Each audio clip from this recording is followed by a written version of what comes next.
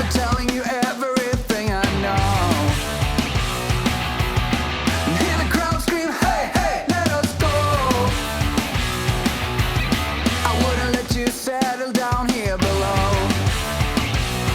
When there's no one to blame, it's a hoax, it's a shame, that's all.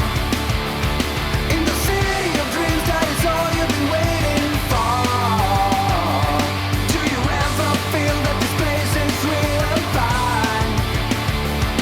It's a long last battle, no one will take the time.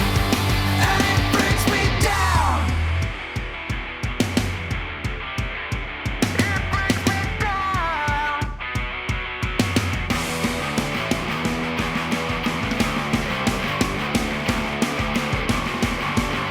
And it brings me down. It brings me down. When there's no one to blame, it's a hoax, it's a shame, that's all. In the city of dreams, that is all you've been waiting for. Do you ever feel that this place is real and fine? It's a long last battle, and no one will take the time. And it brings me down.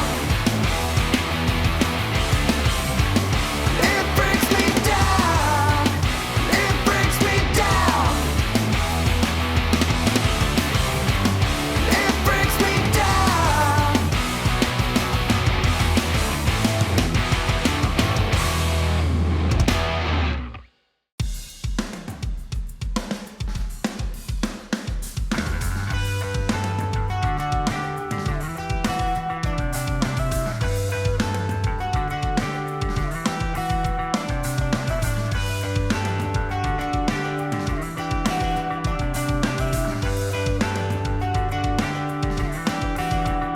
I'm waiting for the curtain call, 'cause I want it all, anyway at all.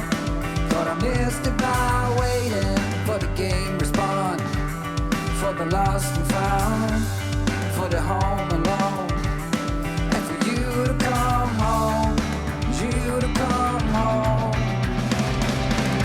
I let you in, it ain't a sin, with all these simulations. Should be fake smile, will take a while to get rid of. I'm sorry, all we can see the good that we had, Jenny.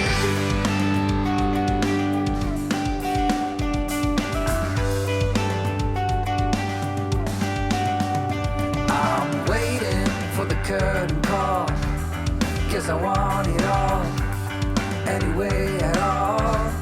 Thought I missed it by waiting for the game respawn, for the lost and found, for the home alone, and for you to come home, you to come home. I let you in, it ain't a sin, with all these simulations. Should be fake smile, will take a while to get rid of. I'm sorry, all we can see the good that we had, Jenny. I won't let my feelings play a game.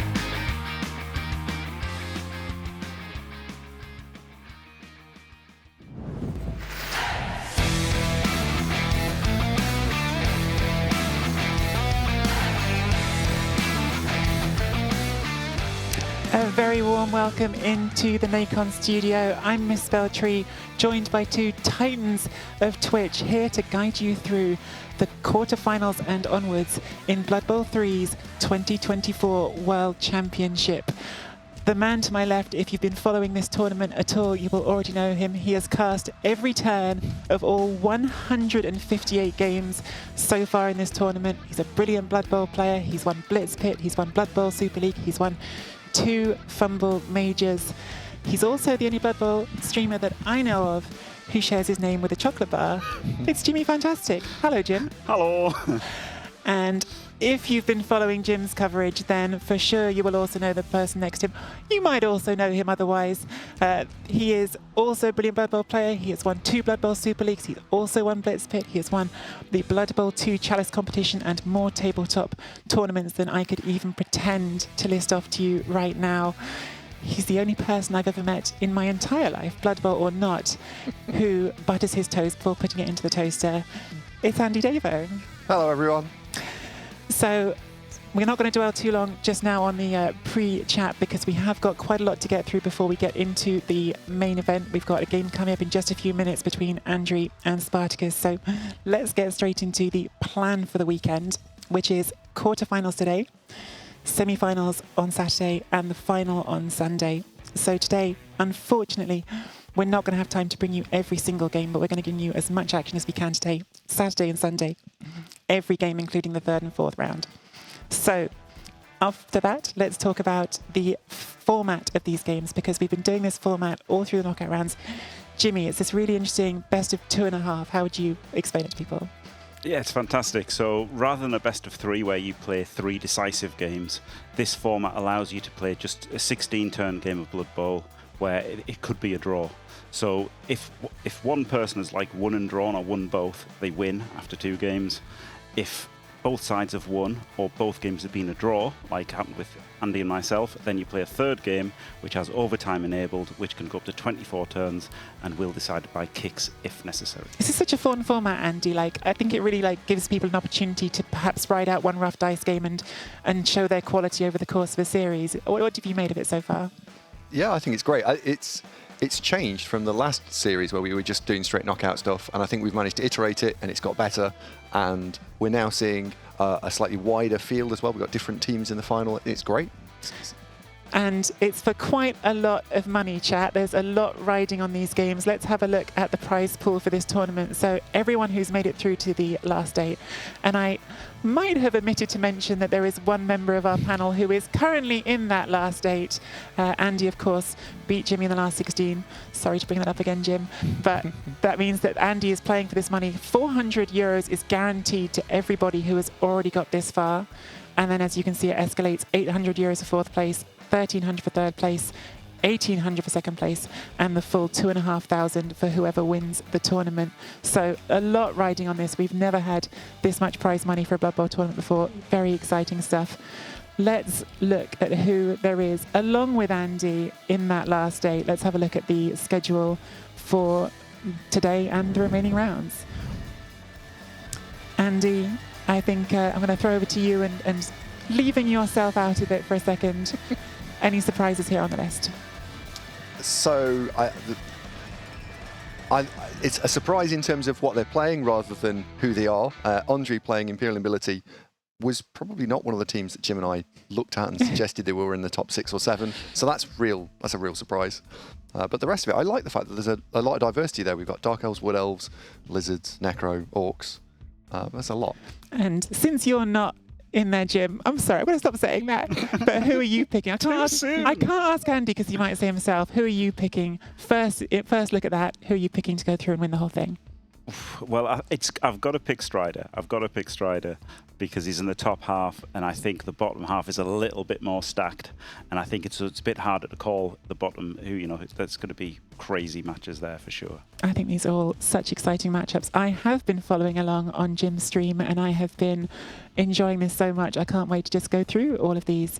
We have our first game. The competitors are, I think, probably currently sat in front of their computers itching to get started. So why don't we have a look at the 2 teams for the first game? It is Andrew against Spartacus, Andrew again on the Imperial Nobility, Spartacus on the Lizards. We have Andrew on screen first. Jimmy, Imperial Nobility, Andy's already mentioned it, perhaps not favourites at the start, but they're still here, they're in the money. Yeah, well, they've got a great package. You know, like this format, you get more money and you get more skills if you're not as good at Blood Bowl race, and Imperial Nobility are looked down upon a little bit by everybody, and so I think they were tier 4 for this. So, you know, they end up with loads of skills, and I quite like it, right? 6 guard, 2 dodge and leader is a lot of skills, and they've got a lot of money, and it's really not a bad roster. The only problem is that it's stuck onto Imperial Nobility. I think the only 2 surprises, if there are surprises in this roster for me, would be that you haven't taken block on the Ogre, and you have taken guard again on the thrower, but I think that's just about maxing out the guard, isn't it, Andy? Yeah, tabletop, I think a lot of the time where tabletop is where the rule set is sort of lifted from, and the block ogre is normally doing quite a lot of work. Andre needs to play this as though it's a support piece that you try and take out a couple of players with, and then let the rest of the guard and the blodge do some work. So it's a playstyle choice, really, I think. I think the other thing that I just wanted to highlight, perhaps for our audience there, was that there was no apothecary on that nobility team, so a certain amount of fragility going into this one. Then we come on to Spartacus and the Lizards. Now, Jim, I know that the conventional Lizard build, the thing this gets talked about a lot recently because of some tabletop tournaments where the rules have been more restrictive as well. Here, there was no restriction preventing Spartacus from just taking block on all of those Saurus, and that's what we often see.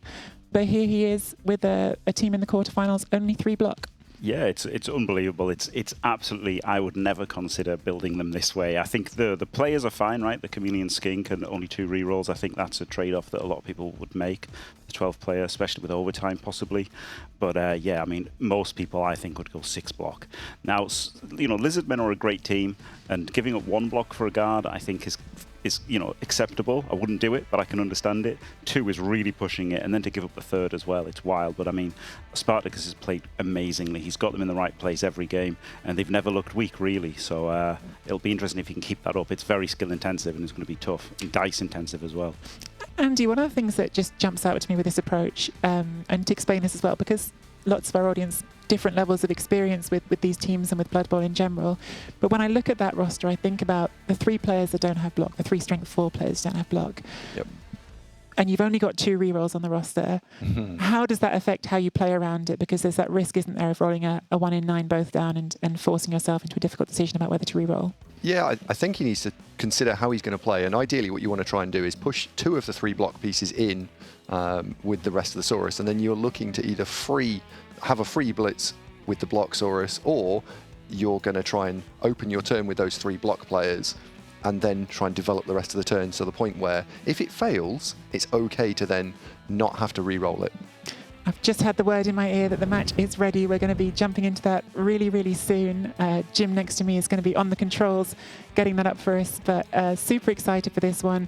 Again, 2 great coaches in Spartacus and Andrew. And Andrew, of course, is the one who runs the Chalice competition in Blood Bowl 3 as well. So a lot of the community, I think, will be familiar with him, not just from how well he plays, but also the community involvement that he has in running those tournaments. So if we're ready, guys, I think we're happy to get into the game. Hello, here we are, yeah. Spartacus has won the toss, chose to receive, and this is it. It's go time. Very exciting. Interesting decision that, I mean, I suppose not surprising, Jimmy, I've been listening to you all tournament saying if you're not sure, offense first. If you are sure, probably still offense first. So yep. Especially a team like Lizards, and perhaps especially against a team that has got some lower armor pieces, I think this is just the obvious choice, right, to take the ball first. Yeah. I mean, I would always receive. Now, funnily enough, I did kick versus Andy, and that was a choice. I mean, I lost that game, but that was a choice where I felt like I had. Has anyone mentioned yet that Andy and Jimmy played and it didn't go well for Jimmy? Sorry. No. Yeah. Let's talk about it more. Yeah. So I felt like I had to win in 16 turns, and that was different. But bash on bash, it's always receive first. Always. Like yeah, that's as you say. Like there's some times when it's right, but do you trust yourself to get it right? I think one thing that I'm fascinated by with these series of 3, how does your mindset at the very start of a series feel? Like, are you feeling more relaxed because you know you've got that possibility of things going wrong later, or are you thinking upper hand psychologically matters? So I went with don't lose your first game. Please don't let this bite me, but I absolutely just don't lose your first game. If you've got the opportunity to win it, sure, go win it. But the best of 3 format gives a little bit of safety net to the whole proceeding, and I really like it. Here we go, the first kickoff of our first quarterfinal. Lizards are quite close to the line here. I don't know if there must be a ball carrier further back, isn't there? I think we're missing one just at the back there. And it looks like the kickoff event was Prayer to Nuffle, which has reduced the movement of the Saurus on the right of the screen. I think that's Greasy Cleats. Yeah. So one guard Saurus is on movement 5 there. Yeah, it's this guard one here. Interestingly, he's benched the Chameleon Skink on offense. Yeah. The Chameleon Skink is good for like 2 or 3 turn drives, right? Or 1 turn drives. In play, it's worse than a normal skink, right? Because it's movement 7 instead of movement 8. So yes, it gives you a chance to catch the kickoff, but realistically, over all the other turns, you just rather it was a skink. So I absolutely endorse benching skink. It's such a strange piece, the Chameleon Skink, isn't it? Because that on the ball can be really helpful for a team that only has 2 rerolls, can get you those free pickups. But then you're stuck with a ball on a piece that doesn't move as fast. Yes, movement 7 is really not what you want ball carrier to have when you could have it on a movement 8. But you really want the ball in hand. So yeah, it's an interesting choice. It also it's a slightly got some things on defense, right, with on the ball to counter passing and also shadowing. So there are moments for it on defense, but generally movement 8 is just better for most turns of the game. Talkamada on Twitch, my partner just misheard that as a Chameleon Skink, which I think has a lot of potential, to be honest with you. Makes the pickup, which I think is probably the other big worry at the start of a drive with only 2 rerolls, so close to the line. But worth saying there, I think Spartacus does a really nice job of screening that, so if that pickup fails, it's not a disaster as well. Yeah, he's got to do that, right, with only 2 rerolls. He has to play super conservative at all stages of the game, which is another reason why 3 blocks is a bit dodgy. We didn't get into that part of the build because we were talking about the block and not block decisions. But one of the other things, Andy, is like also, I guess, do you take the 12th player with the Chameleon Skink? Do you take the Apothecary? And do you take the reroll? And I guess you can sort of have 2 out of 3 in that group. Is that correct? Yeah, I think it is. Sorry, I'm still smiling at the Chameleon Skink. I absolutely just want to see it tell little jokes, just sat there. Please, can we have Chameleon Skinks from now on? Chat, I'd love it if we could get some Chameleon Skink jokes. Where's our chat Chameleon Skinks at? How quickly do you think Spartacus needs to make ground here? Because the one thing with Nobility, and I know we talk down Nobility at times, but the one thing about them is they're really hard to move forward against with all that Offend and Stanfern. Yeah. They are a little bit tricky to move forward against, but Lizards don't need to move forward much, right? They've only got to get 3 squares into the opposing half. That's basically guaranteed over the course of the drive, so I don't think Spartacus will be concerned about that much at all. I think he'll just be trying to get some removals. Mm-hmm. And the leader being benched is just because he's got 9 players with skills. So he puts on the 3 skillless players on the LOS, and then he's got all 8 players. He can only field 8 other players. He can't put somebody on the LOS. Like if he could put the ogre on the LOS sometimes, but not versus Lizards. They'll just kill him instantly. I think kill him instantly is definitely a pessimistic view with the armor 10+, but you certainly wouldn't want that to happen, would you, on the first turn of the whole game? I've played Blood Bowl before, trust me. I would die instantly. Instant death. That is the rule, isn't it, when you put anything of value on the line? I'm curious to see how this plays out, because it does look like immediately we've got that wall of bodyguards straight in front. And I guess what happens if you don't remove them? You're saying you think it's no problem to make those squares forward, Jimmy, but I guess my question is how if you don't get those removals? Well, interesting that he blitzed here because this blitz doesn't actually open up the way through to put more pressure on. But again, he's got plenty of turns, so maybe he's going to prioritise punching the ogre first. Mm-hmm. But even that, he can only one dice at the moment because this Saurus can't realistically get in. So yeah, I would have blitzed the bodyguard here and like pushed more in, but he's got a plan. Can't argue with him. I mean, if he just bases the guarders, like, if he just bases the bodyguards, they can't deal with him either, can they? And he does have plenty of time. That was kind of what I was wondering. How much basing do you do? And I think because I mostly play elves, I'm very reluctant to base things ever when I don't need to. And clearly, with lizards, you have a different set of tools. Yeah, I'm thinking about this and watching this drive from the nobility perspective and thinking, Jim said that it's fairly trivial to advance. I agree with him. I think that the lizards should be okay. So how are the nobility actually approaching this? Are they going to try and create the L shape that we've got on the field here, or are they going to try and get around the back and start pressuring the skinks and either force a score or try and create conditions for a turnover? How is Andre strategically trying to approach this? This next turn will tell us, I think. I think he's going to strategically bang things with the ogre. Oh, it's a strategic banging though, right? Yeah. It's a strategic, okay. Yeah. It's got to be strategic. You can't just do it without strategy, but as long as you put that word in front. Yeah. And this is the thing, as you were alluding to with the ogre, like the other Imperial Nobility teams in the competition, they mostly went with a block ogre. And funnily enough, I made this roster up. I like the maximum guard route, and Dimmy G, who everyone will know from Nocturne P fame, he preferred the block ogre. And honestly, after seeing them the games, I do think basically they win by banging things out with the ogre. So it's a big difference going from 55% knockdowns to 75, and obviously safer as well. So yeah, I think a block ogre is maybe better. San in chat asks, noob question, what is a Sora 6 skill? I think you'll be looking at tackle because we have 3 with block, 2 with guard, and 1 with tackle. Yep. The only other symbol there that could be confusing you is the little foot movement, which is just to say that it got the prayer to Nuffle greasy cleats, so it's only got movement 5 for this drive that will end at the end of the drive. And for now, we're seeing lots of elf columns still. Elf columns, again, I realise sometimes we might talk about things, and please chat, do pull us up if you've got questions about anything we say. Elf columns.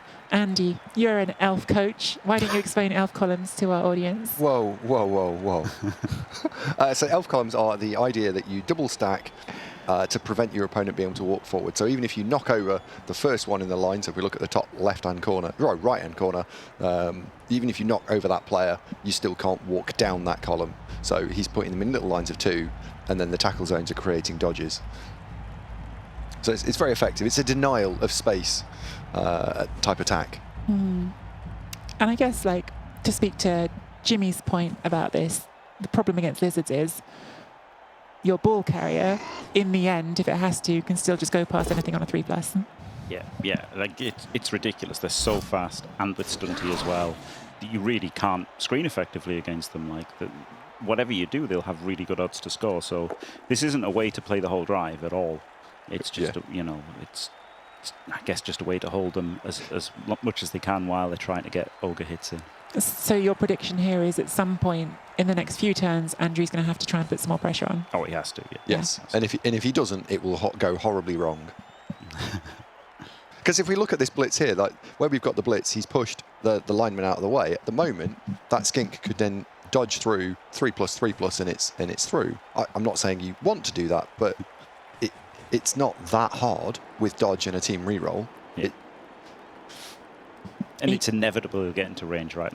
Already he could be over the halfway line if he wanted to be. So, and it's on turn 3, so he'll definitely be in range on turn 7, unless Andre, switches to more pressure than cover. There's a lot of reaction in chat to me referring to Andy as an elf coach. A lot of people who seem surprised by that. But Andy has an elf on his emote, so I assume it must be true, right, Jimmy? No. What? Andy is so not an elf coach. He says that he is, but we all know he's a banger. He can't help himself. He likes the violence too much. Andy's pulling faces right now, chat. You can't see, but he is. These are... I suppose this part of the game is the part of the game where it's not as visually dramatic in terms of things that are happening. It's very standoffish, as we've been saying, very cagey. But there is a bit of a subtle jostle for position going on here, and I think things like that bodyguard being stuck between a Saurus and a Croxagore are those the positions that you're looking for as lizards. Andy, as not an elf coach. Wow. Yeah, I mean, ultimately, I think as a defensive coach, if you're just going to play a fairly passive line, although I think we're literally about to see non-passiveness take over, then you're looking to try and position your pieces in such a way that you've got the right things in the right place. So you probably want the bodyguards and the ogre kind of in the middle, then the linemen at the edges, and the blodging players sort of in between those two things. So Andre's playing around with the construct of where everything is at the moment. Mm-hmm. Well, Spartacus left the tackle Saurus in base, didn't he? So, yeah, of course, that makes Andre think, I have to punch this guy. So then how do I punch him? Oh, there's a Croxagore in the way. Well, I have to punch that as well. And then that's how he got the 2 dice on the Saurus. Now he's made a choice there, which is not what I would have done, which was, blocks off the push direction. And now, I mean, maybe he wants him to keep him there, but that looks like... You've got to dive in, haven't dangerous. You? Like, now you've done this, you've gone part contact. Part contact is normally terrible. You want to go full contact or no contact. I'd like to have seen Andre throw everything else in there. Maybe, yeah, maybe. Very risky, though, isn't it? Risky versus lizards so fast. Could you explain that a bit better, Andy, when you talk about full contact or not full contact? What do you mean in terms of... What do you mean by that? Okay, so taking this board state here, if we look at this and say that we now are the lizard coach collectively, the idea is that you're going to try and solve this by knocking over as many players you've got in contact as possible and leaving no hits on the following turn. So some of the players are in contact, partial contact, and some of them aren't. Because the dinosaurs have got 3 Saurus not in contact, they can open with a blitz wherever they like with strength 4. If they were all in contact, full contact, yes, you give away a couple more hits, potentially, but you limit the options of your opponent, and they have to start with skink stuff, and skink stuff is terrible.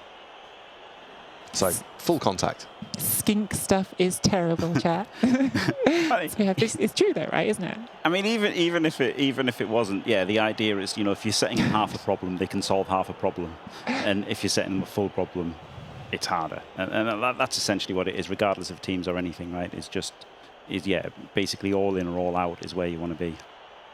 All these thoughtful answers, and here I am kicking myself for not coming up with the joke that Torquemada made in chat. Don't skink shame. There's our skink comedian when we needed it. Oh. And our first armor break of the whole game, I think, there from the Croxagore on the bodyguard. Yeah, very interesting. I would have expected blitzing the bodyguard on the left here and then trying to push around, but this has left him with 2 Saurus somewhat exposed. I don't think there's a reasonable way to save them apart from, piling in guard and hoping for the best. I guess the Saurus at the front... Oh, yeah, the guard is really awkward there. It could get 2 dice on the one right in front of it, but again, with the stand firm and wrestle, if you don't knock it down, it starts to feel quite flimsy. Spleggy in chat, what do you call a chameleon covered in snow? A blizzard. There we go. It's getting worse. It's only downhill from here, chat. I'm sorry. It's a bee lizard. It started at the bottom, and it's only going downhill. Goes for the uphill on the ogre with the block skill and gets stunned as well for the trouble.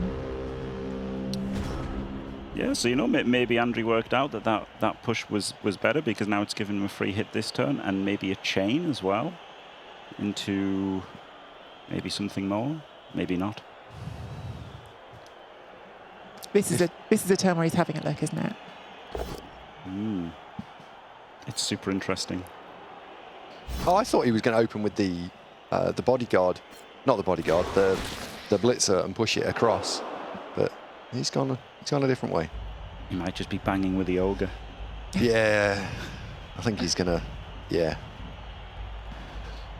Herringsword in chat says these guys are blitzing with the big guys and not failing boneheads. I must learn this technique. I mean, this is one of the things that comes up with big guys, right? They are always a gamble, and every single turn you use them, there's just a 1 in 6 chance that you just give that up. Yeah, we've seen so many bad. Oh, okay, so he didn't go with the 3 dice with Mighty Blow, he went with the 2 dice with block. And it's funny, isn't it, because if he'd taken the block on the ogre, he'd be going for 3 dice with block without hesitation. Yeah, we've seen loads of really bad big guys in this tournament. Loads of them have just boneheaded multiple times. There was, in one of my games, my opponent, six turns in a row, he rolled a 1 for his troll. Oh my god. And generally, Andrew's ogre's been bad for boneheads, but yeah, pretty good this game. There's been a lot of big guy chat this tournament, I feel like. We're going to get on to Andy against Olivier Dulac and the infamous jump up tree. But I definitely remember right back in the group stage as well, J-Lev's ogre just taking most of a full game off against Strider's Wood Elves as well. So it can feel pretty rough when you have that situation with a player who ultimately costs a lot of your team value. Yep. Right. Turn 5, and these lizards still haven't gone anywhere, Andy. They haven't, but I do think that they might actually be able to poke through, depending on outcomes. They can probably go through the side where the ogre is now. We got a lineman in the way, and if you can take down the guard next to the ogre, that'll clear a path. So I think you open with sticking the guard Saurus that's next to the ball in front of the ogre. That gives you your 2 dice. If that's a POW or a knockdown, then you can go hunting down the lineman. And I think that's probably what he's going to open with. Or not. Ooh. Or not. No. Yeah. What do I know? It's strange because the ogre is hard to hit because of its strength, clearly. But in some ways, it's the one player that doesn't have fend or stand firm. Yeah, he's the easiest player to move. Yeah, that's fair. Where's the blitz here? It looks like maybe a guard. No, it's a go for it from whoever he chooses here. This is going to be able to... Oh, because of the movement bust. because of the movement bust, yeah. Well, he could have blitzed that lineman, but he's not. With block. Yeah. Oh, he's... Oh, okay. He's ogre committing. Wow. Who needs the comedian skink when we've got this right here in the studio, everyone? Oh, not hitting there at all after all that. I mean, defenseless guard is a pretty good target, to be fair. Yeah. And obviously rushing is real bad. And he gets him down because of the lack of block. So he's overcommitted. Well, let's say he's not overcommitting. He's pressurizing on the left-hand side, and then whether or not the Imperial ability can get in front of him.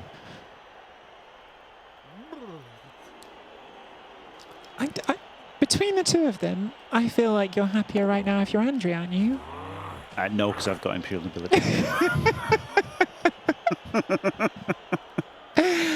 Oh my goodness. Just store all of this up, chat, for when Andrew's in the final and Jimmy is still telling us that Nobility can't do it.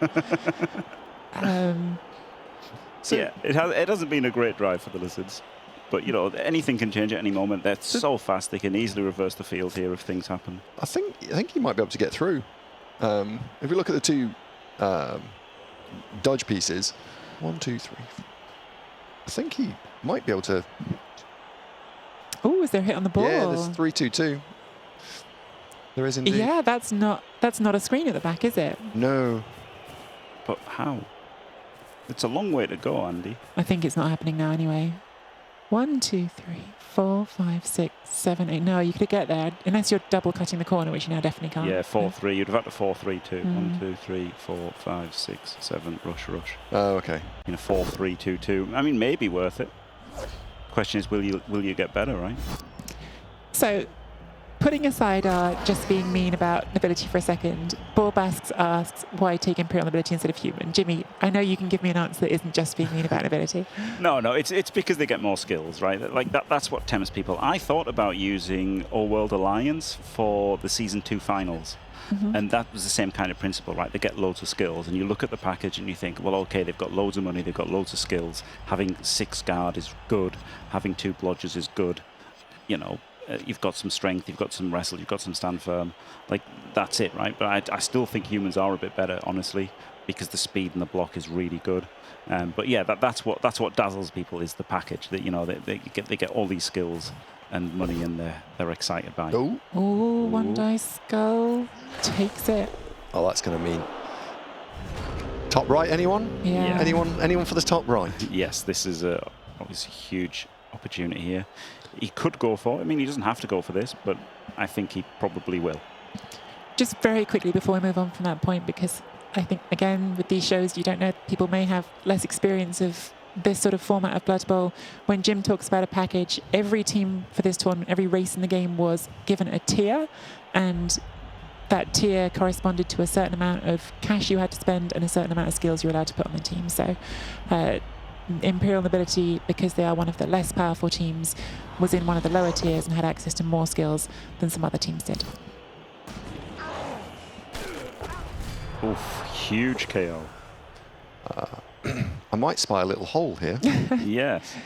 Tiny bit. Would you have thought about that reroll on that skull? Yeah, it's left the hole. Yeah.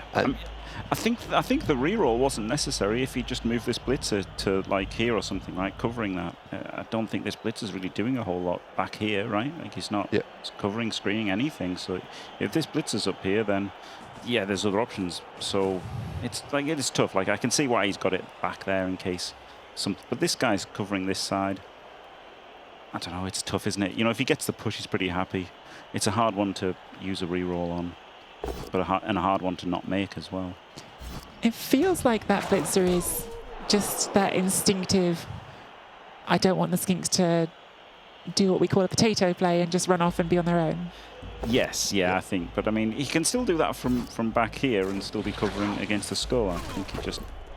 Oh, he really left himself open to it. And yet we've got 3 knockdowns here. And yeah, it looks like we are going through. Is it... sorry, just San, is it auto turnover when the clock runs out? Yes, if you run down your entire time bank. So the big clock in the middle is telling you the 2.5 minutes you get every turn. And then both coaches have a time bank of 7.5 minutes, which you can see on the outside by their name. If you run that out, then you'll have 0 time on that turn. As soon as that hits 0, your turn ends. You don't even get to choose. If you're in the middle of taking a block, you don't get to choose your dice. He's going to have to make at least 1 3+ in the skink here. Yes. Yeah, which is why I thought he might not go for it. You know, like I didn't think he had to go for it, but I thought he probably would. It's another huge removal here. Yep. 2 guard is gone. Pal, so now he doesn't have to make any dodges. And then you follow to keep tag the ogre, because now we're into the phase of tag stuff, and it'll all be fine. Yeah, it was a big power from the Crocs, wasn't it? He had to power that. Huge 55% play there. If he doesn't get the power, he can't. You know, I mean, he could still 1-dice the ogre, but he would have still had to make 1 dodge, wouldn't he? But as it is, he gets through with 0 dodges. Dodge only fails 1 in 9 times, but you still never like doing that. Especially at this point of a drive. It's one thing if you fail a dodge on turn 2 and maybe you've got time to recover, but at this point it can unravel things. I just keep thinking back to that 1 dice now for Andre, and with 2 rerolls, did you have to do it? Because this is suddenly very, very bad. Well, I think if you don't do it, the same thing happens just without that Saurus. So I still think he had to do it, but he also had to cover, right? I think he had to cover for it. I think that was the thing. I think if you put the blodger here or here, that just makes everything safe. Yep. How do you feel about the dodge into 2 jackal zones here? You've got dodge, go for a 2 dice, down from the bottom. Could. 5+ hits more than half the time. They do work, don't they, Jim? With a 5+ reroll. hits. They do, yeah.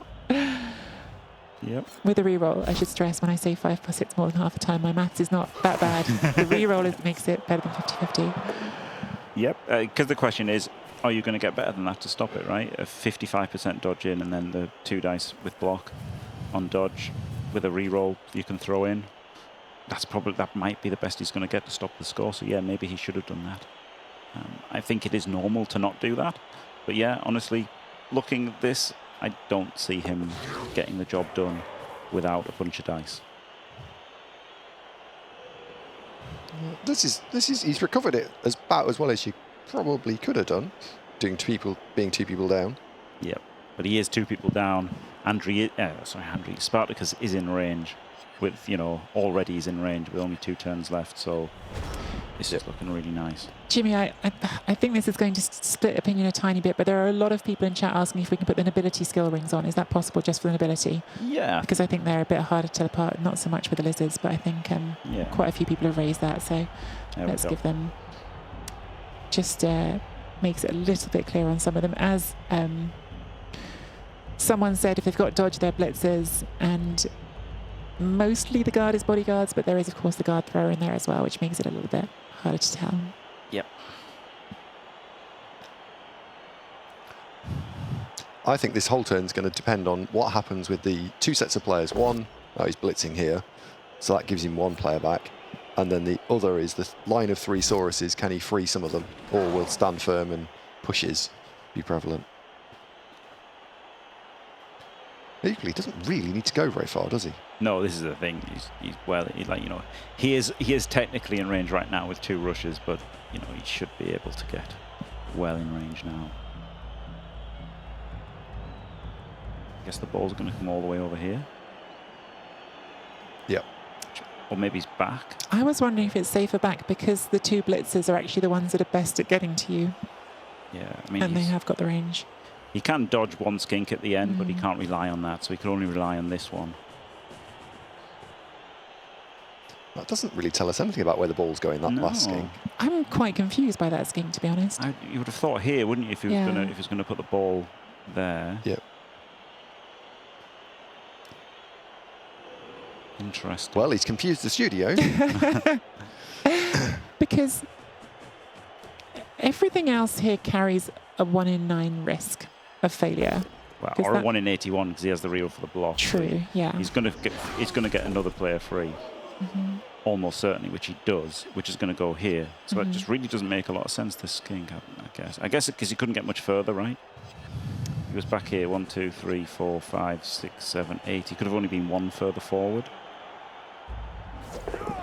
Oh, he makes the dodge anyway. Has he not seen the front? Oh, I don't think he's seen the front. Oh, there's nothing to cover that. Yeah, he didn't see the front. Oh, there's nothing to cover that, I think. Saurus dodge. Didn't you see that? as well? Hang on, you 2 didn't see the 5+ Saurus dodge? Easy as you like. Yeah. Well, Unbelievable. listen, a second ago we were asking, should they do the 5+ to try and sack the ball? There's the 5+ to protect the ball. Yeah. I mean, this one was stopping the ogre blitz, right? But the problem is that this guy also could have done, or could have gone here to like try and mess with this guy. Something that's we're very protected now against the ogre dodge or block. Block him free. Do you know what? I'd like to see the humans now. Sorry, the humans. Dimmy's going crazy somewhere. The red ones. I'd like to see the red ones. And I'd like to see them try and bang something out and foul it. That's what I'd like to see. This team, Andy, I know you haven't been playing volleyball very long. Yep. It's called Imperial Nobility. Right. Yeah. The red ones. The red ones. Okay. And they're not very good, right? From what I've heard so far. Correct. That's why they're in Tier 4. You know, like they're not a great Blood Bowl team to start with, but Lizards only have +6 skills and have less money. So, oh my God, he does the dodge. There we go. See, that's exactly what I did. That wasn't a dodge. That was just powed. Blocked it free first. Oh, he blocked it free. Did 1D. Yep. So, that was possible, right? So that's why that skink covered the back. That stopped him getting the ball destroyed by an ogre. But this dodge was unbelievable. And also, talking about Spartacus, again, he's got the tackler on the dodge, right? Like, he's incredible. The problem is this just isn't that hard to block off unless you now can tag all these Saurus. Yes, yeah. I mean, it's it was a hero play, but he probably had to throw in a 6+ dodge there to make it impactful. There's a lot of people in chat already looking at this and saying, "Surf the ogre." No, No. even Andy wouldn't. I mean, that, Well, I don't think I would. Hang on. Let me check. no, No, I haven't. no. There's no way on earth you would, Andy. No. No. What? He's saying no, but his face isn't. He would if it was on ladder, but it's not. I mean, I would if it was on ladder. This is worth 400 euros, this game. Well, Yeah, this and, at least. this and one like it. Mhm. So 2 uphill from the skink, not holding the ball, pushes the ogre next to the sideline, follows, and then 1D off the off. Okay, so he has tagged the Saurus. Nice. Yeah, they're the moves he had to do. Got them done. Oh my God, he's got the scoring threat. Let's go. No. Yes. Like it. I love Yeah. that. Absolutely love it. So Really it's good, isn't it? With few players, all the Saurus are tagged. 10% to be able to have the chance at scoring. Yeah. I think that's things like that. The scoring threat is like right up there as the things that I put in that little box of differences you see between good coaches and really good coaches. Is giving yourself a chance, not specifically just this situation, but giving yourself some chance that if you get the lucky outcome, you can turn it into maximum of everything. Because sometimes it happens. Maybe it's a tiny percentage, but sometimes it happens. Sometimes, yeah. But it's better to give yourself the chance of it sometimes. Sometimes. Sometimes. As it happened, this skink couldn't do anything relevant, so there was no point basing it, but there'd be times when like basing that skink would have been better, right? So Okay, yeah. you shouldn't always go for it. Looks like we are going to dodge here anyway, so 11% to fail for... Or will he uphill with a skink? Is the uphill with a skink better without block, with a reroll? No. Nah. 3+. No. Okay, just checking. Okay, he makes the dodge. Easy screenshot.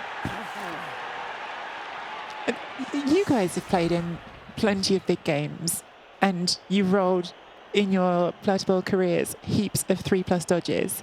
Explain how different that feels, though, when it's a 3+ dodge in the middle of a drive, or if it's that 3+ dodge to score on this stage.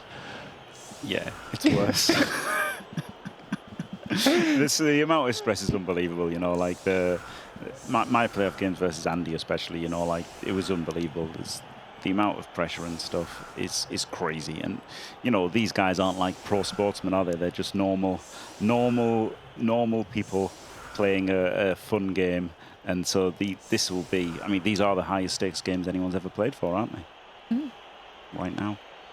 Quite literally the first Plurtable 3 World Championship and the first game of the quarterfinals that you are watching right now with us in this stream. And I don't, well, I was about to say I don't imagine we'll see a one-turn try here, but why wouldn't you see a one-turn try here? I'd do it. Yeah. Movement 7, it's possible. It's technically possible, but it's really, really, really low odds. And you've probably got better odds from just 3-dicing a Saurus and fouling it. You know, that's the sad reality of the situation. It's so unlikely to get this. But I mean, he's got 2 rerolls with the leader. He does have movement 7. It is kind of possible. What he probably should have done was set up one of the blitzers so that he gave himself a quick snap chance. It becomes a lot more realistic with quick snap. So I feel like he should have found a setup that allowed him to a quick snap profit. Yep. Stiletto puts stab on a retainer lineman, which does not likely have any impact on the game at all because What? He's had to cut the corner for the later fill, probably. well, we've got the first push, but we have used our... Oh. I thought Andrew had used a reroll. No, it's he's dodge blitzer. Oh, of course. But I still thought he was down to... He's got a One. leader thrower. The leader thrower was benched. Thank you. This is why we have the pros here with me. This next one has to be a push. Humans should have taken the halfling. Yeah, that is something that humans get. They get movement 8 and they get a halfling, but unfortunately not Imperial ability. So he's found 2 of the 4 pushes he needs. And he's in fact, he's kind of got them now, hasn't he? Yes, yeah, he has. Yeah. He's going to need to dodge the other thrower. He's got to push this guy anyway, so like he's fine as he is. He doesn't need to dodge anything. No, he's going to. No, he doesn't need to dodge it. He's got to push the other guy forward anyway, right? Well, To get the last square, he's got to push the. Okay, he can do this. Yeah. So he still doesn't need to dodge it. That was better. this is well done. Errata. Very good. Very good. Very well done. Hasn't used a reroll so far. Go for it. 1, 2, 3, 4, 5, 6. No, this is all fine. Mhm. Oh, maybe he's getting the ball, mate. The throw is the problem. Yeah, getting the ball. He's got to rush to get the ball, but then he can push him out here. So this is a really good chance, actually. Arguably the worst thrower in the whole game. Arguably.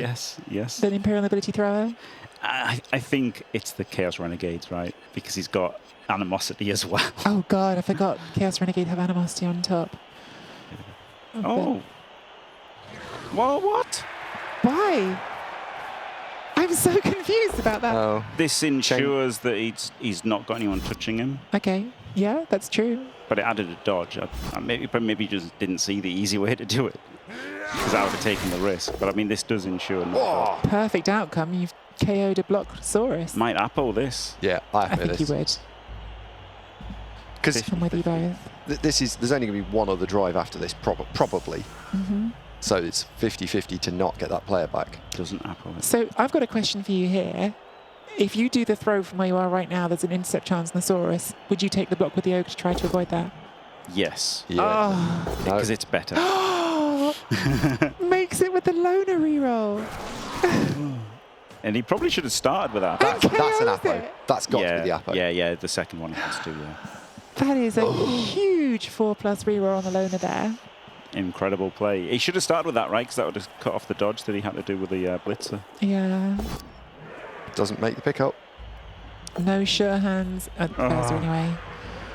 Diced. 2 KOs, if they stay out, really just sort of cement this as a 1-1 first game. They've instantly come back.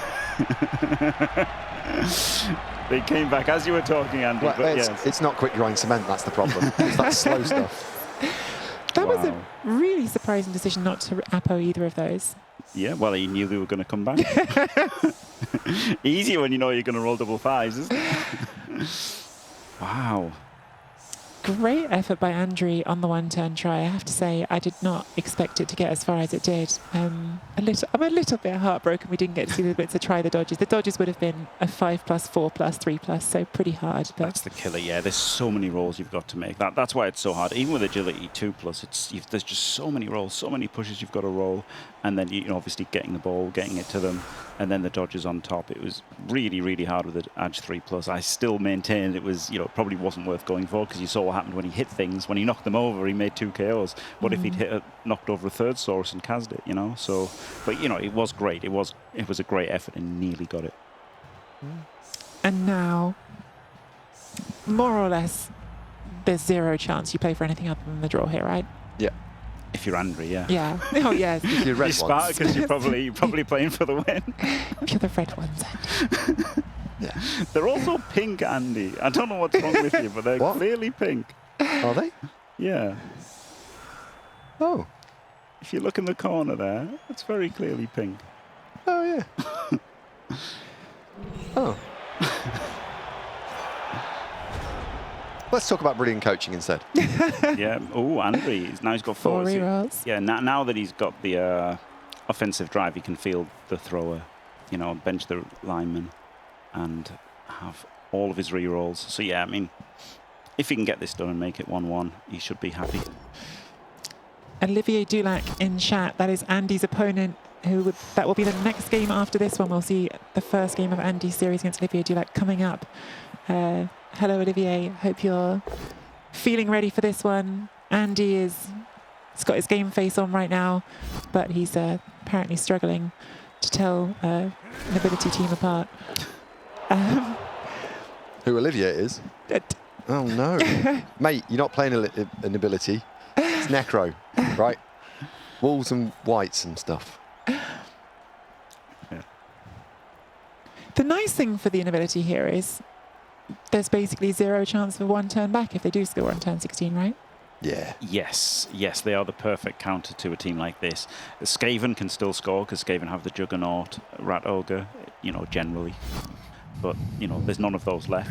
And like, even, people like Strider with, sidestep War Dancer, or Olivier with a Frenzy War Dancer and sidestep catches. It doesn't matter if you can't, move, stand firm. So, yeah, really, really nice against the one turn.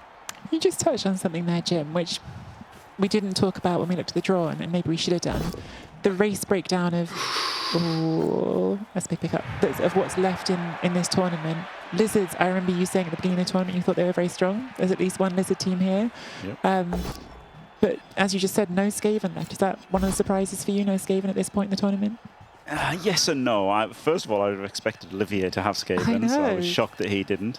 And secondly, they got unlucky with their draws. I don't think they're particularly favoured against Dark Elves. In fact, I'd say Dark Elves were a narrow favourite versus Skaven.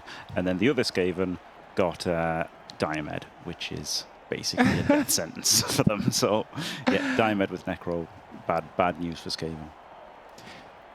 I should have this right in front of me. So we have 2 Necro teams, we have 2 Wood Elf teams, we have 1 Nobility, we have 1 Lizard, we have 1 Orc, and the last one I'm missing is... Dark Elves? Dark Elves, of course, yeah.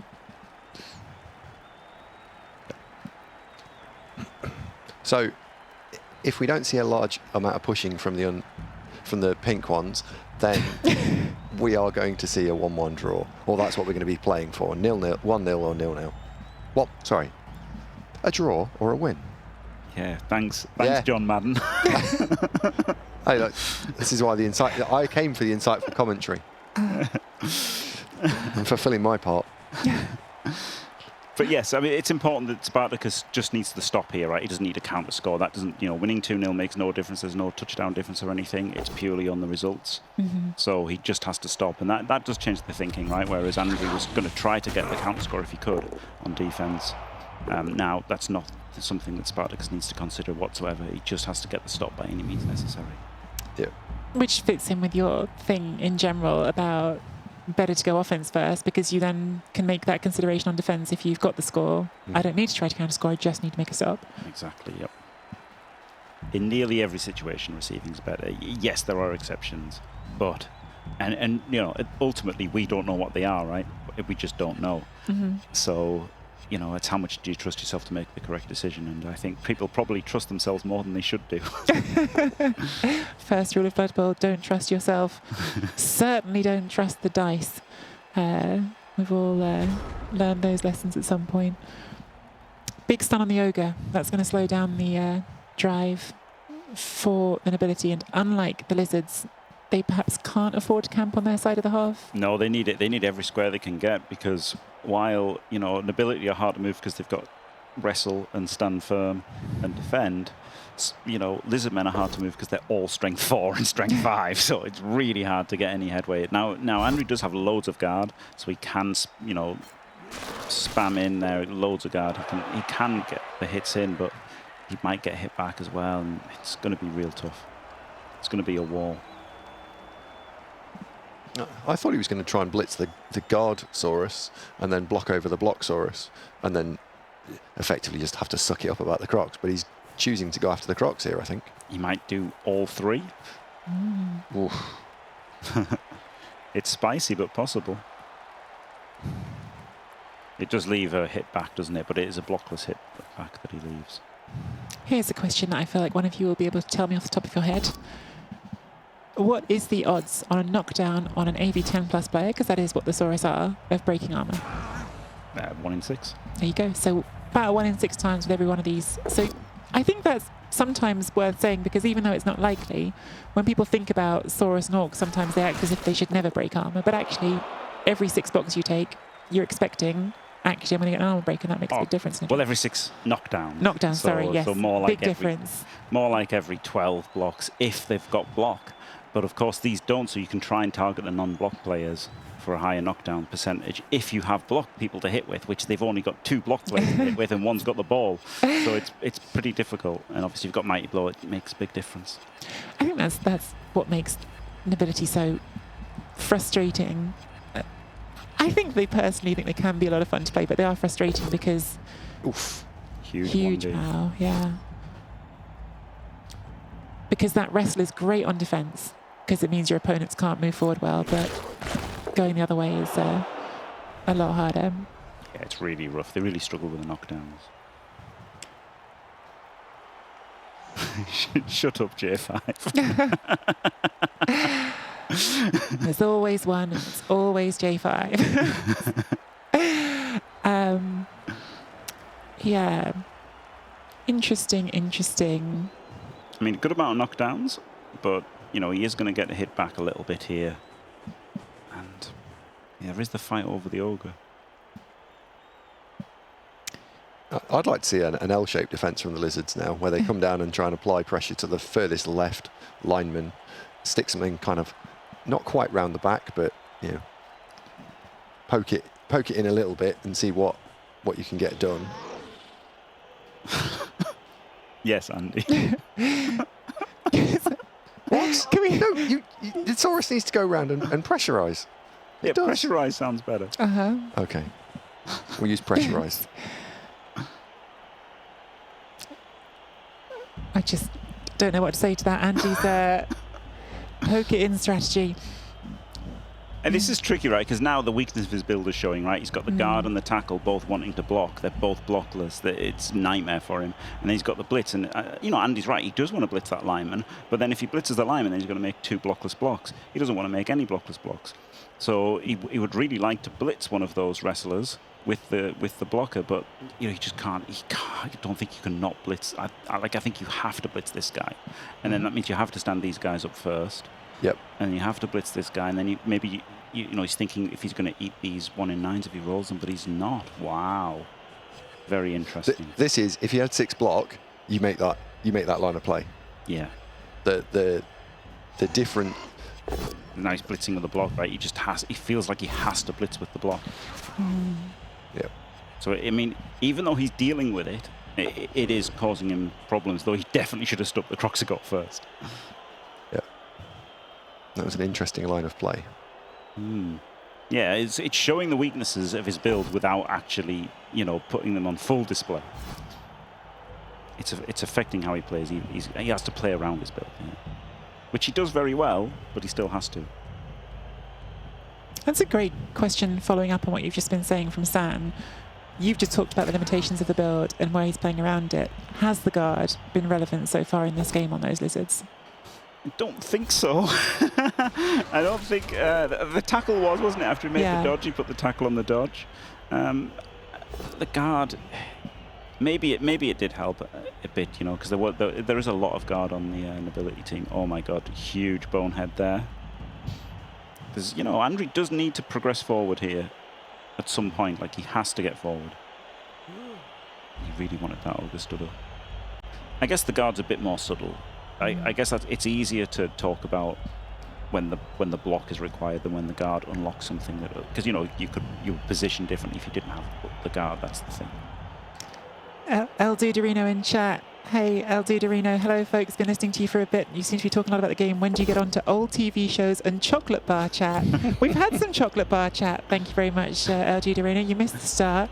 We introduced Jimmy Fantastic by his famous chocolate bar association, which you then told me off air. You've never had a Jimmy Fantastic bar. I haven't. No, it's in Croatia. I don't know if this is counting as product placement or whether we should be talking about it. True, I hadn't thought about that. I'm sorry. But yes, it's nothing to do with me. I'm completely unaffiliated from it. Let me just clarify. But if we did have a Croatian viewer that was to send you a chocolate bar, that would be awesome, right? Yeah, I would love it. Yeah. Put that out there. We've been here. The thing is, we all got in very late last night. There was various issues with travel for all of us getting here.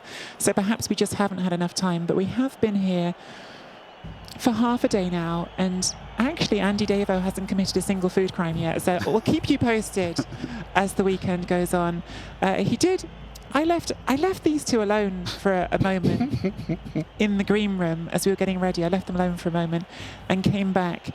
And our lovely makeup artist, Morgan, who did a brilliant job getting us all ready for the show, was calling Andy a nerd. And I don't know what he did to deserve that, but I'm fairly sure he did deserve it. Yeah, I still haven't got to the bottom of exactly how that happened. Well, Andy, like most Blood Bowl players, when left alone with a nice lady, immediately turned the conversation to Games Workshop, Space Marines, Warhammer, and then followed it up with mathematics and science. Well, listen, we are all here for the Games Workshop Blood Bowl, but Andy, It's I not can also quite what believe happened. that. I mean, ballpark, sure. It's not quite what happened. It's pretty accurate. Oh, here we go, big foul. He's used the leader reroll, so it's just a random player at this point. Doesn't get the AV break. There's no chain on because of stand firm. Yeah. You always look for the chains, don't you? But yeah, it's very difficult with the stand firm here. I mean, there is a possible chain on. Is there? Yep, this is a fen play here, so that a skink could come around, but it'd have to be 2 dodges, Ugh. which isn't what you want, is it? But I mean, if you want to do it, you could. 3+3+ for 2D on the ball.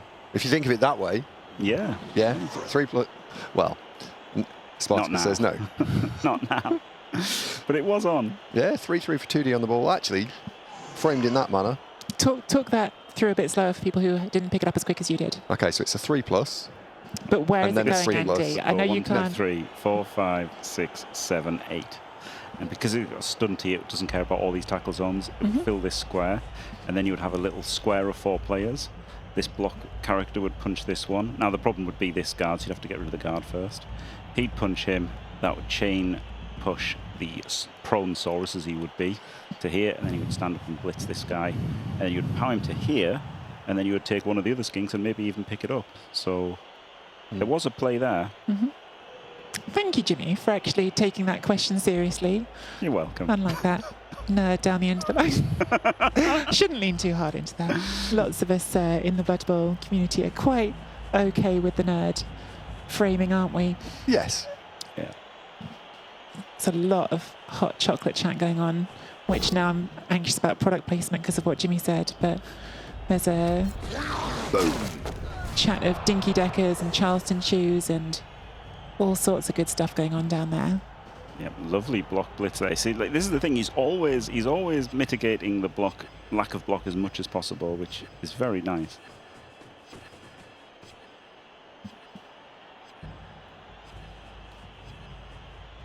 And a removal just there as well, which is only making this look rougher and rougher for the nobility as they try to find a way forward.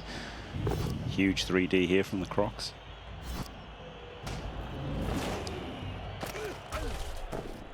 It's a stun. Yeah, this looks rough, doesn't it? Their position is collapsing, and this is why. Like, this is the counter argument to the 3+3+ for 2D on the ball, because look how much trouble they've put them in. Very low risk. This is a very tough nut to crack for Andrew. Yeah.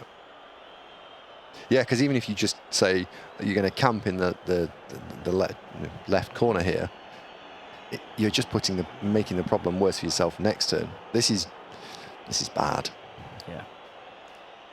And now actually the guard is doing a thing here, right? He could block him with these 2 assists, but he can't because of the guard there. So, you know, he could 1D him with this guard, except the guard stopping that. So the 2 guards are doing something here right now. So are we looking at the new meta build here, 4 and 2? I mean, maybe. The big problem with it is it being like kind of dice intensive and skill intensive, right? Because you can't always position perfectly. Like, you know, the dice will say somebody's KO'd or something, and that's going to put a lot more pressure on you if you're down at 2 block, right? Like, if one of your block players goes, it's really hard to survive on only 2 block. So maybe you should have gone with 4 block and no tackle, right? So that you'd have a bit more, you know, redundancy there. And also, yeah, you're not going to position perfectly through the entire tournament, definitely not. And it's harder to, right? Like, it's a lot easier to play a bunch of games with like a bash team, like a mindless bash team, like Undead or something, or Necro, Orcs, than it is to play, like, you know, with stuff like Wood Elves, where you've got loads of options every turn. Like, that is more mentally draining. So interesting on that front. Ogre finally wants to participate again, and it's stuck on a skink, which is just about the worst place you want your ogre to be when you're trying to use it in your offense. Yep. Yeah, we're getting to the crunch time, turn 12. And, you know, okay, he can get the 3 dice at next turn if he doesn't go stupid, but then how's it going to help his team? So there we go. We make this a 1D because of the guard. So I think this is a follow. He thinks not. Klex wants to know why the comedian skink is still out. Oh, Instant. Oh, boy. 181. Oh boy. Comedian Skink is standing there laughing. Yeah, top left. The comedian skink, I would think in this build is most helpful on the short drives, and there hasn't been a short drive yet. Yeah. It's the very short version. Yeah, that's it. It's reserved for like 1 turn, 2 turn, and 3 turn drives, essentially. And Because- maybe versus like Wood Elves and stuff where you just need the ball in hand as soon as possible, like when you absolutely need to have it. And Yep. again, the reason for that, just in case anyone doesn't know, comedian skink has 3+ passing, which you don't ever want to be planning for, but if you're doing a short drive, sometimes it's what you need to do. And on the ball, the biggest part being on the ball, you can just catch the ball. You don't have to roll a pickup. You can't fail the pickup. Like, you know, it gives you an extra chance to not have to deal with a pickup. And the pickup fail is a huge single point of failure on a drive versus like Wood Elves, etc. When he does a 2 dice block here, I might have been tempted to make that a 3 dice block. He tried. He didn't get the guard down in front of the Crocs. Yep. Oh yeah. Okay. Yeah. He could have blocked with the Crocs, right? Yeah, he went for the Blocksaurus first, and then he chose not to activate the Crocs. I really think it's worth it. I think you want to go for the 3 dice on it.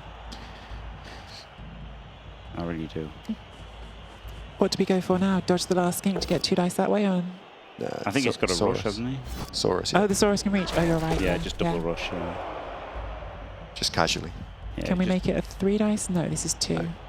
And it has got blodge, so instant So- ball power. has got blodge, so ignore that thought completely. Yeah, it's still 30% to knock him over. It's not invincibility by any means. It's in a tackle zone. Maybe. 2 chances to deal with it.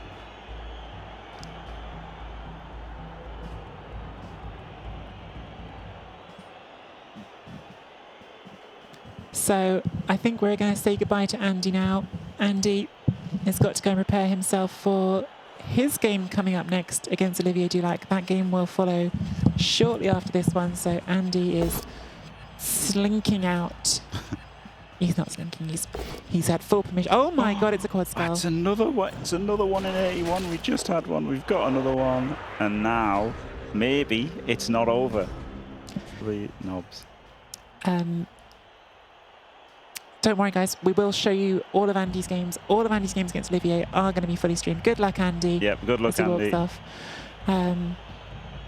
But wow, that was. I mean, of course, because it doesn't have block, it would have failed on 181. But that was quad skulls.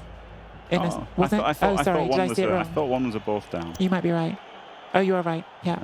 So again, block would have removed the tackle zone. There you go. So in fact, in like 2 turns there, we saw this is how the guard is useful, and you highlighted it, and then we saw actually block's quite good. Yes, block is really good, and like you know, all you guys are strength 4 all the time, so I really do value the block. Yeah.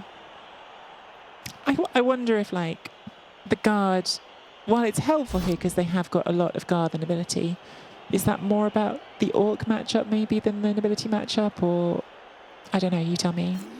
I think it's maybe about the Wood Elf matchup. I think. Oh, okay. Yeah, you've got guards next to the skink, guard on each cage corner, make it a 1 dice. And you'd obviously pack it as much as you can as well with protection. But I think he's probably thinking, you know, try and just and it's Skaven as well, right? Try and make it uphill versus Skaven and a 1D versus. All these ball sacking teams that can get in there and hit the ball inside a cage. Yeah. Yeah.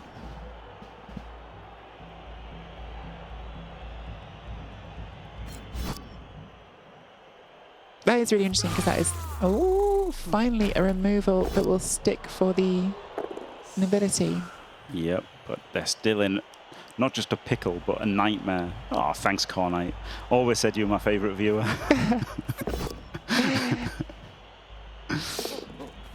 Fails the pickup, Did put the reroll in. fails the catch. Oh, It's in a tackle zone. It's not what they wanted, is it, though? Because that can get hit again. Instantly, in fact. Yeah, no dice at all. You had to go for the pickup there, didn't you? Yeah. Couldn't leave it, so. Yeah, you can't. Yeah. It's really tough. Like, he's in such a bad situation, right? He's got these guys all tied up, fighting. He's got 4 in the backfield, 3 in the backfield versus 4 in the backfield, potentially 5. And you know, they're all faster than him basically, and stronger, and it's just horrible. It's just so horrible. 1 in 81 incoming, says Firian. We are on the edge now for both of them, just 1 reroll apiece. So anyone in 1 in 9 even is going to feel really, really bad, because spending that last reroll, never comfortable. Do you do anything before doing that blitz to try to clear the ball? I don't think he can, because I mean, he could stand up this skink, but he'd rather dodge it away, right? So he doesn't really want to stand up the skink. There's only 2 blocks with block. He'd rather free this guy if he could, which he can, right? Can he? 4, 5, 6, 3, 4, 5. So he could try and free this guy up later, but no, he's gone straight for the power. Gets the power. And blitzing from this direction because he's got stand firm, and then that, you know, assists this hit. Mark Loud, this was asked a little earlier, but no, the scoreline does not matter at all. The only thing that matters is win, draw, loss. That's the only thing that matters. Yep. Will he re-roll this? Actually? Last re-roll. Probably has to, right? He can completely outpace them. Fails it. We're not done here, chat. We're not done. Oh. Unbelievable. Wow. I mean, he would have been. I think that's correct to re-roll that, because he just gets completely away and free. Yeah, I think so. 3+ to win the game, basically. Yeah. And he did stand up this king first. Fair enough. It does mean that the ogre can be freed, potentially. But this is still pretty rough for the nobility, like. Well, hang on. It's a 1 dice with wrestle on the skink at the bottom if you blitz it, and then a 2 dice clear the other skink. And then a dodge out with dodge. Yep. It's not the worst. I mean, I don't know where you're going after that, but it's not the worst. No. He did not choose the bolt down on the skink, so he hasn't freed his ogre. Captain Oates thinks easier this turn than last turn for the nobility, which might be true. Yeah. I mean, last turn was horrific. Last turn was bad, yeah, it's true. It's a low bar. You can free up the leader here, which is nice. Yeah, that is nice, actually. That's going to force another dodge if you want to go forwards. He does what you suggested. Yep, the dodge.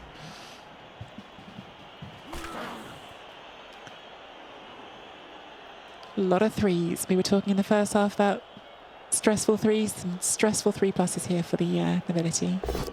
Yeah, he's going to try and do some hits first.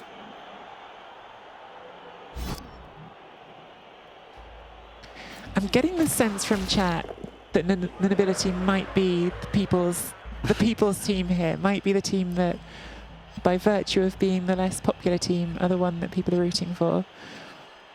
Yeah, that makes sense. Oh, he doesn't go for this hit first. And there you go, 3+. Whoever worried about 3+ being difficult to make? Super easy. Barely an inconvenience.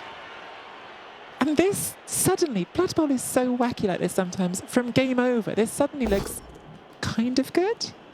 Yeah. I mean, good stretching it, but yeah, he's got out of the woods, hasn't he? He's got out of the woods. There's no free Saurus to immediately hit the ball. This throwers cover the backside for the skinks. So yeah, it looks okay. It's still tenuous. Hear me out though, Jimmy. Score next turn. Blitz on the next one. Lizards have no rerolls. Win the game. No. No, there's absolutely no chance of him going for that. But well, he might have to score next turn. I'm not certain he's going to be able to keep this safe. True. But then, you know, the only blitz free is from the blockless guy, right? And he really doesn't want to blitz with a blockless guy. He's made that quite clear how much he loathes hitting without block. And even more so now with no rerolls. Yeah.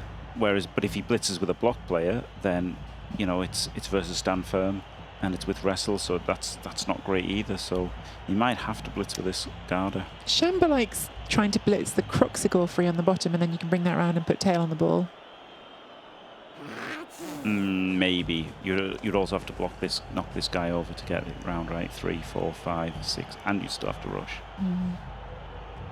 to be in the ideal spot. And you've got to roll the 2+ on the bonehead. Yes, and you've got to move, and you've got to knock down the bodyguard. So it's a lot of like pows and stuff, which is pretty difficult. There's a lot that's got to work right there. Yeah, it's double rush. I thought you could move him. You can't move this guy at all. So it'd be a double rush, and you've got to power this guy directly. So it's pretty difficult. The thing is, you've got to get the power either way, haven't you? Because it's stand firm on the other one too. Well, you could blitz this one with the guard, right? The guard could blitz. Oh yeah. Well, we're going with the free the Crocs play. Yeah. And this is like 50% of the work, right? But if you get it, it's really good. Does make the blockless block. That tail really hasn't been relevant in the whole game so far, has it? It's just been stuck in the brawl the whole time. Yeah, I mean, strength 5 is very relevant, right? Yeah. So you're more concerned about that in these kind of games, is just getting your strength in and getting your mighty blow hits in. Hasn't hit a lot with it. He's been a bit timid with the Crocs. Good turn ordering here. Getting the skink back. Taking the safe blocks before trying to... Oh! He failed. So he just went for the 1. So he moved that skink, and then he was going to just have it there for the dodge away. I did prefer putting it right in front, even though it was more difficult. Did you? You know, it's fair enough. Because this skink could have dodged, right? So he'd have had a player directly in front, which is much better, right? He's not even screening at the moment. He can just score without roll. Well, double rush. You know, you don't want to give the Zemen a 2-turn chance. So I wouldn't have minded cutting the corner there and then going for the double rush. I do think it was a lot better, the double rush, than a single rush. With that fail, does he have to score here? That's what I'm trying to work out. Because at the moment, that Toposaurus is still pretty easy to free up, isn't it? So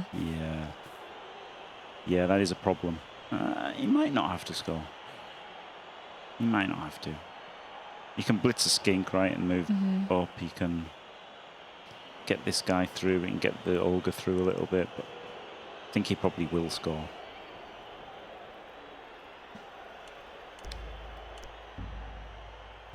Tense moments, chat. Tense moments. First game of the quarterfinals is delivering on drama for sure. Let's keep this up for the whole knockout. Well, we're into knockouts, but for the whole finals phase of the tournament. I think this is one of those really interesting turns from the point of view of the math side of it, which I'm often less good at, I think. But where if you don't score here, you're taking a risk. But are you calculating the risk of not scoring as being less than the risk of the 2-turn? Exactly. Yes. That is the calculation that you need to be estimating. I mean, obviously you can only estimate this. You have no idea what the chance of them scoring is. There's no like data in Blood Bowl at all, you know. And it would be interesting to see, you know, those kind of sports metrics in Blood Bowl. But I don't think there's anything like that is even close to existing. So you just have to use your brain and hope that it's something. Well, listen, I can't actually see the number right now, but I think we've got a pretty large audience in right now. So chat, get on it, get us some data, get us the metrics. And we'll bring them into this coverage here. So just knock that together for us. No more of this chocolate chat. Crack on with something important.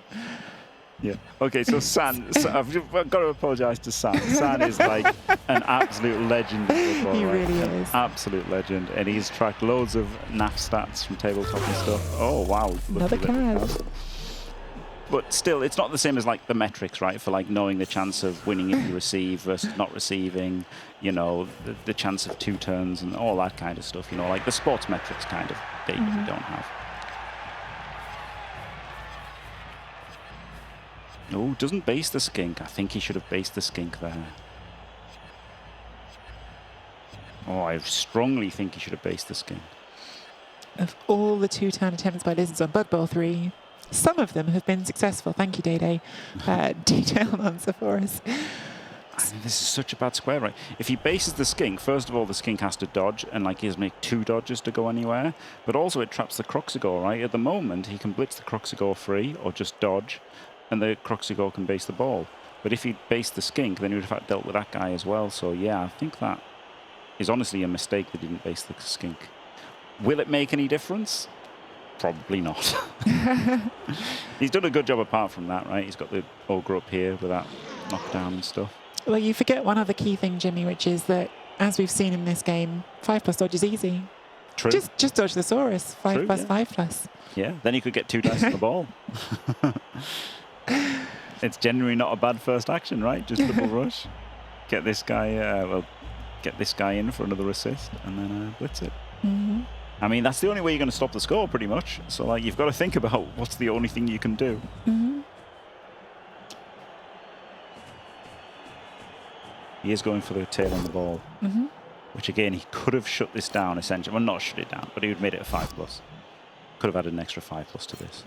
And the skink didn't need to dodge at all. They would have had a double dodge. So, yeah, it does look pretty huge, but it might not matter. So it's 3 2+s to get this on the ball. Bonehead and then 2. Oh, that Crocs is not playing, not interested.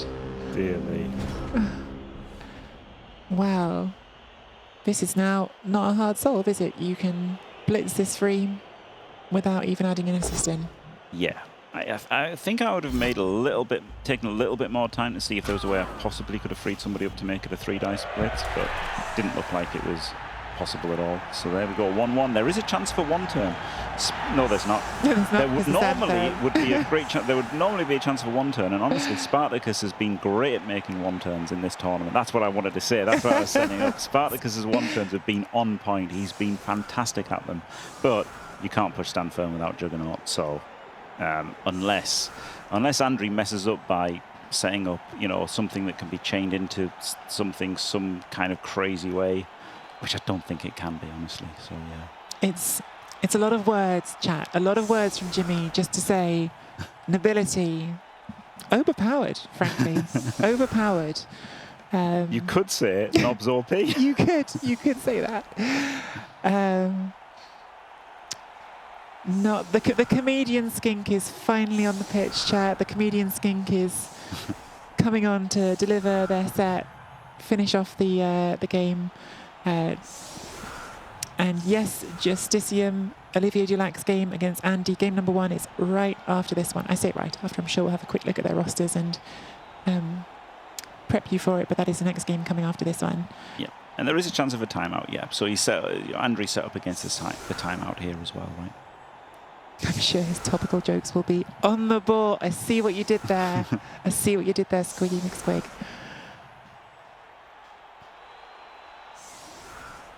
But this is great for the series, isn't it? If it starts with a draw, it means that next game immediately has all the jeopardy on it. Got to win, or at least not lose, or you're out for both players.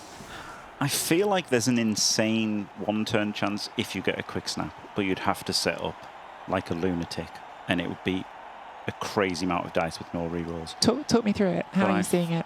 I feel like if you have a skink like somewhere, and then you would blitz this guy to here, and then you could block into people, into your guy, into down there, and then punch him again. I love so I feel like it could be possible, but it's so ludicrous that it's probably not.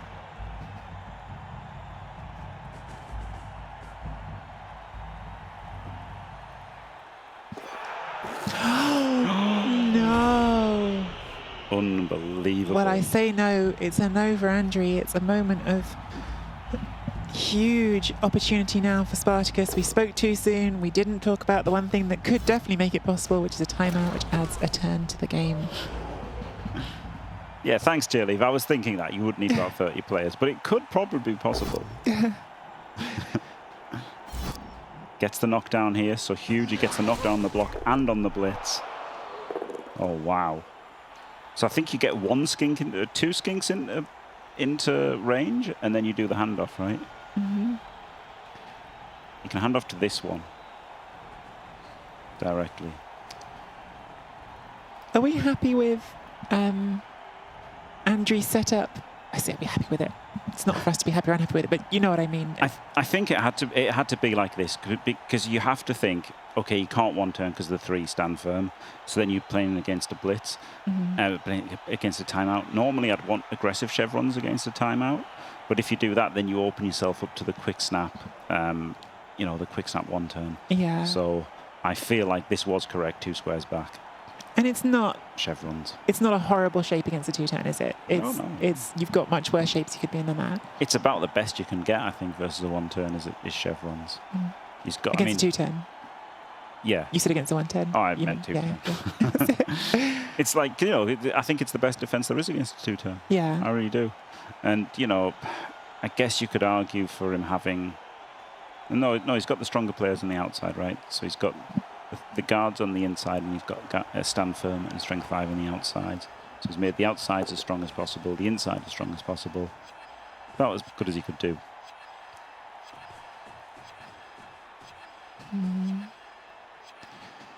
Scoring threats in. Scorus in range. Yeah. I mean, he has to get a skink, at least 1 skink in. Yeah. I think you'd want more than one, wouldn't you? The problem is you really want hand off to this one, right? This is the one that you want to hand off to. Do you? Because that's 7 away. Are you looking for the handoff this turn or next turn?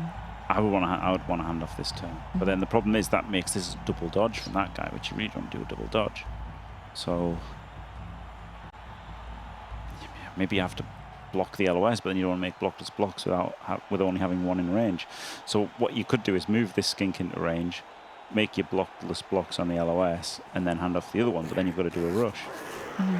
Fails the pickup, and now he's only got 1 in range. So I see what he was doing, right? I really do understand completely that he wanted to get the handoff to this right now, get it into range. But I think the right play probably was to get that into range. And hand off to the one on the left? Yeah, and then make these blockless blocks, which kind of have to work. The problem is they have to work to free this up, and it adds a 2+. We're talking about the lack of block again. Yeah. We're talking about the lack of block again. Yeah, it's definitely bearing out. It's interesting that we have seen turns where it's mattered the other way, but it's definitely, we're seeing a lot why block is good. Yes.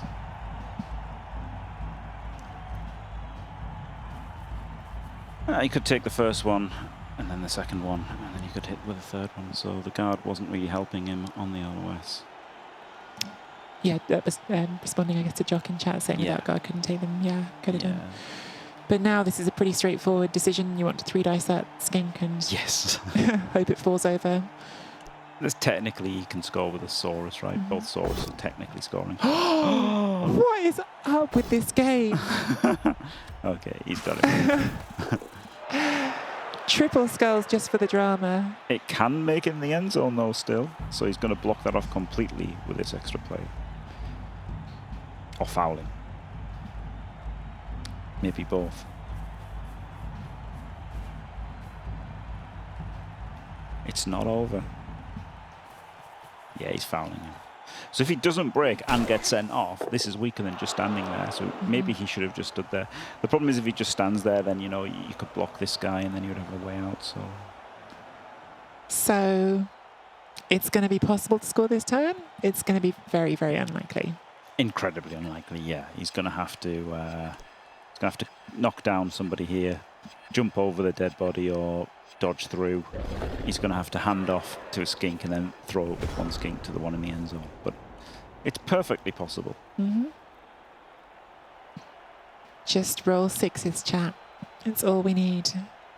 It's not what Andrew needs, actually. It's only specifically what Spartacus needs, or any of you who are cheering for Spartacus. But 6s, always the answer. Given it's those dice, I mean, I don't know. I was thinking to myself, is it maybe just genuinely about the same odds just to try to dodge the Saurus off the left side and chuck it to them? But I don't know. No. Okay. There's your answer, chat. I mean, honestly, yeah, maybe. Because he catches on a 5+, and if you power the ogre and then chain him away, but you've still got to dodge with the Saurus as well, which is really rough. Yeah. Could chain the Crocs to go forward. That might be the best way. Chain the Crocs forward. Crocs' score to end this game would Let's be go. the peak ending for this game. That might be the best. That might be the best way to score. Crocs it genuinely might be.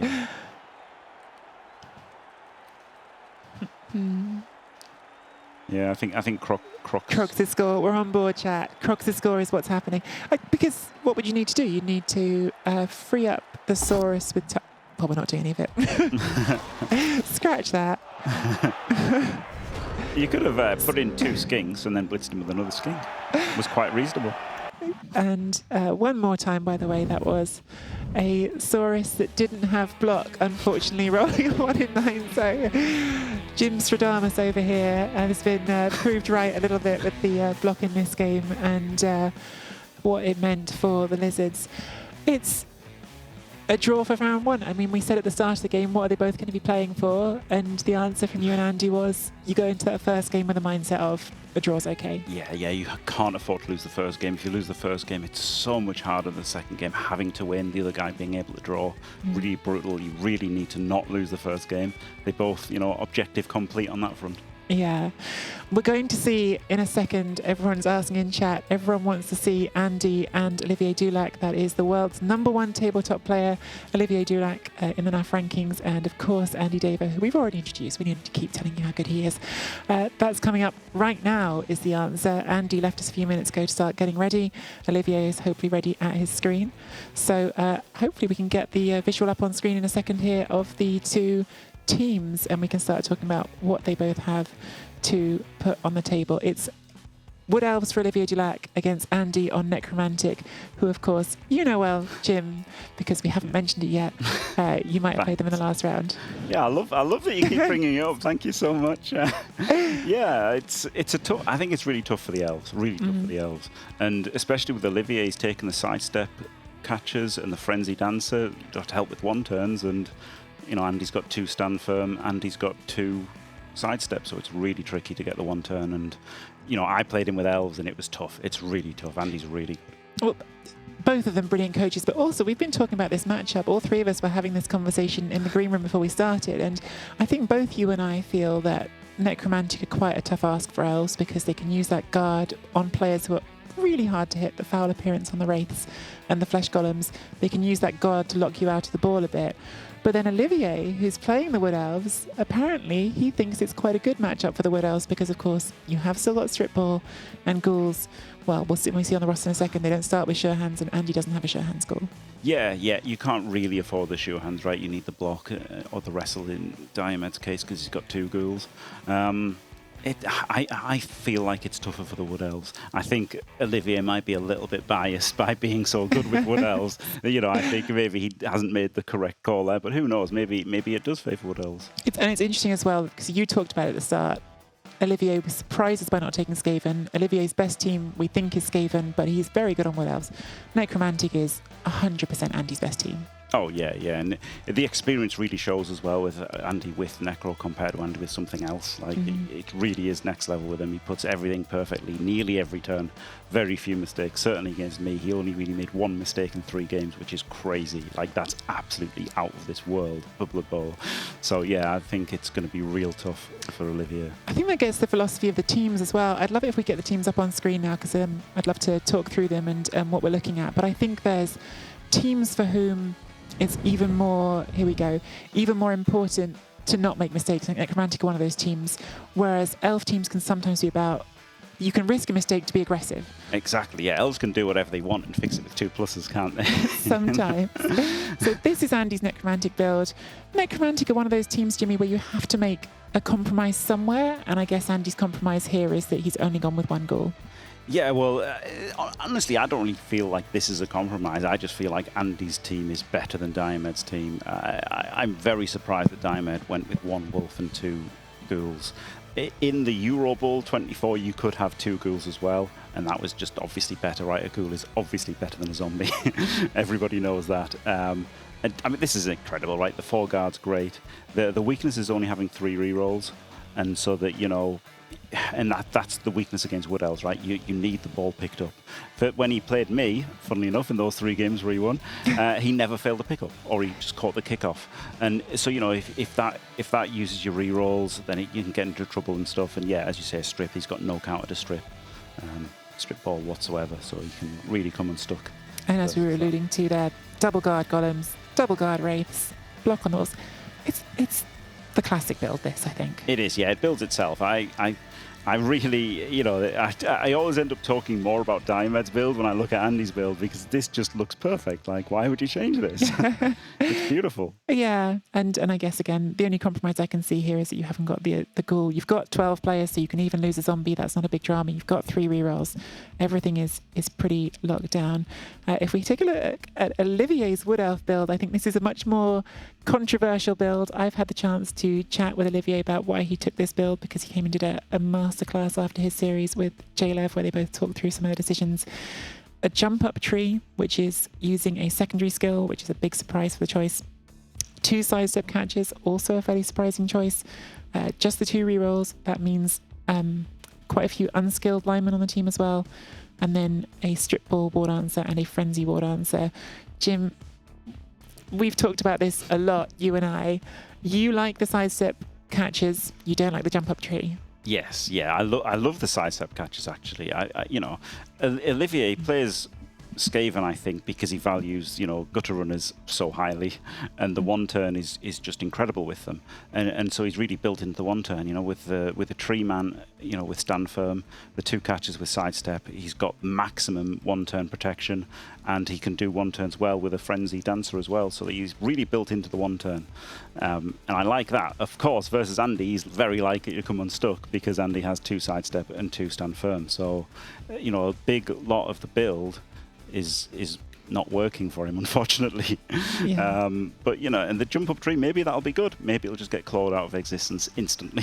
Yeah, that's the risk against claw. And knowing Andy a little bit, I certainly know he's not afraid to go after trees. I've seen him do it before in games against Wood Elves. Whether he will in this game specifically, I don't know. Maybe he'll look at that jump up and think it isn't worth it. Maybe he'll have some different idea. You can never completely predict. But I do think, stylistically, if you're not familiar, because a lot of the audience won't have seen all these games as we have, if you're not familiar with these coaches, Olivier he's a super aggressive coach, isn't he? Yeah, madly aggressive. It's great, you know, and it's the way you need to play to beat Necro, I think.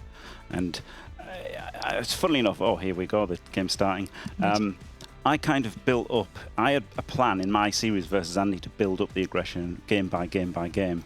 And I came into it but I didn't actually end up in full Olivier mode by the end of it. But for me, that was cranking my aggression right up, and it still wasn't as high as Olivier's. So we will see it from Olivier, I'm sure. Well, let's get into the game then, Jimmy. If you've got the game ready for us on the screen, then let's have that up so that everyone can watch it. I don't know if the coin toss has happened yet. Are we missing? No, do we know who's got the test yet? Okay, yet, sorry. I wasn't sure because I can't see that screen right now, so I wasn't sure if we were there. But we will get into that in just a second. Really, really excited for this one. I know this is one that the audience is looking forward to as well, because obviously everyone knows Andy, and Olivier is such a fun coach to watch. Yeah. Olivier's just won the toss and chosen a kick. So here we go. There you go. And I do think I think there's a strong argument for it against Necromantic. You know, they can fluff the ball handling. They've got 3 rerolls. They don't have block on the flesh golems, and that is the weakness in this matchup specifically, is having guard on the flesh instead of block. There is an argument for, you know, either 2 block flesh golems or 1 block 1 guard, and this is where it can come unstuck, is having to block with them, having the ball handled correctly. Just on the jump up tree, I think interesting because he is in chat. J-Lev played against Olivier in round 1 of the knockout phase. For anyone who hasn't seen it, that was, I think, one of the most fun series to watch so far in this tournament. And his feeling from that was the jump up tree was so annoying because I can't let it roam free, so I have to fight it. That was J-Lev's feeling playing OWA against it. I would have definitely just stuck a dwarf on it and hoped it didn't die. Left it to its devices. Yeah. Yeah, it'd be interesting to see what Andy's approach with it. The thing with the jump up tree is that it still takes root 1 in every 6 actions, the same as a normal tree, which I think is probably the argument for staying away from it and just not fighting it at all. and maybe the argument for fighting it. I don't know. I would have definitely not gone near it. Like normally, I see a tree, I walk away. Nearly every team can just walk away from a tree, and I really want to walk away from it when it's got jump up. So, Well, it's almost like Olivier knew what was coming, because put the Edge 3 team on offense, get a short kick, and then the rain. That is a horror start for Andy, I would say. I'm so jealous right now. Why couldn't this? I had 3 chances for this. Yeah. And Olivier gets it instantly. So the first turn is pretty obvious here. He's going to block, and then he's going to 3-dice blitz the sidestepper. But he's got a lot of problems with the ball right up here. Only 2 squares after he picks it up. It's rough, real rough. Yep. Wow, what a start! What a start for Olivier. He should still be able to get the ball into like a Wenger bus formation. Interesting question. Oh, interesting observation. Right after we said we think Andy might fight the tree, he definitely hasn't. Yeah. It might have come from just the way the setup was for Olivier, but no. I mean, I'm sure he could have just got the hit 2 into 2. So I'm honestly surprised Andy didn't. The 2 into 2 hit was there, with the frenzy and stuff. So Flesh Golem here, 3, 4, 5, 6, 7. It is right away like an aggressive setup from Olivier, isn't it? That second bank only being 1 square back instead of being 2 squares back is the thing that's caused Andy to at least think about it, and in this case not do it. Yeah, I mean, I would have gone for it, and I'm surprised Andy didn't, honestly. Very surprising. Oh yes, the 2 minutes time bank is a visual bug. That happens sometimes. I've got no idea of the reason for it, but that is a bug that happens. They do both still have 7 minutes 30 of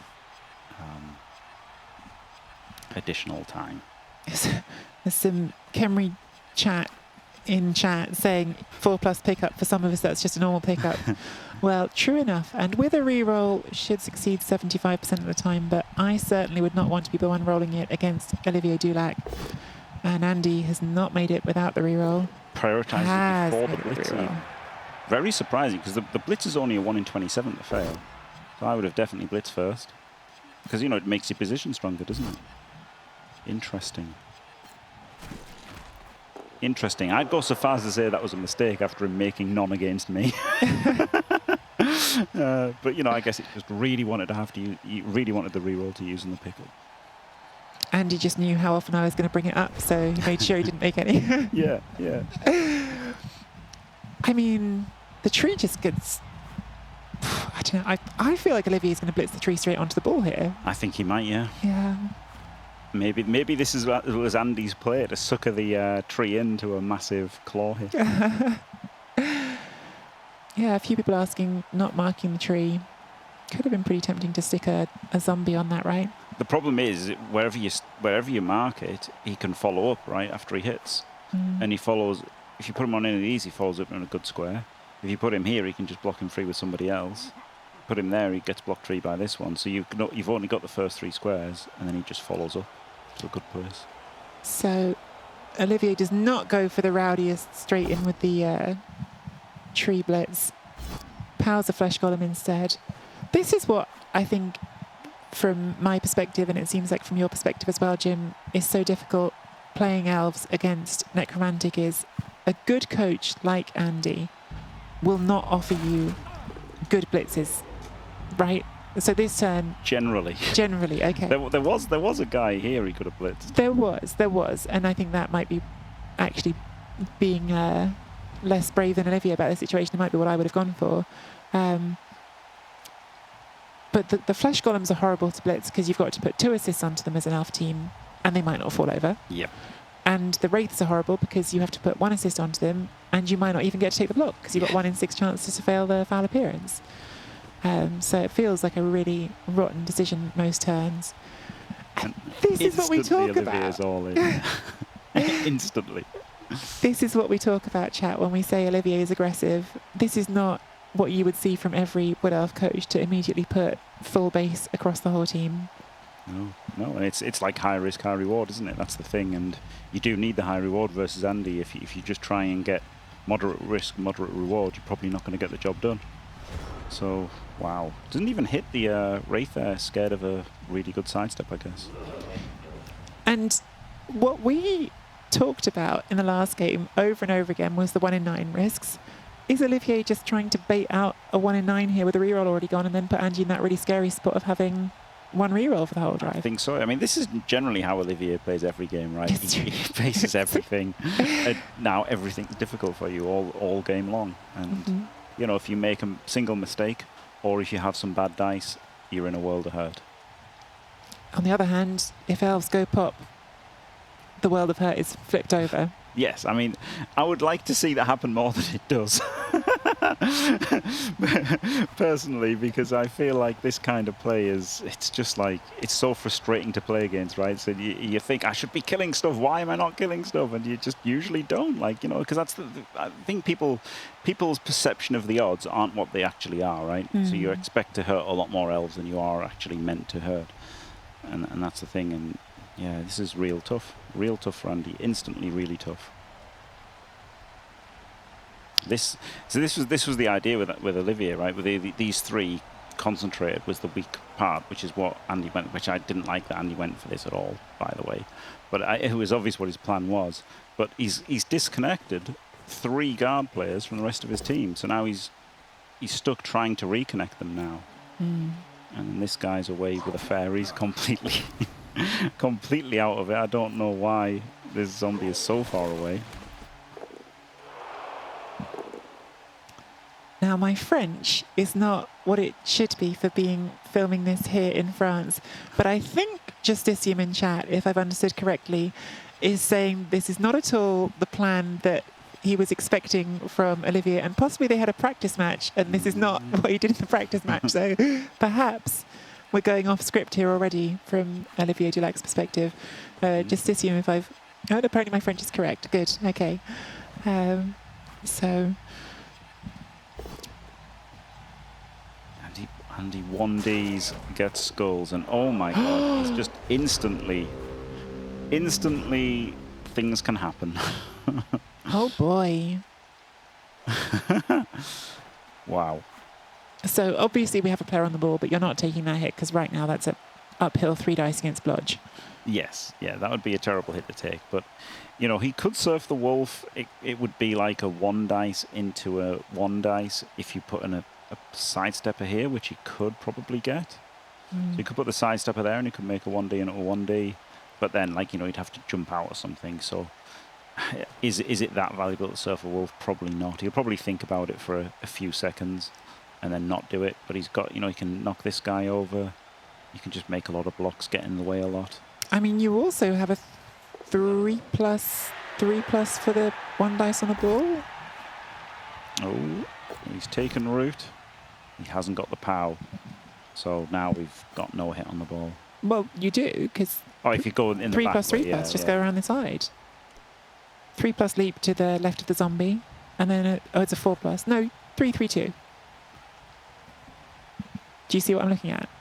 I mean, you can always hit. You could leap there and then Yeah. 3-3 out that way. I just don't think he will. I don't hate it. The push direction's pretty good. It's not ideal, but you're pushing in the direction of the mess. Yeah. I mean, you're right next to the tree, which is great, isn't it? Yeah. Like I think... I'm not clueless, Dimmy. 1, 2, 3, 4, 5, 6, 7, 8, rush. I just didn't like it, personally. I much preferred coming in from this direction. Oh, we're going to surf the wolf instead. How's the Wraith? We're going to surf the wolf instead, which is also pretty nice, isn't it? Yeah.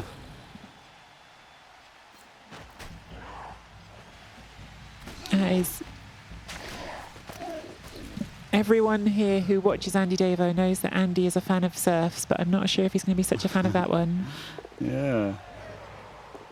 I didn't even need the sidestepper anyway. I thought he needed the sidestepper there, but he doesn't need the sidestepper there at all, does he? Because he's protected by his own player being dead. And the leap away is nice, isn't it? Andy gets to hit the fleshy as well. So a tiny part of me thought, is it worth taking the boat down there? But with an armor 8+ piece, probably not. You've got other things to do. No, I mean, Andy's in a world, like, this is horrible for Andy. Oh, right? yeah. He's getting outbashed by Wood Elves instantly, and it's his best player. So, yeah, no, you definitely don't want to raise the risk at this point. And just to bring us back, like again, like this is the upside of Olivier's super aggressive approach, right? Like if things go wrong for the offense, you can just pile into it and make it so horrible for them. Yeah, they don't have to play bad. They can just roll bad, right? And like, you know, you can say, I mean, you could tell when Andy, you know, he blitzed the sidestepper, didn't he, with a wolf? And you could tell after the second hit, you knew he was like, oh no, I've messed up here. And he just couldn't afford to dodge away because he'd already used a reroll. So that, I mean, that was a mistake blitz by Andy. And he got punished to the full extent. And yeah, I think surfing the wolf is better than just you know, rolling a whole load of dice to try and 1D the ball. It's an oversimplification, but still true, isn't it, Jim? To say you just don't ever want to be down on players against wood elves. Yes, I and mean that's where he is. you don't want to be down on players versus anybody. Yeah. But versus elves, it's like so much worse. Any kind of elves, because they're like kind of costed, so that they're, you know, they're getting outbashed, and they're like their abilities are such that if they're down players, they can still win. But if they're up, it's just ridiculous. It's absolutely ridiculous if the elf team is the one who plays.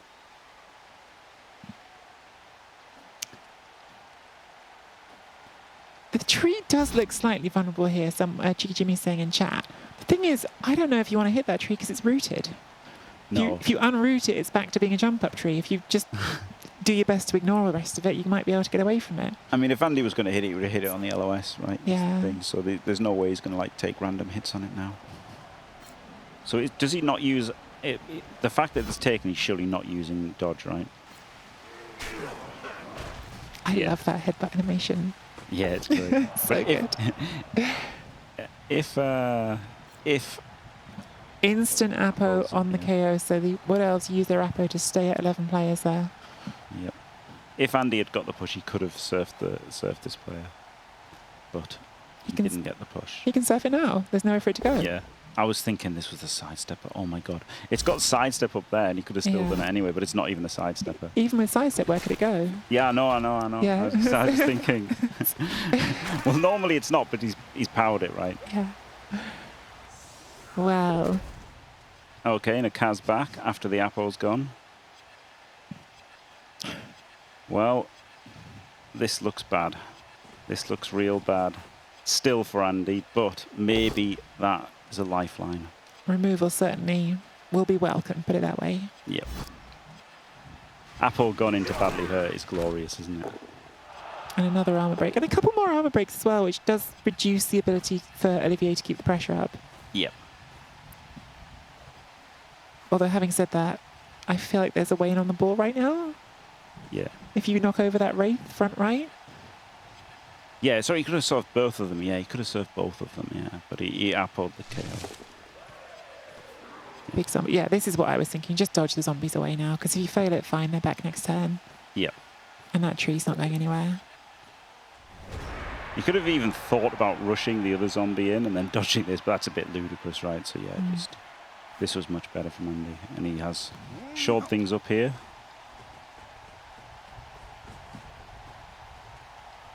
Easy zombie dodge. They always seem easy against me, zombie dodges. Tree does not get the knockdown. Surely he's not going to sidestep next to the tree. No, he goes away from the tree.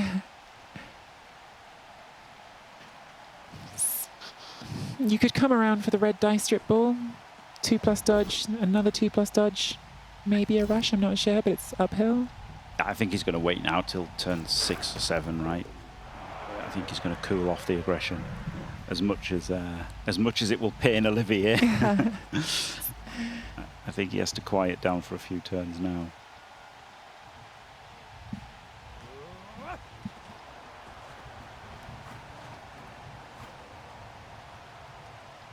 I'm curious to see where his blitz is this turn.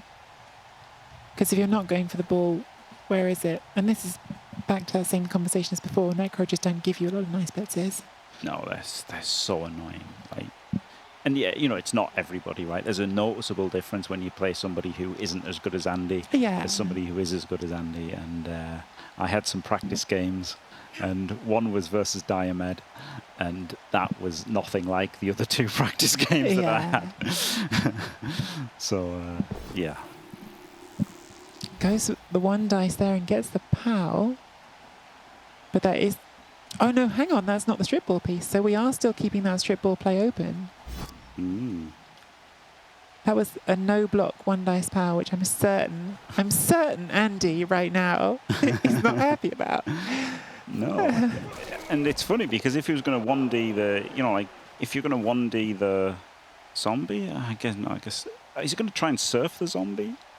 Or hit the ball? I don't know. Oh, if you one dice again, you could surf the second zombie, maybe. I do like that you force, someone's just said it, you force the Wraith to step back onto the tree with that hit. So yeah, there's nowhere else for it to go. But if that was your goal, you'd have just blocked with a strip ball, right? So it's weird that he's... Oh, we're going for the ball. It's highlighted in red. You can see it. Yes, yes. So yeah, 2 + 3 plus, isn't it? Or 2. Oh yeah, it's 3, isn't it? Right. And another 2. Puts the reroll in. Can't put the second reroll in, can you?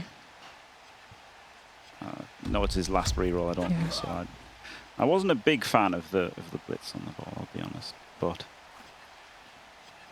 when I say that, I hated it. The thing is, what does Andy do now? Surf the dancer?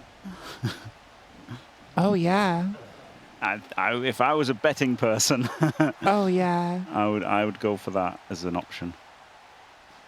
Bring the wolf round, 2 blocks, ghoul block. Off it goes with the zombie at the end. Yeah, I think that might be.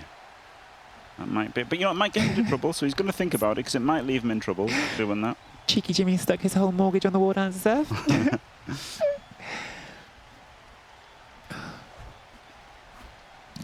The thing is, again, like, I was trying to work out if I would go for the ball there, and I honestly don't know. But it's just what I was saying to you before. If you don't go for the ball, where is your blitz? And I was looking at it going, I just don't see a blitz. Like, wow, what a surprise. He gets the POW. He might just take the POW. Nope. would he Don't take be a silly. POW? Yeah. Don't be silly. He's not taking the POW.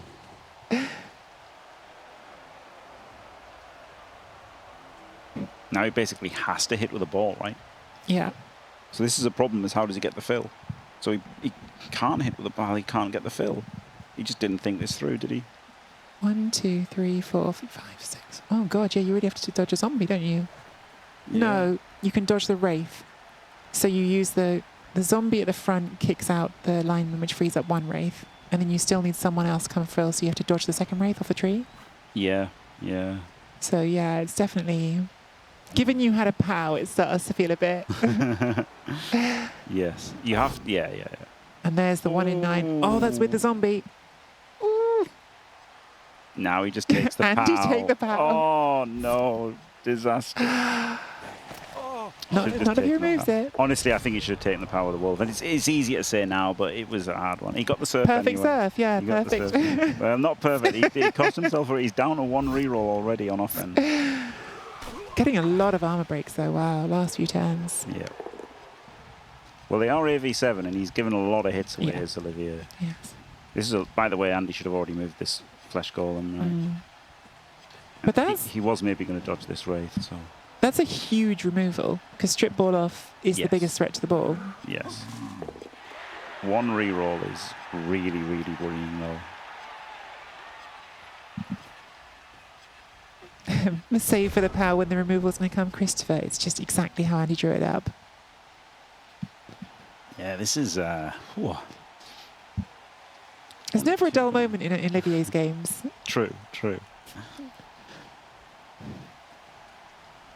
the rooted tree is really hurting him now because Andy has got past it. I wonder why Andy didn't dodge that last zombie off it. Does he know it's rooted? Yeah, I don't know. I guess he just wants to hope that Olivier will 1 in 9, but then you don't really want Olivier to 1 in 9 because then he'll jump up next turn. So, yeah. This is into a 1 dice. No, it's not. It's the tree. Talking rubbish. Gets us stuck. He is going to hit with the tree. 3 dice. I wonder if he'll take a 3. I wonder if he'll take a both down.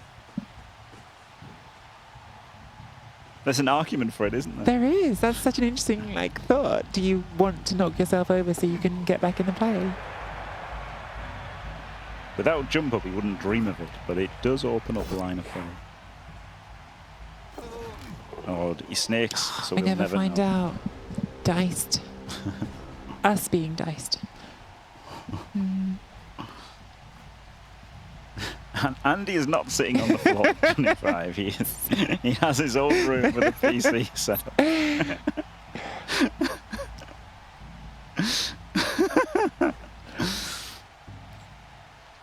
To peel back the curtain, actually, for everyone a bit, there was a conversation about should we put Andy on screen for everyone because it'd be fun to see him, but it wouldn't be very fair because, of course, Olivier is not having to play on stream, and it's a little thing, and Andy plays a lot on stream, but it's an extra pressure having everyone looking at you while you're trying to play. So For sure, yeah, for sure. No, I would have been 100% against that if I was Andy.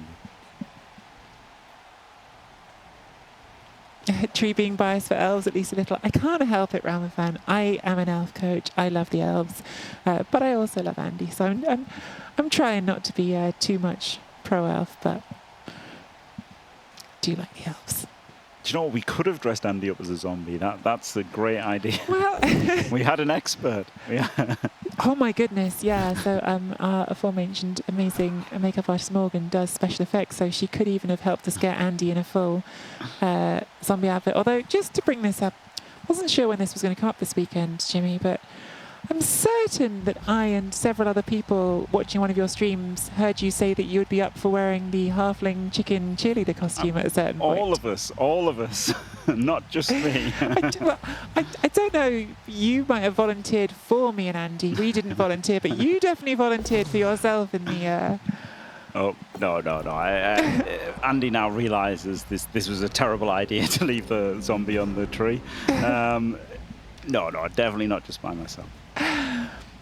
Chat, how do we feel about the halfling chicken outfit and Jimmy in it? Just want to get a gauge of how chat would feel about that. If chat would be for it or against it. I just think it's an interesting question to ask. Seems like it's more positive than negative so far. I don't know. It was a frenzy trap, wasn't it? Because he would have just simply chose to not stand firm. That was a 2D into an uphill. Yeah, it was. And he dodges out. And Another double one. snake. That's actually really big.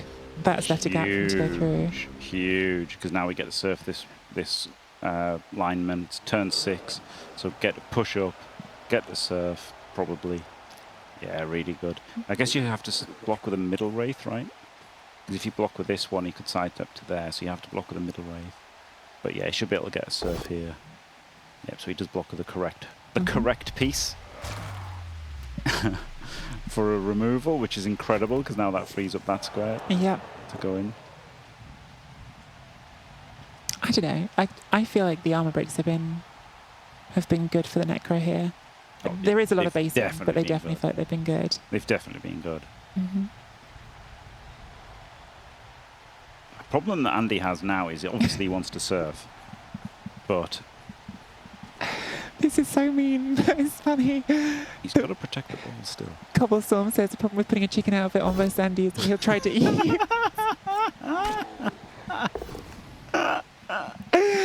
Oh my goodness.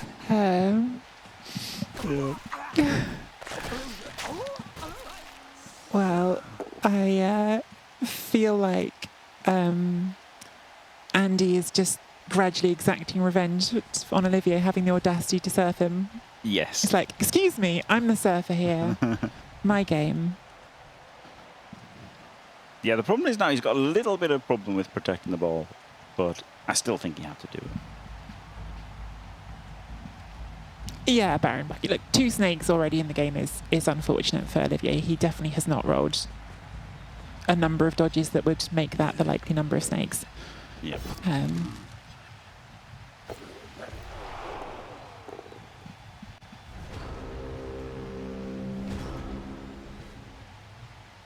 So my only question here, because this is now looking very favourable for Andy, there's not many elves on the pitch, but it is turn 6. Are we in any time jeopardy here at all, or not really? Well, I'll be able to answer that for you next turn. but, but yeah, I mean, turn 7 is the critical one, isn't it? Turn 6 is the critical turn for the elves, and turn 7 is the critical turn for the necro. If there's a gap, if Olivier leaves a gap here, Andy will take it on turn 7 and bust through and get into a really good spot. So, yeah, I learned that turn 6 is the critical turn for the elves on defense. It just looks like you can't do enough, right? It's just not enough players, are there? Oh, and they keep rolling ones. Oh my God, double ones third again. snake and another removal. All right, yeah, this is pretty rough for Olivier now. Yeah. So yeah. He could surf this lineman. Now, if Andy was playing Cladder, I forgot you used to call it Cladder. If he was playing ladder here, he'd definitely go for the surf. He might not consider the surf at all now, right? Just move out here and get the ball safe, number 1. But he could have like blitzed back into the wolf, and then the wolf surfed out the side there. It's probably what you do in a ladder match. Typical Blood Bowl game going on.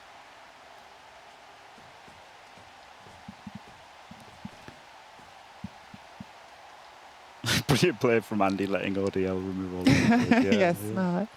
Yeah, it gets to foul the dancer now as well, doesn't it?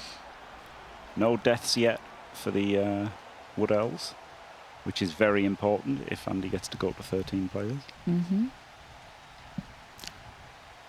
But what else? Capped on 9 for the second half is rough, because this is already looking like a position where Olivier has to think about playing for a draw rather than a win. Oh yeah, there's no win on the table here for Olivier at the moment, but you never know what might happen next turn. But yeah, so there you go. Andy gets in 7 away, making his safe moves first.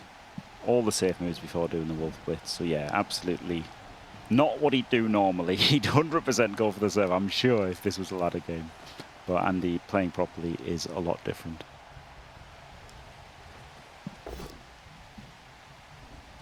Gets the knockdown. That does leave him in contact with this guy, which it's good from a control perspective, but it's bad from a getting surfed next turn if he fails this foul. Definitely the right choice to foul that as well. You've got a spare zombie, why not? Yeah, I mean you've got no choice now by the blitz direction, right? You've taken away any choice that you had. Like you had to foul him now because you've just let your wolf get surfed otherwise. Yeah. But yeah, if he hadn't done that, if he'd just blitzed from the other direction, then I would have still fouled him for sure. Cauliflower invoking Blood Bowl's rule of W. If it starts with W and it's on the floor, you foul it. War dancers, werewolves, water runners. Fair enough. What else? Oh, witch elves. That's the other one that I think people put in that. Witch elves, werewolves, and war dancers. Oh my goodness, Olivier dropping the emote. Wow. The dwarf, frustrated dwarf emote. Weird twigs. Vampires, definitely. Vampires you definitely foul, yeah. Maybe wraiths. Yeah, wraiths actually do start with W. Not like water runners. Water runners. Wat ogres, yeah. Wat ogres.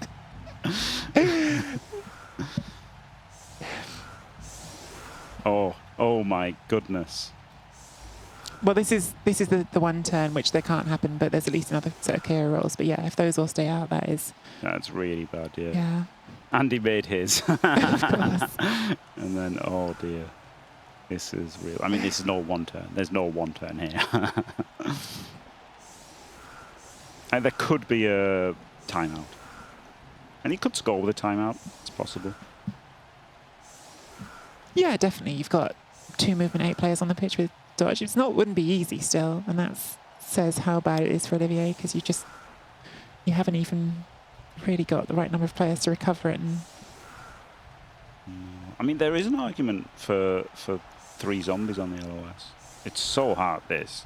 6 players, movement 8, no sidestep, no frenzy. Although there is a frenzy, but not really right with 6 players. So, yeah, I think probably just set up to stop against the riot is probably the best play, or timeout as it's called now. you would be absolutely kicking yourself there if you left it possible and Olivier did it. I just can't see how it's possible. Quick snap. Yeah, it's still so difficult. Like, it's so difficult with 6. Yeah, 60 it's already a bad number. You'd really be kicking yourself if like one of these flesh golems dies to a tree block as well. Here's one thing I will say, again, people watching this. If there was anyone in this tournament who, not saying he can fix it, but who I don't believe would panic in this situation, I do think it's Olivier. He got himself in some pretty ridiculously bad looking spots in that series against J-Lev, and he just kept finding answers, right? So Yeah. he's not gonna freak out that it's going badly. It is going badly. Let me just check. ODL check. Oh no, okay.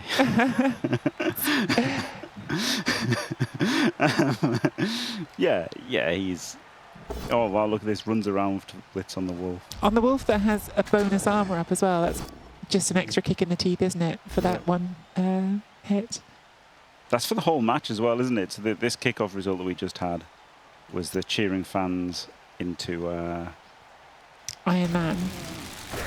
into Iron Man Wolf, which is the whole game, right? I think so, yeah. I think that's because the press and will have different outcomes. Most of them are just for the drive, but I think Iron Man is one of the ones that sticks for the whole game. We'll find out in just a second. Oh, still bad KO rolls for Olivier. 7 elves was the war dance that came back at least, so that's a small something, but that's 1 out of 6 KO rolls. Yeah, that's pretty bad. Wow. We could have pressed Clay J Black main, but we can see now it's still there, so you're right, we could have pressed K. Yeah, I was trying to read it in game, but sometimes the focus shifts. But yes, it does. It does say last until end of the match. I wonder if there's any chance Olivier looks at this with 7 players and goes, I can't do an 8-turn drive with 7 players. Maybe I go for the quick score and hope my KOs come back. Maybe, but I think he'll try and Daka and just try to get this, because I'm interested to see what he does, because this just looks like an Andy win, right? And Andy has to make sure of the win at this point, because he's diced him, right? He's diced him. He's rolled 3 snakes. He's rolled 1 out of 6 KO recoveries, and he's made 2 first half casualties. Yeah. This is the game that you have to win in the series now, as Andy. You have to win this game 100%. Is it a comedy mega? It's not a comedy mega yet, but that first half was definitely a dicing. Yeah. Dagger isn't great against Necro. I agree with Cornet on of course. Just after Andy, Jimmy answers whether it's a comedy mega. We just throw a blitz on top as well. Why not? Yeah. Maybe a comedy mega. You can start with everything based as well. Yeah. You can actually just base the wolf dancer now. Olivier dice slack. Even if it's a touchback, you can start with literally everything based. So, yeah, this is really tough. Really tough now. It's not over, but it's really tough for Olivier.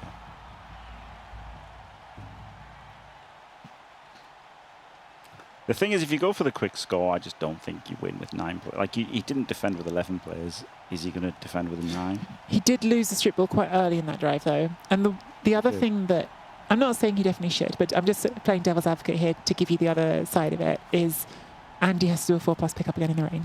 Yes. And that is genuinely a way sometimes you can win with elves, right? Like, your opponent just fails to pick up in the rain. Absolutely. It's possible. It's possible that Olivier still wins this series, but this game is looking really, really, really bad for him right now. Like, the quick score isn't easy. Like, people saying the Daka isn't easy. The quick score isn't easy, so at least the Daka gives you, like, a chance to win, draw the game if it works, whereas a quick score, you're still looking at a likely loss, right? That's the difference ultimately. If your quick score works, you're still likely losing. If your Daka works, you've won. Well, you haven't won, you've drawn, but that's a win for now. A draw from here for Olivier is a win, 100%. Yeah. I mean, it's a touchback. Yeah. Well, that helps. Yes. And makes me think the way he's moving right now that we are going for a quick score. Yes, it makes sense because Andy has completely obliterated Andy's defense. Yeah. Frenzy War Dancer blitzes with the ball, kicks through, and now presumably what happens next is that catcher snakes its dodge to try and cover for it. Yep.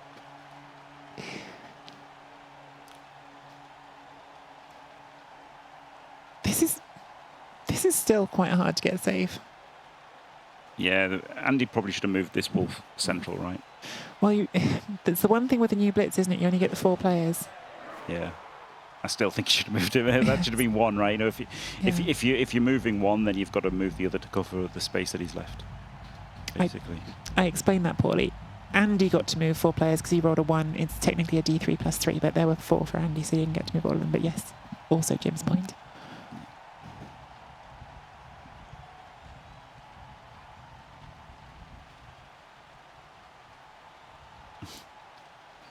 Yeah, Jimmy, what Soku's saying, I completely agree with. Olivier is, you can like or dislike his style, but he's not a coach who tilts easily. Like, I've watched him not tilt in some pretty bad spots, and again, he also streams. You can see the way his demeanor is. He's not someone who does that easily, which I think probably part of that comes from the experience of having played a lot of games, especially on teams like Skaven that lose players a lot, right? That's things you're used to happening. Yeah, true. I mean, he's number 1 ranked in the NAF and has been for ages, hasn't he? So yeah, it's no surprise.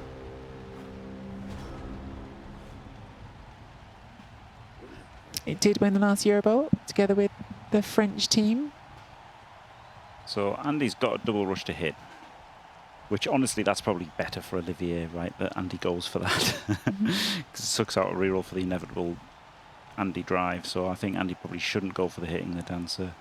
He should just let this happen. Yeah, cut off and make the stall impossible, right?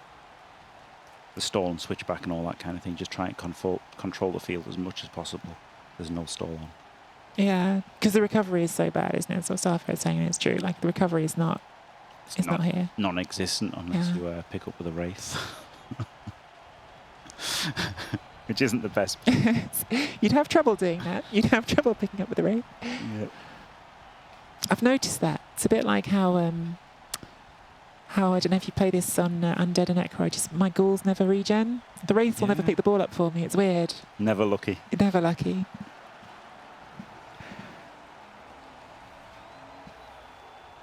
Did Olivier win the Dornbirn World Cup? I don't know on that. It was a French team. No, apparently it was the other one. The other one. There were quite a few French teams, but I think it was 2 French teams on the top table in the last round. France produces quite a lot of good Blood Bowl players, and here we are in France. Well, there you go. Andy just gets the full Yeah. pow. No rerolls required. Thank you very much. Oh, Wraith it doesn't went on to catch the it. Wraith. It didn't catch it. They never catch it, chat. I don't know what it is. They're almost a good ball carrier. Almost. Is it a comedy mega now? Says Connie. I still don't think so. I still don't think we're at Comedy Mega, but that was pretty brutal. Andy can dodge double rush here, right? To put a line of 3 on the ball. That's really strong in the rain. Comedian mega. Very good.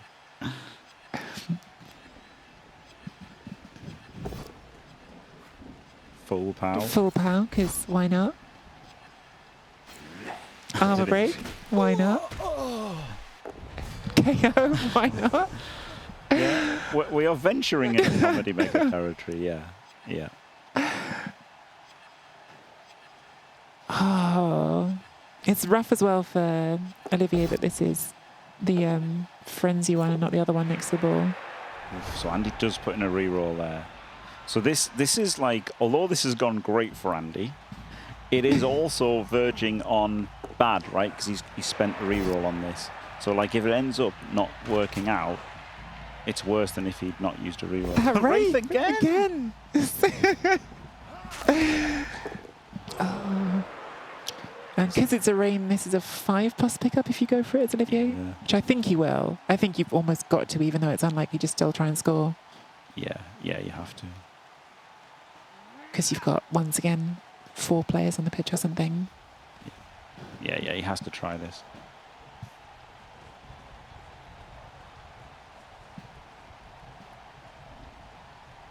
just in case there's anyone missing our jokes in chat who doesn't get it, wraiths don't have hands. And makes it. There you go, some elf dice. There you go. Yeah, so there you go. So that kind of does work worse for Andy than if he just hadn't, if he hadn't made the blitz at all. Does get 2 more fails. So now he's made 2 out of 9 4+s on KO rolls. Which is terrible, but if there's any silver lining, the one that succeeded is the strip ball again. Yes, yeah, he's got a chance here. Yep. But Andy, with plenty of turns, can play very sensibly. And, he should be okay, but anything can happen. Even uphills with strip ball is still dangerous. Koala in chat, elf BS. I think the elves are allowed 1 turn in 10 of a little bit of BS. I think they're allowed to have 1 moment. Andy plays sensibly. But listen, here's the thing. Sat here, you and I, Jimmy, we're looking at this, and there's no question, right? This is very favourable for Andy and not for Olivier. But if you're Andy right now, with €400 on the line, you're not feeling comfortable, are you? You're thinking, I'm going to fail a pill plus pickup. No, I wouldn't say I'm feeling comfortable. I'd be feeling very focused and just like, do not mess this up, right? Like, that's the thing. But he'll be totally in the zone, locked in, and, he'll completely different to if he's playing a ladder game, right? Like, this is completely different. If you're playing ladder, now you might make a mistake and not care too much and blah, blah, blah. But now, officious ref. It's got an elf. Of course it's got an It's elf. a stunned elf. Yes, he's just got to be sensible. And he will be. I mean, he didn't make the surf before. He was already sensible in this game. So, yeah, he's definitely just going to, surround this by loads of players, guard, everything, all the safe moves first. This setup, J-Lev's just mentioned it, and I was just thinking it.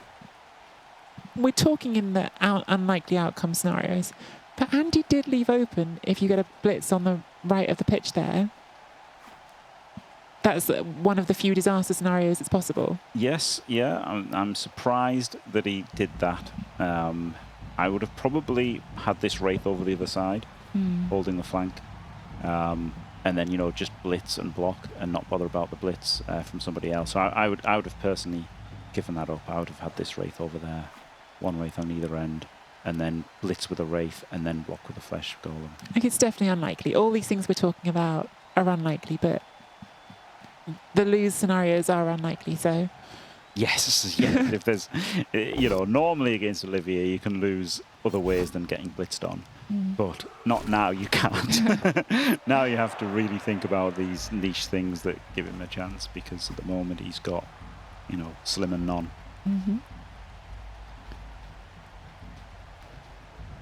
I'm still panicking if I'm Andy about this pickup. I'm still certain if I'm Andy in my own head that I'm going to roll a fail on the pickup and then the elves are going to elf on me. But Jimmy, with a cooler head, reckons that Andy will be. I mean, I would have a full head here. Easy 4+ pickup, nothing to worry about. You see the rest of the game, right? You know what's going to happen. True. Olivier would somehow kill one of his own players going for the pickup. I actually don't like this from Andy, because it's leaving the tree on its own, right? Like, I would have definitely just stuck a zombie on the tree. I would have 100% stuck a zombie on the tree. Because I'm thinking to myself, are we ruling out rush to blitz that cage corner with the tree? No. Double rush to hit the ball. 6+ dodge in. If he fails, he's in the cage still and he can jump up next turn.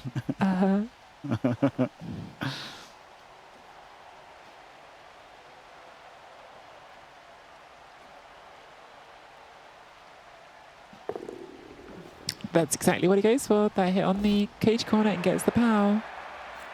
Yep. That was like 3 2+s to even make the hit. So pretty lucky by Olivier. Well, that 6 could also have been, that power could have been a 6 dodge into the cage, just saying. Yeah, exactly. Exactly. That I didn't like that blitz just because it was, so much had to work. You've got to not take root, you've got to not foul appearance, and you've got to not fail the rush. That was a lot of dice to get that off. I mean, it's still completely a dicing, don't get me wrong. Olivier's allowed to make the odd roll. I think it's... The more desperate your position is, though, the more you have to just try and roll some things that are unlikely. Exactly, yeah.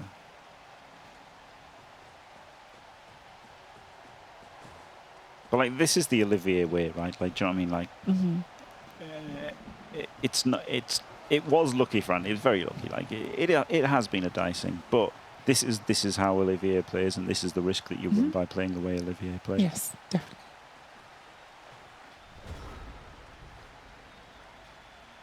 And all Olivier's previous opponents going, why couldn't he roll those ones against me? I wonder if Andy's going for the tree now. He might have to. With the ball based. I would think he wants to, doesn't he? Yep. See, that's a scary roll right away. That was, we saw a 181 in the last game. No block on that. Yep. A blockless block. Blockless block.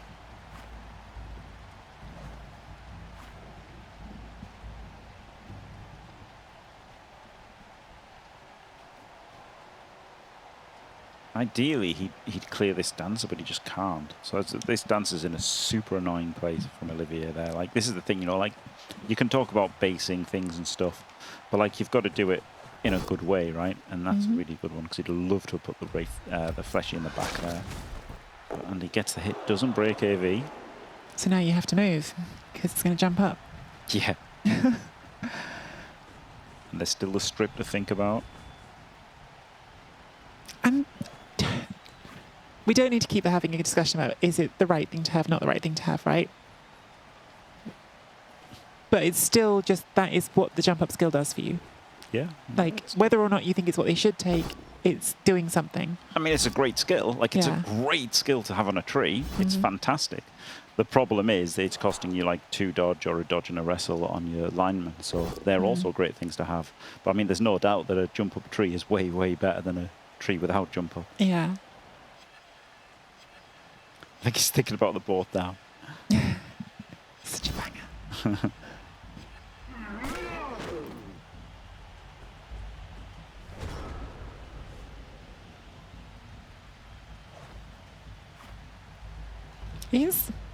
It's a very important question. Very important question, Jimmy.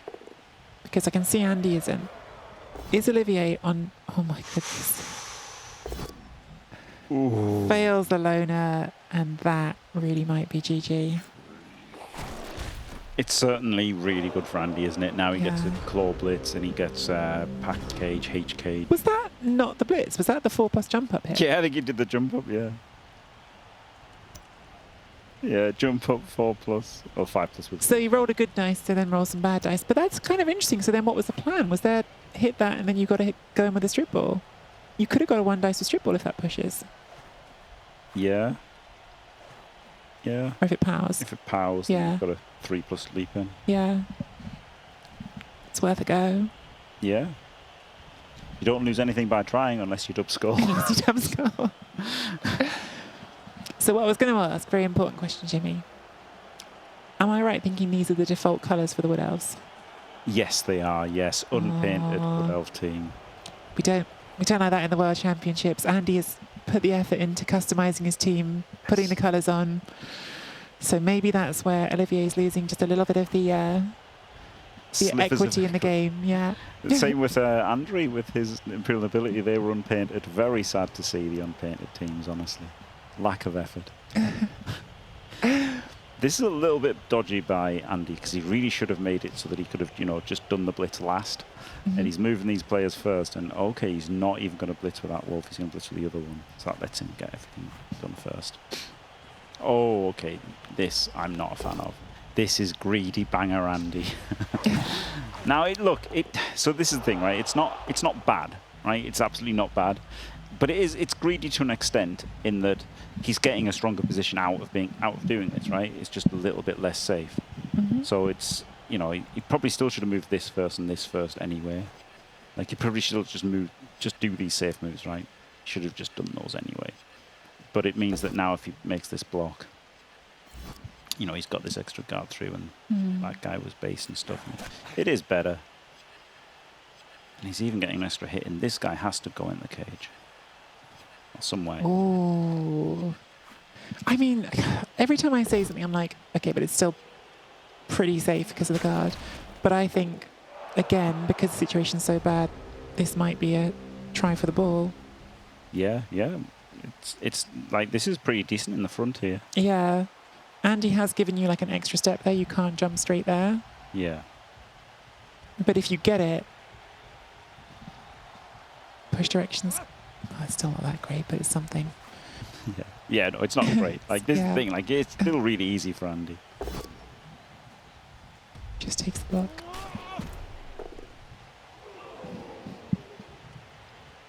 But yeah, when you said you've got to put that zombie on the edge of the cage, I thought that's where it could have gone, is on the right of the cage, but Olivia didn't go for it anyway. Double rush. Oh, it's just one rush. Might go for the second. Just- No, you've got to keep 3 people based. I wonder if, like, I'm just trying to think what Olivier is playing for here, because my first thought is it's got to be at some point you go for the ball. And now, looking at this, there's a part of my brain asking, does he think he can force Andy in before turn 16 and score a 2-turn back to draw? But I just don't think Andy would go in, because... No, I don't think he can do that. I think he's just hoping to like pull the guards away from the cage if he can, pull players away from the cage, and then maybe get a 1D or an uphill with some kind of recovery. Like, Yeah. it sucks, and it really sucks having to wait and wait. He's got to wait and wait because he's got to just hope and hope that something can happen. Mm.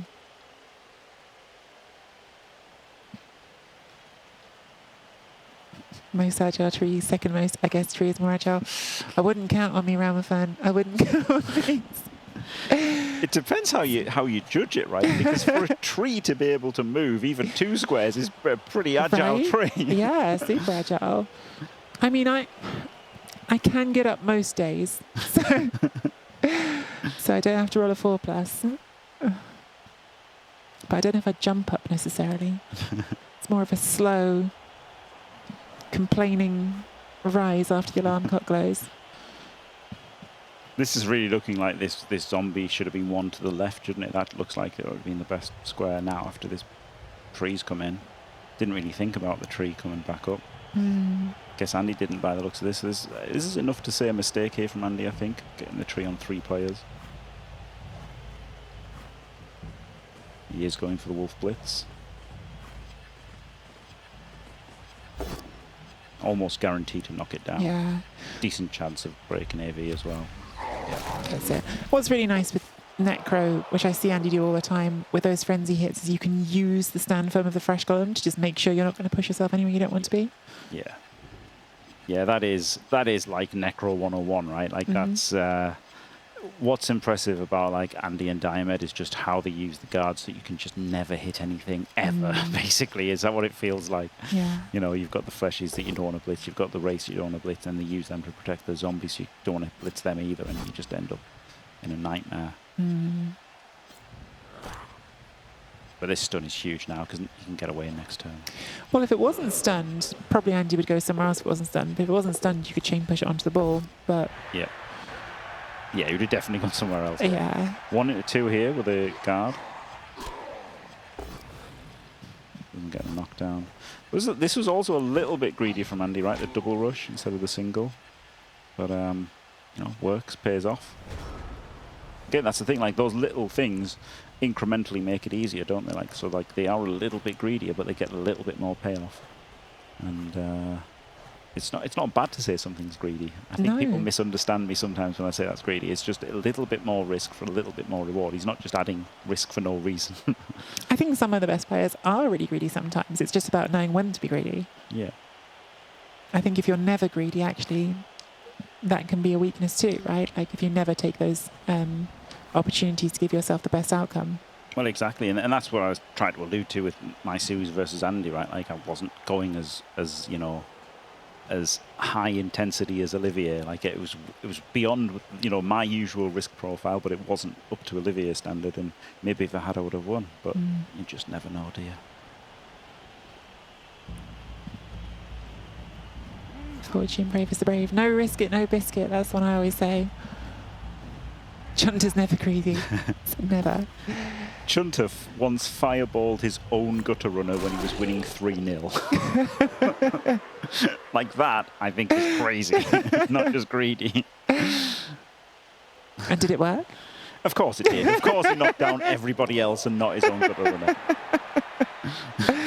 Oh, we're going for the ball. Yeah, the bad thing about the H cage kind of formation is, first of all, he hasn't got it on both sides, and second of all, this does leave like a good push direction. Yeah. Though he's got the Oh, side it's step got there. him. Oh, second time this game, it's been the both down that's got him. Oh, and he is out of rerolls now, Olivier, and almost out of hope. I mean, it's not over yet, but this is, you know, it's so diabolical now because he's definitely getting his stripper knocked over and fouled. Well, not definitely, but We're into Olivier needs to see a quad skull territory, aren't we?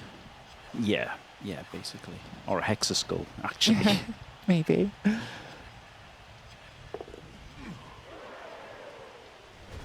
All these things happen sometimes. I have had an opponent roll hexaskulls against me in real life on the tabletop Wow. with a halfling tree man against Underworld, which felt particularly awful because obviously like that was Underworld when they were most obnoxious and halflings need to get some breaks. And poor Cornish rolled triple skull, re-rolled triple skull.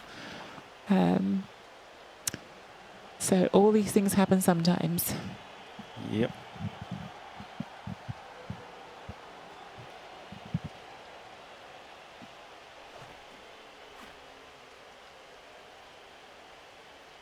So things can happen, right? Like Andy's got a nice wall here, but none of them have blocks, so he's going to have to make a blockless block to clear the other two, but obviously he's going to delay that. There's an option of just blitzing with a Wraith here, because then that frees somebody instantly, so you've got two players free. You know, this is probably the best. Honestly, just blitz with a Wraith is probably the best decision here. Mm-hmm. And then you don't even need to move the ball, then you can just block this guy, then move these two, and then move the ball. So he's blitzing with the ball. Oh, so that gives him the better push direction. Well, arguably the better push direction. Now he's reliant on clearing these two zombies. So now the 1 in 81, which again is unlikely, but it really kills him. In fact, not just hurts him. Oh, he's not. Doesn't matter. Yeah, he's got guard. Like so again, he's got a stronger final position, right? 1, 2, 3, 4. And 3 of there, so it's worked out for him because he didn't 1 in 81. And you know, this is the thing, right? You can't just constantly live in fear of 1 in 81 chances. But you know, I think some of us would have done that, and you know, gone for the less good route for the reliability of just making sure it gets done. The only thing left here is if you don't power this, Olivier's going to try again. Yes. Yes, that is the downside of this. We had 4 dice on the dancer. But And Olivier is without rerolls now, so Yeah. it's a 4+ in. Well, uphill. probably now without the reroll, you take the 5+ dodge. Yes, yeah. Because of the built-in dodge skill. Yeah.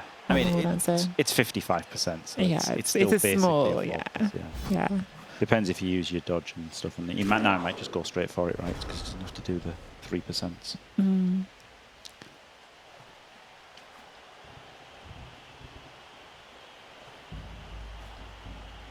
We're getting some bad beat stories in chat now that it's come up.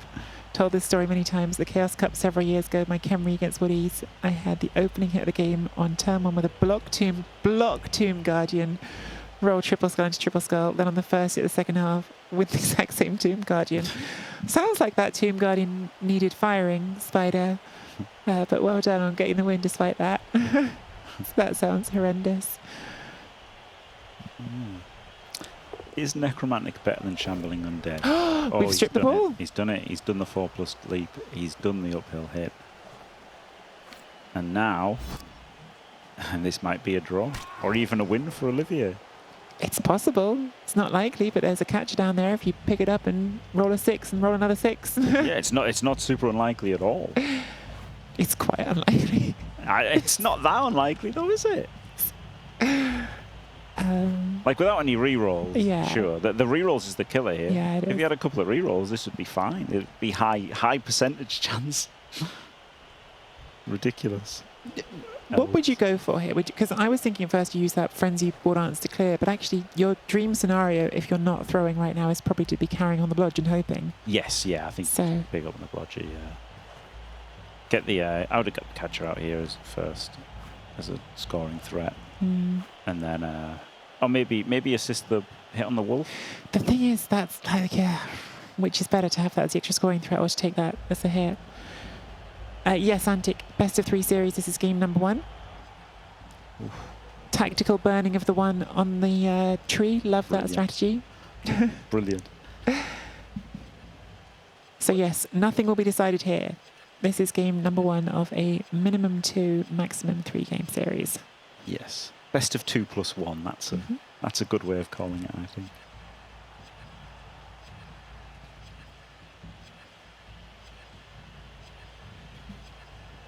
You could even dodge out, punch the wolf, and then run up and hand it off, but then you get him faced by it, because that would stop the 3 plus. Just go straight for the dodge and snakes again. Yeah, well, I don't think he snaked, right? I think he popped. Did he not? Oh, no, he did snake. He didn't pop dodge on the 3 plus. Yeah. He just snaked. Did do a 3 plus first, yeah, but still another snake to add to the list. Yeah. I think puts them at 4. Second half, a lot fewer snakes in the first half. First half, 3 snakes. I think I prefer dodging here, see if you pop dodge, then dodge there, and then go there, and then you can punch the wolf. And then you've only got 1 2 plus with the dancer. But I mean, it would have still failed, obviously. The thing is now, and this is what has been the thing all the way along, it's not likely, but there is a 1 in 4 chance with a reroll that Andy fails his pickup. Well, do you know what I hate from Andy? Was that block. I would be blocking onto the ball and getting scatters to just try and catch it. Oh, okay, yeah, I can see that. Yeah. And he's still got 2 rerolls, so he's thinking he's still like 90% the score, to be fair. You know, because he is. Yeah. You can finally foul the strip ball now as well. Like Yes. now he's in a super strong position. Realistically, you've got 4 goes picking this ball up, don't you? Yeah. Yeah, and if you pass any, you win because you foul the dancer afterwards.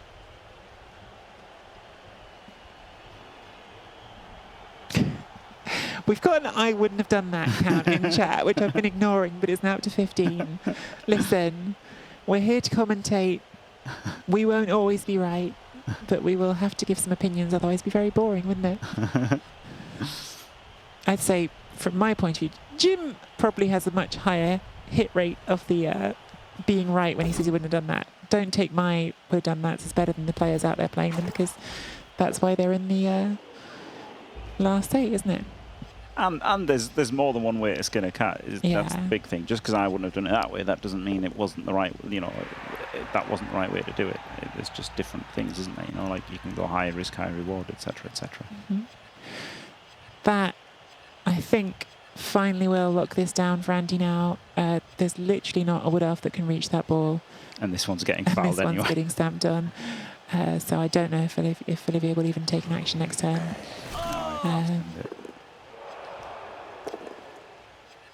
Wow.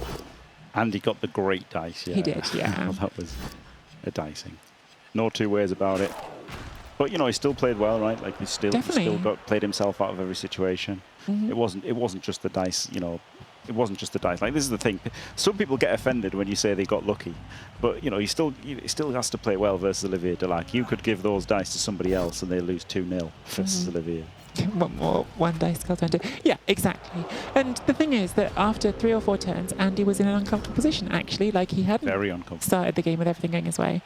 But definitely the dice over the course of the game, and in particular in that first half, favoured Andy. Congratulations to Andy, though. That is a huge result to get in game 1 of the series. Puts Andy in a position where now he knows that in game 2 he only needs the draw to go through. Olivier has to win game 2 to have any chance of continuing in the competition. Yep. Incredible stuff. And there we are. The players are going to take a quick break. I pushed it with the studio. I think it might not be a terrible thing if we got to take a very quick break here as well. Allow ourselves a comfort break as... Okay. Hearing that we're not going to be able to do that right now, so we'll not go with that. So we're going to have a few minutes now to prepare for the next game then.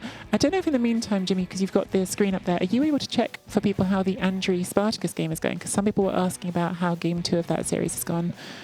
We cannot show that full game right now, but I don't know if you're able to in the client check that for us, just so that people know how. I can probably tell you they haven't played their second game. Do you want to hear about Diomed versus Sergal? Yeah, if it started. They drew their first game 0-0, and they are in their second game right now. Okay, interesting. We could watch their second game. I think for we might as well 10 spectate for a minutes little or so, bit. because surely Andy and Olivia are having Olivia a going to take a small break. Surely they're going to have a break for themselves, even if Mhm. even if we aren't. Yeah, definitely. I would be up for having that on screen. These are conversations that are quite hard to have with our producers because we're currently live on air. Oh no, I can't anyway. It literally says join failed, so I can't watch that one anyway. Can't watch that one anyway. Sorry for the slightly uncertain point in that. But you said so. First game was a draw. Yes. Oh, it's because it had just ended. That game has just ended. Okay, so their first game was a 0-0 draw, Mm-hmm. and the second game. Am I okay to spoil this? I think so, because we're not going to be able to cast them live. Chat, fingers in your ears if you don't want spoilers right now. I don't actually know if there's community cast going on right now. Because of the schedule of the weekend, we have too many games today to bring you everything. We're going to give you the entire Andy series, and after Andy's series, we're going to show you the series between Strider and Wenteros to end our coverage for the day, but we can't give you every single game that's happening today. So fingers in your ears if you don't want to hear this one, but I think for everyone else who's just hanging out with us for today, let's keep them up to date on what's happening. In that case, Diomed has won 1-0, so Diomed has booked his place in the semi-final, and he will be playing the Amazing. winner of Andy or Olivia. Well, that is very, very exciting news. Our first semi-finalist of the entire competition is Diomed, also on Necromantic. So one of two things is going to happen now, Jimmy.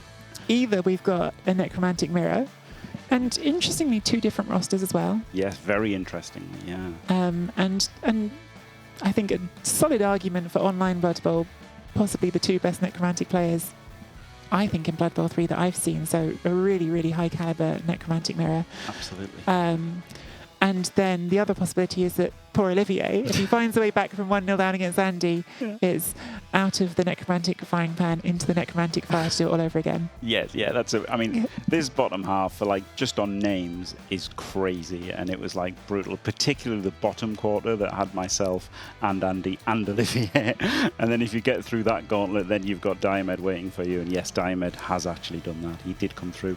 K-Fog, we thought, Core, we thought he might have got there, but Diomed dealt with it. Sergal dealt with him, and then Diomed got through Sergal. See, I remember sitting with you virtually when we were doing the draw, and as this draw was coming out, and of course you had a vested interest because you were also in the bottom half of the draw, Yeah. but you were, I think, maybe a little bit, if not physically, but virtually head in hands because you were seeing all of these big names coming out in the bottom half of the draw. Yeah. Well, it was seeing the names coming out in the top half of the draw, right? I'm seeing them, and I'm like, I'm still not coming out. Andy's still in there. K-Fog's still in there. Diomed's, when are the good names going to come out? Yeah. Well, not good. The names Yeah, to be clear, right, I think this has been true right since the very beginning, ever since we did the draw, all of us together.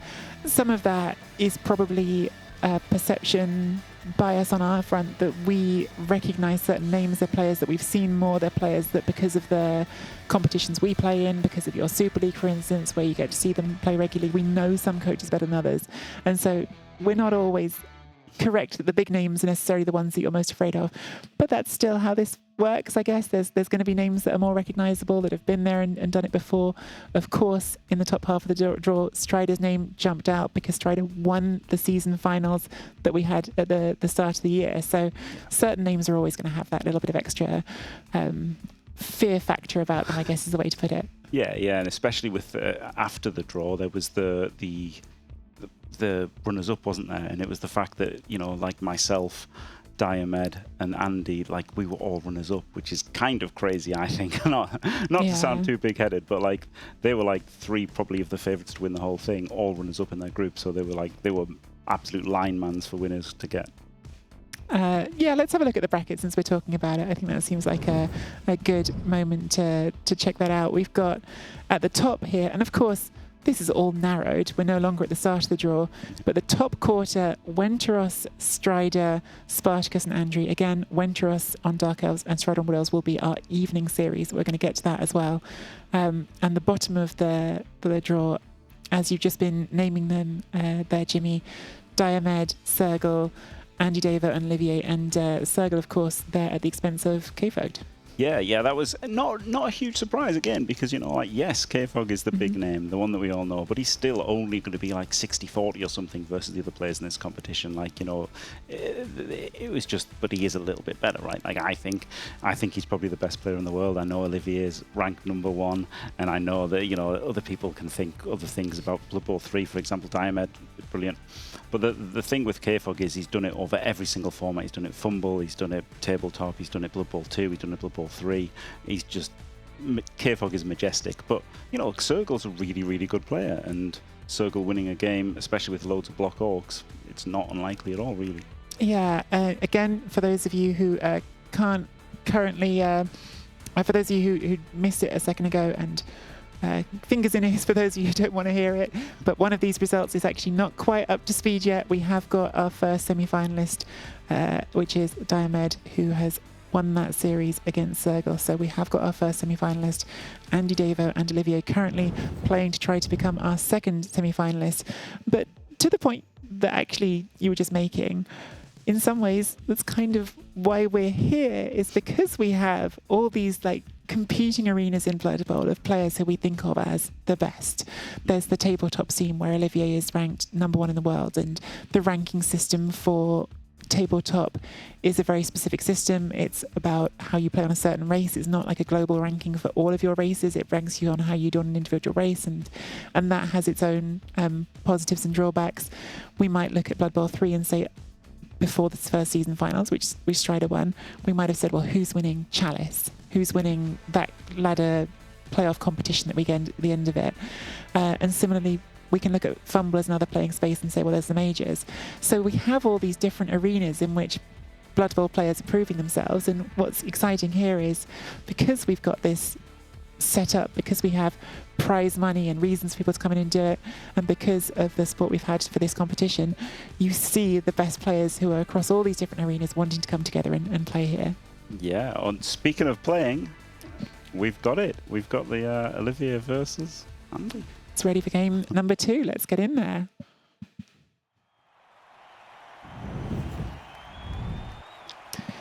And it looks like this time Olivier is getting the ball first.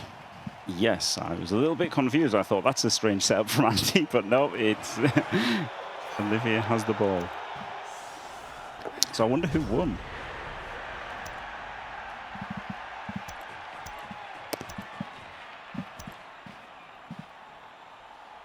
So, did we see who won the coin toss there? No, I don't think we can see it. Because if I was Andy here, I'd want to go offense first, because if you can score first, then you really put the Wood Elves in that position of needing to score and turn you over in the second half. Yeah. So I imagine that this is Olivier winning the coin toss, getting the touchdown. Hoping to get the touchdown on this drive, and then look to punch things in. I didn't explain that well. Looking to punch it in on turn 8 and then put pressure on Andy's drive from a position of being 1-0 up. Yeah, I think I would have chosen to receive. I mean, the first game, Olivier chose to kick. Didn't work out well for him. So maybe this time he thought, right, I'll try and receive, and maybe that'll work better. And some instant reward, because we have already removed a zombie from the pitch. Yeah. Look at chat. Look at the way Andy is set up right now, because I think it really illustrates something that Jimmy and I were talking about with how hard it is to get blitzes on Necromantic. What do you hit? Yeah, nothing. Nothing is what you hit.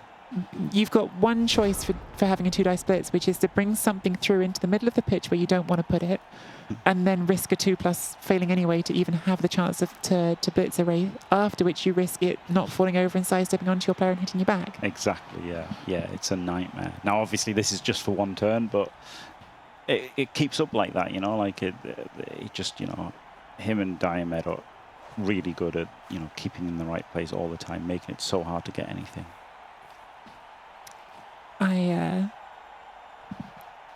Super curious to see how both players approach this drive. Again, I think we can say confidently that the goal for Olivier is to score on turn 8, but there's a lot of different ways to go for that. It doesn't look like it's attacker, which is the withdrawn offense, for people not familiar, where you bring the ball backwards right away as an elf team well, you could do it with any team, but it's very common with elf teams to avoid the hits. This looks more like it's going to be perhaps the more conventional side-to-side approach from elves, Jim. Yeah, I'm not sure I've ever seen Olivier do like a full proper Daka. You know, he tends to do this thing and then he'll go back with everybody later, right? On turn 2 or 3, he'll go back with everybody, and so he'll turn it into a Daka. He's very like fluid the way he moves his players around. So, yeah. Someone has just pointed out, and they are right, the graphic is currently saying match number 1. It's match number 2, just to be clear, and the red little dot next to the left-hand side of the graphic does indicate that the Necromantic Andy's team is currently ahead. We'll see if we can get that fixed, but yes, it is definitely match number 2, despite what that is currently saying. Yes, the Andy being ahead part is definitely right. Mantry has rooted again, and this is where we come back to our feeling on jump up not always being a choice that you can get the maximum value out of, because if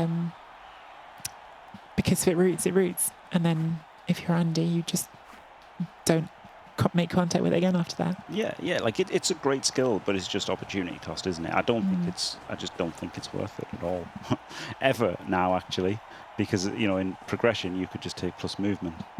So yeah, it feels like a real bad skill for me.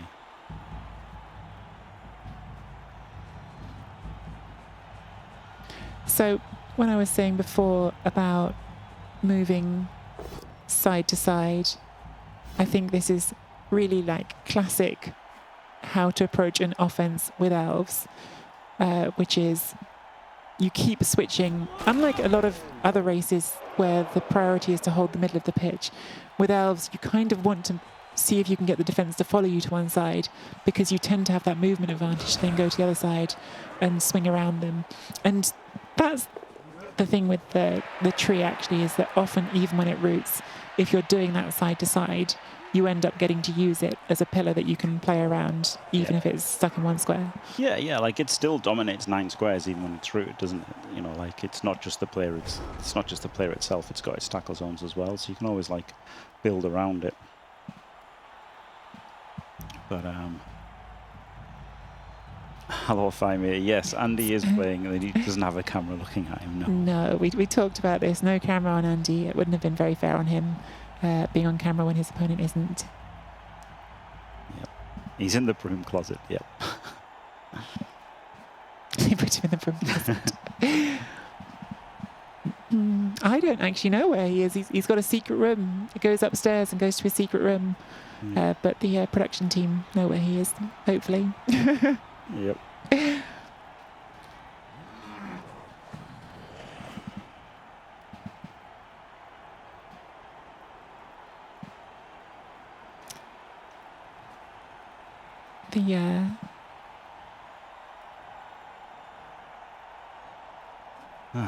Turn for Andy here. Stay in front, take a blitz somewhere good. Yeah. I mean, it's basic, right? You want to chase them around, but you can't over pursue them. So you've got to keep hold of the center as much as you can, and you've got to chase them as much as you can, but try not to chase them too much. It's tricky, you know. This is the absolute standard, you know, elf offense, as you say. And like he's blitzing the tree. He doesn't care. He's such a banger. He just wants to claw a tree. That's what he likes to do. I mean, this is a very good blitz, to be fair. But he stuck himself, which was weird. Is it a good blitz? Because now the tree might punch your wolf. I mean, it was a good blitz if you'd punched from the right square. I don't know why he didn't. Just a misclick, I guess. Wow. I mean, don't know if I like it even otherwise. It was rooted. Like, claw's going to break armor less than 50% of the time. Only just less. But still less, though. Yeah, it has to be a misclick. It just has to be. It doesn't make any sense to hit from that angle. Straight up, doesn't take the block. I guess you've defended that wolf reasonably well here now because of the guard. Yeah, maybe Maybe, yeah, that he's going to put the guard in and protect both wolves. Maybe it was intentional. It just seems like really bad, doesn't it? Well, because you could still really commit to trying to hit it, knocking the flesh golem down first, but it's hard. Could have just jumped up, smashed. Right. I would have been Well- tempted if I was Olivier, to be honest with you. Like, it's a Yeah. 50-50 chance to have a free hit on the wolf. Yeah, Do your other stuff first, but then... yeah. I would have gone for it. Like, you know, he could have blitzed the zombie at the back or something, so he didn't even need to go block for it. But I guess he's just going to run around and run away, and this is pretty good. Yeah. I wonder if this is part of... Oh, this goes into 2 dice, doesn't it? That's nice. Yeah. I wonder if this is almost part of Andy's perspective here, is that actually you think if the Wood Elves go past you, you've got a chance to pressure them in rather than staying on their side of the pitch. You're certainly not that worried about the Wood Elves going past you because you know you can do that anyway. Yeah. I'm still gobsmacked by this tree. I think it just had to be a misclick. We'll find out, I guess, but that just seems wrong to me. Although I'm also perplexed by this because this feels like Andy's just surfing that lineman out. Although maybe that was the plan. Maybe you're saying, I know Andy won't resist this surf. Oh, do you know what? Maybe it's so that the flesh golem can block him out. No, because he could do that anyway. No, because he would have the defensive assist. But then you can just dodge away on a 2+. Mm-hmm. Real weird. But anyway, the elves are past the necro and got a kind of a screen in tagging the wraith. Both wraiths are tagged. This isn't. Am I crazy to think Andy takes the 1 dice and then tries to surf that lineman? A removal's a removal. That doesn't seem the winning play, but he might go for it. He's not doing it. It's just a surf sat right there to be taken. I think Olivier's testing the limits of Andy's thirst for surfs. Yeah. No knockdown there is going to put that wolf in an interesting spot. Could surf the wolf. Not impossible. Cheeky 1 dice power on the zombie into removal. Oh. Classic. Wow. Wow, that was huge. Can't appo that one because it's seriously hurt. So less than 50-50 chance getting that back. That was a real risky move from Andy, wasn't it? Just a 1D there. Yeah, again, on a Sculler are both down, so effectively a 1 in 3 chance. Assuming you're not going to re-roll it, which I think you probably won't. You've again left that wolf there to be punched. Yeah, and just ends your turn as well now. Like, the payoff's incredible. That was a huge 1D. Absolutely huge 1D. Do you think, that's an interesting question, because I think this situation we're in puts a clear pressure on Olivier. He has to play for a win. But do you think it also maybe, what we talked about before, sometimes being a bit rowdy, does it give Andy almost a freedom to think, well, I've got more space here to take risks? I don't think it should, but it might. Yeah. I think that's an interesting question, and Johnny Fair saying the same thing in chat. If it was a draw or lost the first game, maybe Andy doesn't go for that, but because he is, maybe he thinks he's got that opportunity to try for the high rolls. I just thought he would have done the first game, though. It's now jumped up again, and you get to. Yeah, I just thought he would have done the first game. I was really shocked that he didn't when he just had it on the LOS. I mean, this is a lot of 1 in 36s now.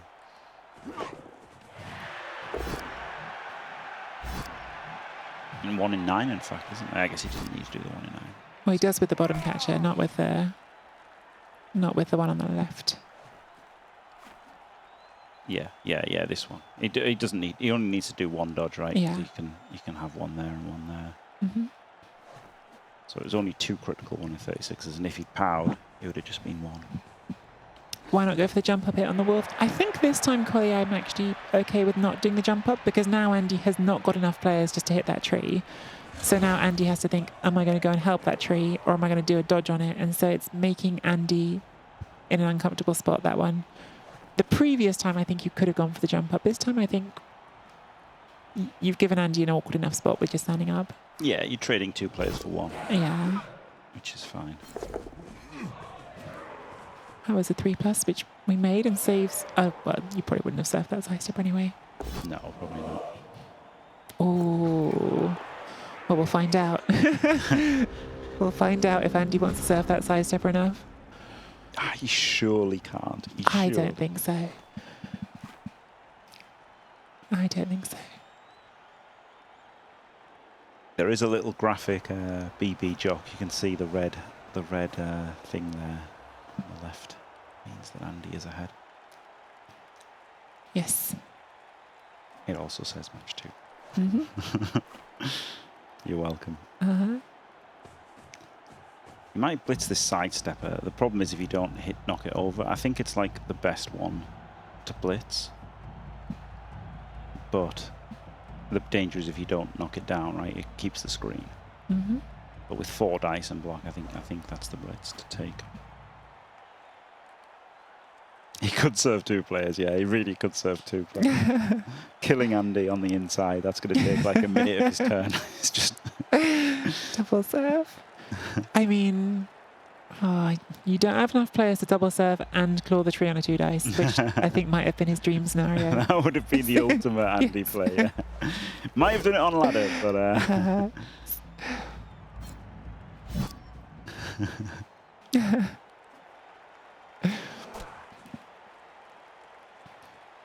It's I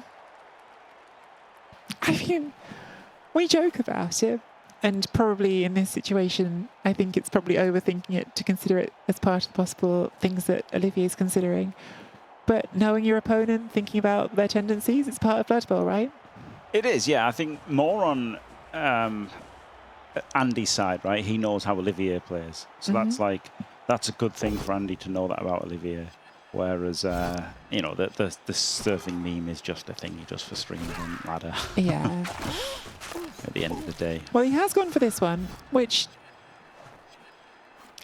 I don't hate it. We are only on turn 4, and putting Olivier down another player, you're going to make this harder and harder for it to be an 8-turn stall.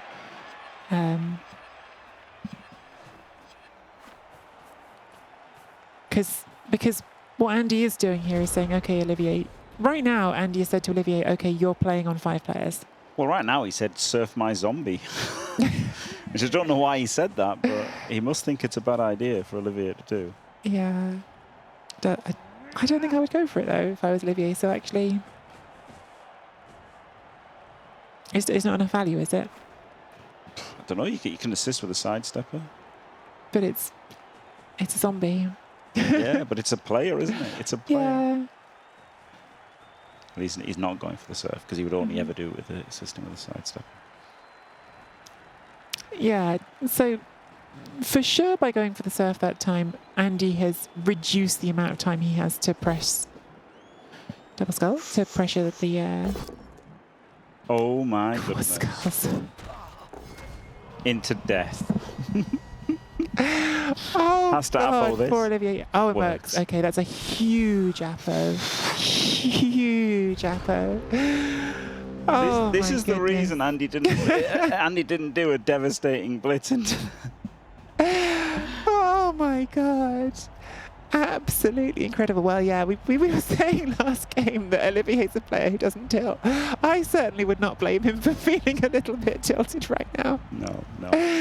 I mean, everyone tilts sometimes, but yeah. It doesn't tilt so much. Yeah. I mean, look, imagine if Andy had put pressure on last turn and everything was based and the first dice were quad skulls. Yeah, and that's a great argument for Andy.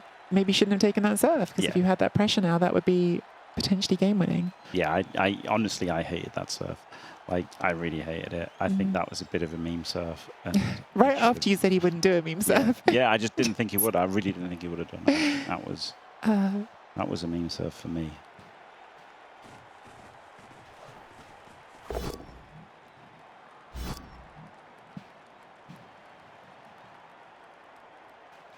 doesn't get him down yet. I mean, it was a bit of danger blitzing the sidestepper, right? If you don't power him on 4 dice, he keeps the screen open. So it would have felt bad to blitz him on 4 dice and not get him down. But he would have done. But he could have also quad skulled, you never know. Yeah. Just to recap, anyone coming in late, Olivier rolled 3 snakes in the first half of game 1. So doing that and then rolling a quad skull at the top of game 2. I don't think Andy's double skulled yet. No, I don't think Andy's really felt anything. So definitely a lot of sympathy for Olivier right now. Yeah. Yeah, this has been pretty brutal. Mm.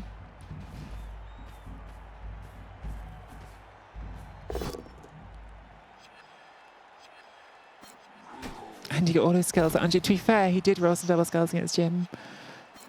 He did, but it only cost him rerolls on defense, right? It wasn't. They actually weren't that impactful. Certainly not like quad skulls there. Yeah, into death.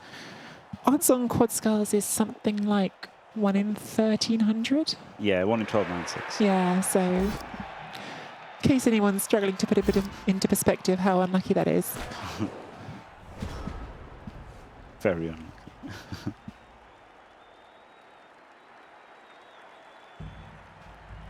And now he's just got to score, hasn't he? He doesn't have to, but it's a rough stall. You'd come back to the middle.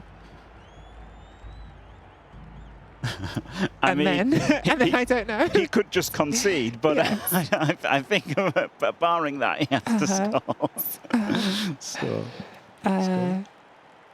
Well, so here's your optimistic. The most optimistic I can give you for Olivier right now. You score now. Andy might feel some pressure to go for the score. Maybe he overstretches himself and you get a chance to turn over. Yeah.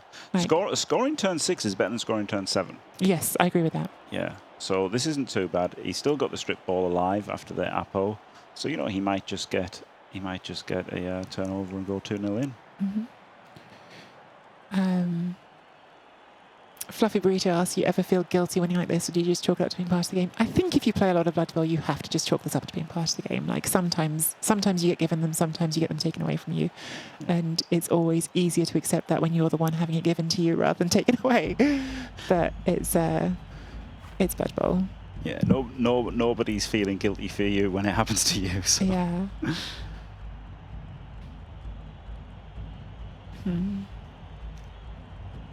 If the stripper quad skulls into death again, then it's bad. This looks like we're not going in. Well, I think this is bad because very bad because also it means that, as I say, right, if unless you stall this out till turn 8, it's worse. Yes. This is going into a 1 dice. Yep. And now we have to do another dodge. Yep. Oh, you cannot stay there. Okay, I thought for a second they'd clicked onto the next thing. And also it's double rush to make a screen, and it's more another dodge to make the thing. So he's not doing the double rush. So we've got one player at the back who's easy to free up. You take the 3 dice with a tree. Yep. But there's at least one corner of this cage that isn't complete unless you do the 3+2+. 3-2, yeah. Yeah. Yeah, 3-2 to complete that. Yeah, that's it. That's probably better with 1 reroll, to be fair. Yeah, definitely. That's correct, Cauliflower. No one has ever heard me complain about dice. It's not a thing that's ever been heard. Some better dice for Olivier that turn on the dodges. Yep. Yeah, I'm surprised. But we'll see. We'll see if he scores at all now, though, isn't it? That's the thing. He still has to score on turn 7 or turn 8. Will Andy's missing turn from that meme surf costume?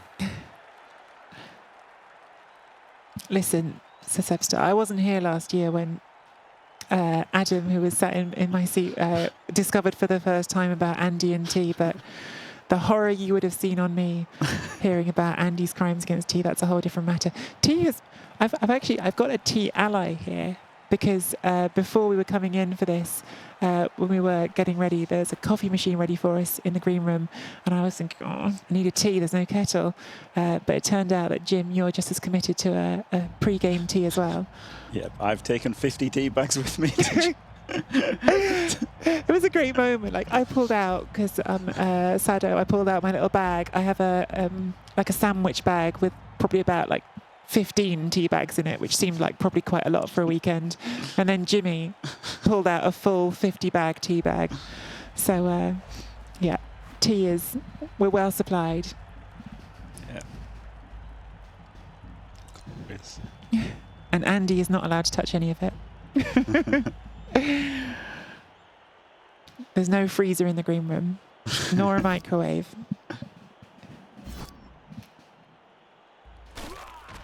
Okay, so he's going to surely jam in the flesh golem in the front.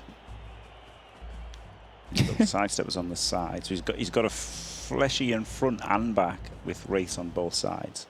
This is a pretty nice problem he's set, Olivier, here. Mm-hmm. And brings us back again to your question. Is this actually going to be better than just going in? Yeah.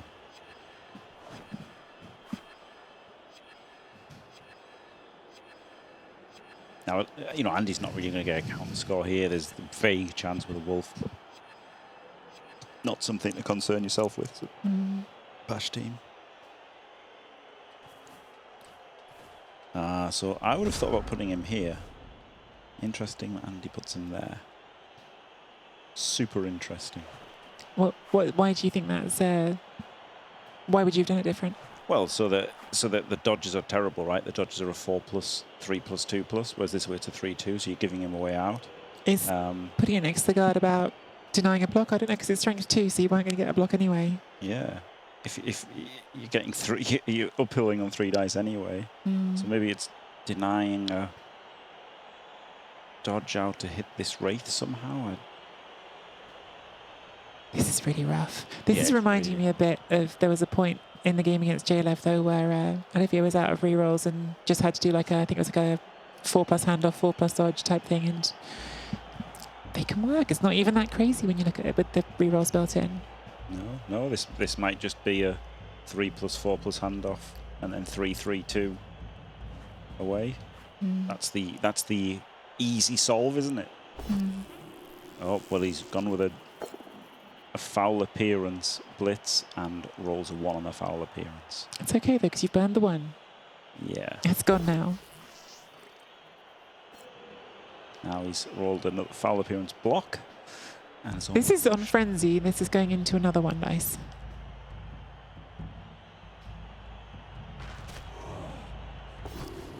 Oh, you have to roll foul appearance a second time, don't you? Oh my god.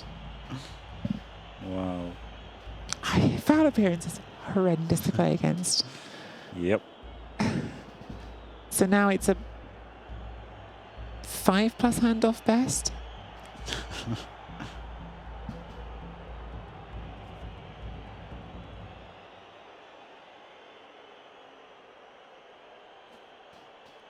I mean, he's still got the dodge to this 4+ handoff, right?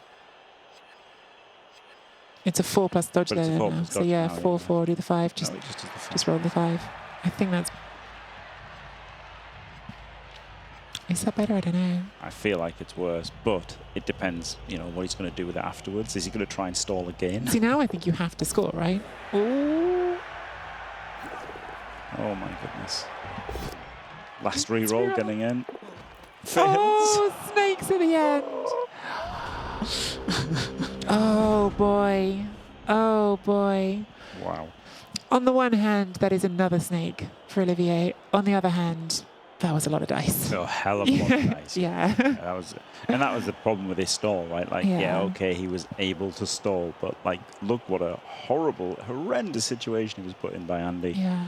And he rolled nearly all of the dice to get out of it, but not all of them. And there's 2 sides to that, right? We're saying the stall had its downsides, but also Andy has applied the squeeze really effectively. But I mean, that's why I didn't like the stall, Yeah. right? Because Andy is going to apply the squeeze really well. Different, versus a lot of players where, maybe you can get away with that stall, but I know that you can't get away with that stall versus Andy, so it's a tough one.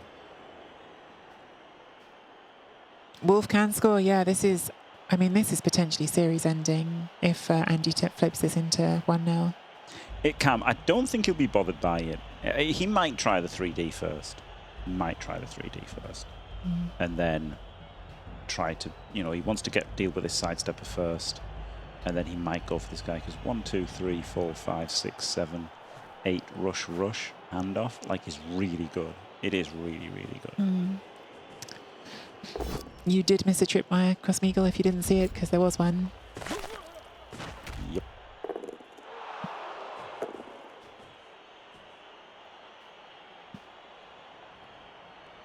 So maybe now he'll make the wolf block, and then depending on how that goes, will depend on what else he'll do. I think he's not going for it already, because I think the blitz was on this guy, right? I think the blitz was on this lineman. So that you just definitely move him out of the way. So I think he's not going for the wolf score now. Doesn't make the pickup. If you fail this, He gets the pickup. I wonder if it was worth bringing an extra player down. This is a conversation I've heard you having during this tournament a couple of times about failure state versus success state there. I thought maybe bring one more of those zombies down at the back to cover that in case you fail the pickup. Yeah. But by not moving it, Andy has that zombie now to shield the ball and keep it safer. Yeah, it's interesting, isn't it? It's not an obvious. It's an question without an obvious answer, really. Oh my God, he got the 3D but rolled the triple down. Oh, Neil, that's crazy. The stun there is huge for Andy, though, isn't it? That is unbelievable. Well, do you know what else is huge? That strip baller not being on the pitch because it quad skulled. Because right now, that's exactly what Olivier's looking for. Where's my strip ball to get this back? Oh, Andy does the dodge. He wants the scoring threat. He wants the winning. He wants the win possibility. Wow. And he's got it. Double rush. Yeah. No re-rolls. I mean, I think now, actually, the thing is, though, now you've done that, it does shift Olivier's focus from can I steal this ball back and score to I have to stop Andy from scoring. Yeah. Because Olivier can still win on defence, but he can't win if he's 1-0 down. Yeah. Yeah. He can just base this wolf, and that basically stops it. Makes it harder. I don't know if it stops it. Basically stops it. You could just do a 4+ handoff, 3+ dodge. He could. Yeah. He could. But that look, I can't ever make a 3+. 4+, 3+ is out of my realms of possibility. And now you go for the ball, but you're thinking about not only how can I get the ball, but how can I score? I think you're not thinking about anything. I think Full powers. just do it because it's all you can do. No, I think Olivier's still thinking about trying to score. I really do think he's still thinking about how he's going to score. No. I think he's just, you do it because it's all you can do. Now he can think about trying to score. Well, see, but this is it's minor, but where I disagree is I think if you think that's all you're going to do, you bring that catch around first and make it 2 dice. Whereas if you're thinking, I still want to try to score, you keep that catcher free. This catcher? Yeah. It's so hard. Or this catcher, I guess you could try to, but that's also really hard. 2-3-2. I don't know. Maybe you're right. I don't like dodging as much as you, I'll be it's honest. true. But I know Olivier does like dodging. So. Fair. Well, it's definitely made the Andy score a lot less likely. Yeah. The Wraith can't even hand off J-Lev. Can't even. Ooh, shouldn't he have been 1 square to the left? Right? 1 square to the right. 1, 2. Oh, he's just coming out the same way. 1, 2, 3, 4, 5, 6, 7, 8. He's just coming out the same way. Trust in dodge. I thought coming all the way around might have been better, but maybe it isn't.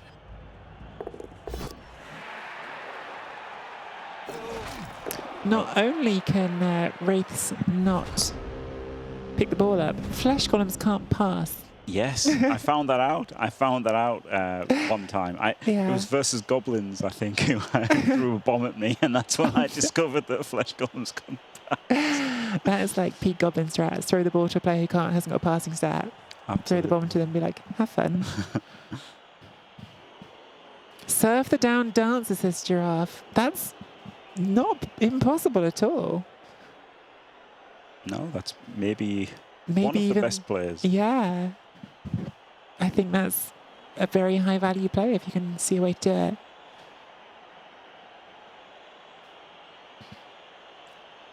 the nice thing for Andy now is Olivier's turns are all gone, so you can't. This turn can't end with Olivier in front. Yeah. You half, really do want to try and get the ball to this wolf, but it is really hard. So maybe surfing the dancer is the best play. Well, the ghouls moved as well, which was probably your best chance of doing it. Yeah. Oh. Or surf the catcher, okay. Wow. Well, I'm going to say that was a mistake. I know he's got no re-rolls, so he wants to make sure of this with 3 dice. But it's so much better surfing the dancer, isn't it? The dancer's a lot of value. Yeah, I really like that. So you could have blitzed from here, pushed the dancer to there, and then put another player here, and then surf the dancer with another player there. So Andy rolls his first double skulls. on the last block of the half, The most completely significant. irrelevant. Yes. Completely irrelevant. You'll never guess what happened to the 1 KO roll for the Wood Elves, Jim. Yes. And Andy's worked, even though it didn't matter because he's got 12 players. I think, is that 2 out of... Is it 2 successes and 10 fails? Something like that, yeah. Yeah. And 2 out of 2 successes for Andy. Horrific. Yeah. Horrific for the Wood Elves. 9 is enough to defend. It's not impossible. But it's just super unlucky. Yeah.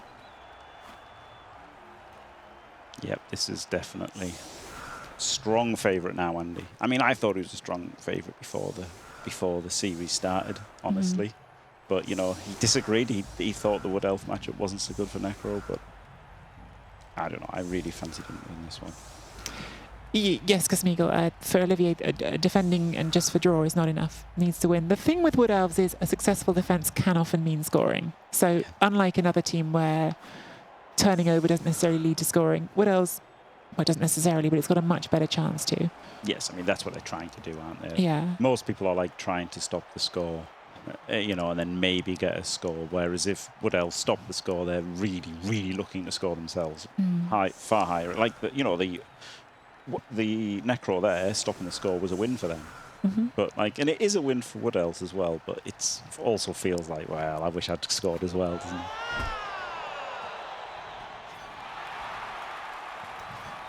Greasy cleats. Oh, it got that. It's a pretty annoying player to have it on. It is, yeah. He gets a touchback though, which is incredible. Yeah, huge. But now, is Andy... No, the ball's that far back. We're surely not hitting the tree. So I actually don't know what the plan was for that column, just to say we'll trade that column for the tree for the drive. Yeah, well, just to get the hits from the wraiths, right? Yeah. But it's certainly interesting. So the ball comes forward. I wasn't sure if the ball was coming forward or staying back. I think I definitely wanted it to come forward because stay back, and if the Elves force that turnover, it's right next to your end zone.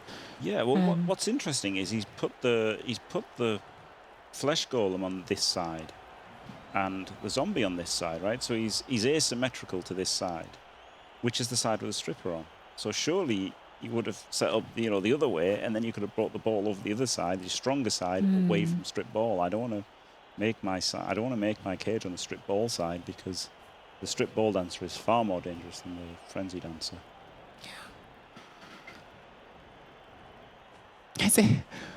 It's so interesting because, you know, the thing to say is, oh, it's going to be like aggressive, but this is being discussed in chat as well. Papa just saying it, but Olivier was always going to be aggressive. Like the fact that it's this situation, it's kind of his natural wheelhouse. Yes, yeah, and that doesn't matter, you know. Like again, I don't want to keep going on about the game that I lost to Andy, but you know, it's not natural. Did you lose to Andy, Jim? Did you? Didn't hear about that. At least it took me 3 games to lose. Hey, this is not over. Don't make me summon Eliod, and this is not over. It's 8 turns of still, I think, quite tense bloodbath we played here, unless Andy bangs it in before 8 turns. Yeah. And that's a good point, right? Andy could just bang it in. So like, Olivier does have to defend properly a little bit. You know, he can't just go crazy for the ball, because if Andy gets past and bangs it in, then he can't move.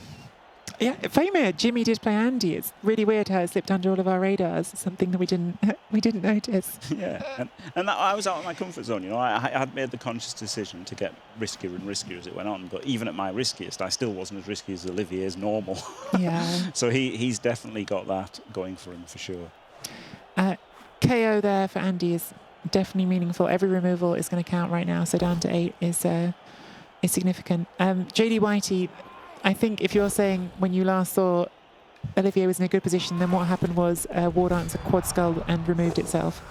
Technically killed itself, but the Apo at least brought it back for the second half, the strip ball piece, and then a risky stall got punished. Yep. He did snake in the end zone, but you know there was a whole bunch of dice before that. Yeah. Dance was dead, they got better. Exactly. Which, honestly, I'd like one of these apothecaries that saves players from dead. That never happens. Oh, so he doesn't stand firm. And it didn't root, so I assume we're following. Yeah, interesting.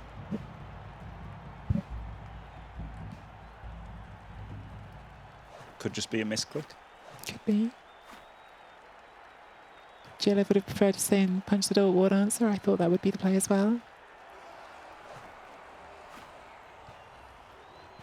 Oh, it wasn't the... No, it was the tree. I saw the blitz icon above Dansman was completely bamboozled. And he doesn't follow. That's interesting on both sides, isn't it? Yeah. Is Andy trying to get the tree to follow because then it's exposed to the claw more than where it is right now? Yeah, maybe. Yeah. Knowing Andy, he's a greedy banger. Yeah, I think that's what he was trying to get a tree hit. Yeah, that's what it was. This is what surprised me at the start of the first game is I have played this matchup against Andy a few times. Pretty sure he's always kicked my bum because he's very good at it.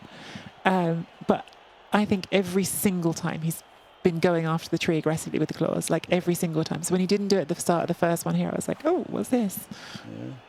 Yeah, I was surprised as well.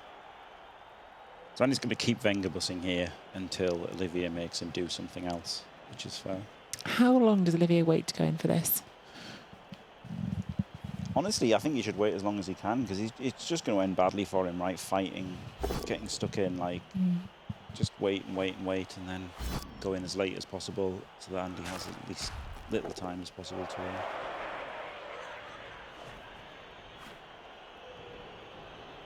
He did get a removal, so it's 8 elves or 7 elves plus a tree play, 10 necromantic right now. Yeah.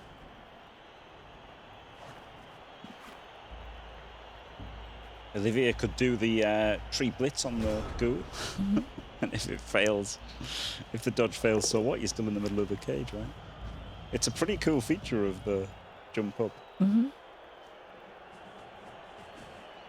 One thing that I think is really fun with the jump up tree is in any other matchup but this one, it opens up really fun chain push possibilities when it's on the floor. Absolutely, that happened in Olivier's round of 16 game. There was, if he got, he didn't get the push. I think he got both down, but he nearly got the tree chained in to a jump up hit on the ball. It would have been incredible. I think I remember that play.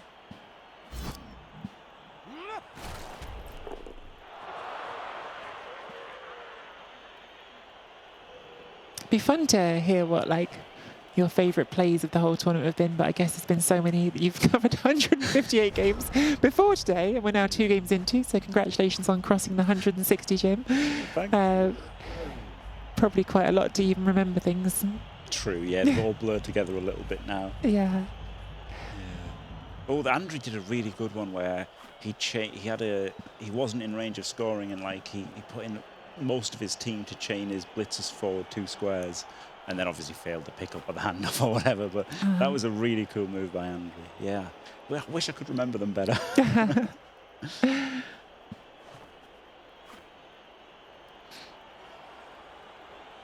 Oh, thank you, Collie, for that play was not in the World Championships.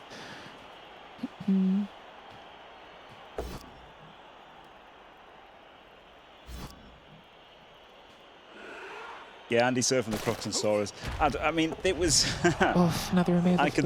It was very flashy, but literally as soon as Breaky T stood up the Crocs, I was like, no, what are you doing? It's going to get served. And so is your Saurus. But it is one of those. It was a good spot. It was a good spot by Andy still. But there was some... It's probably up there. Yeah, it's probably up there, to be fair. So now we're at 7 elves, and this starts to feel... Critical elf. It starts to feel desperate. It does, yeah. It's only turn 3, but the problem is the sooner he goes in with everybody, the sooner he just gets smashed even more, doesn't he? So it's... And Andy, again, has no pressure at all to move forward from here. So he's built this bunker. And if he's still there on turn 16, he's absolutely fine. Yep. Yeah. He has no impetus to push forward whatsoever. The back of the cage is weak, and that's where the stripper is. So he could go this turn actually. 1, 2, 3, 4, 5, 6, 7, 8, 9. Is it? 1, Yeah. 2, 3, 4, 5, 6. Weak feels relative here. It's you have to get in there, do the 4+ leap, and then the uphill hit. But yeah, compared to what you're going to get, it might be about as good as it's going to be. Yeah, we compared to every other square, right? Yeah. But there's going to be for the rest of the game, probably. Yeah. Tree rooted.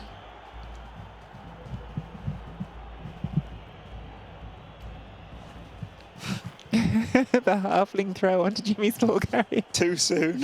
Yeah, that was a pretty fun play.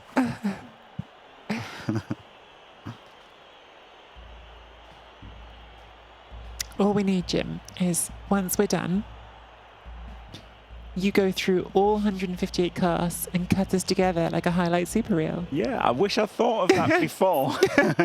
I could have done that one by one. That could have been a great thing. Yeah. Yeah, if you had like someone clipping all the way through next time. Yeah. Tree rooted now, push. Honestly, Blood Curse, I don't think Andy needs to push. I think Andy is kind of at this point doing exactly what he needs to do. He's chipping the elves, he's removing them quicker than they're removing the necromantic, which you'd expect. And as long as that remains the case, he's not going to be under pressure to go anywhere because he's winning the series 1-0. Yeah. The only danger is like he's in his own half. Like if he can move up, he will move up. But it's not the tree that's stopping him moving up. It's the people who are screening him, right? So like he still wants to be hitting those. And if he gets a path through, I'm sure he'll take it just because it's much better to be turned over in your opponent's half than in your own half. Like this catcher, right, is just ready to instantly score. Yeah. And at least, make them make another dice roll. Strip ball comes back instead of staying out there, which the thing with where it was is it was a bit at risk at some point of getting punched. 1 dice here, big pow. I mean, this is how desperate it is for Olivier. It's awful, isn't it? A blockless, foul appearance, 1 deep blitz. And then we follow? Is that just because you're trying to draw out the frenzy, make it go somewhere? Yeah, just make things tricky for Andy, isn't it? I'm sure Andy's just going to blitz it with the Wraith. The Wraith. Maybe you were hoping the Wraith's going to break armor, because of course you don't know that before you follow. Yeah. You're just trying anything you can, aren't you? That's it. It's just grim. It's absolutely grim.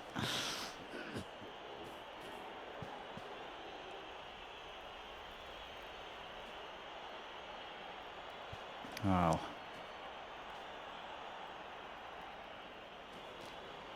It's tense because this is the end of someone's tournament potentially if Olivia goes out. Yep. But it doesn't feel that tense because I just keep looking every turn and going, I don't know what you're supposed to do. Like, perhaps we will see a dramatic play that breaks this open, but I just feel like Andy's really got this where he wants it right now. Yeah. Well, that isn't what he wanted. No, not the knockdown there, but has more goes at it here. Can take the flesh golem here. Oh, he can punch into the tree because it can't not stand firm. Oh yeah, rooted. Oh yes, you're dead right. Will Andy spot that? Wait, no, there's an open square here. Oh, okay, can't do that at all. Errata. Errata. Ball moves 1 square.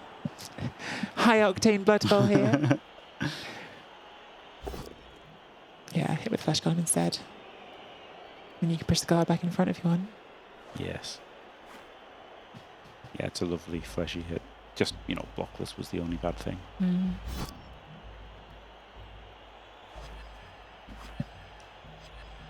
Don't like not moving the other fleshy first, but I guess he's just going to, keep the Vengabus if he gets it. But no, he's not. Well, he should have just moved it first then, eh? I think we are in the territory of this is as good as it's going to get for Olivier. Yes. 4+ leap uphill. Maybe, yeah. Maybe a, yeah. Maybe a, no. Yeah, this is, it can be actually quite good, right? Because he's getting a decent angle. Yeah. Like, you don't have to roll anything else before the 4+, you can just go for it, and you can push it towards your catches. Yeah, you can knock down this fleshy potentially. And then you've got something through here.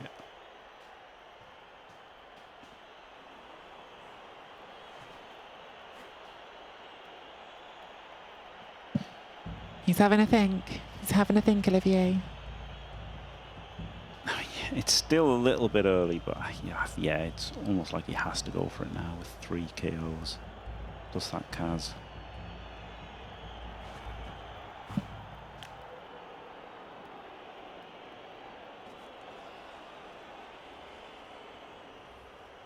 But it is only 9 squares to hit, which is quite good. 2+ dodge.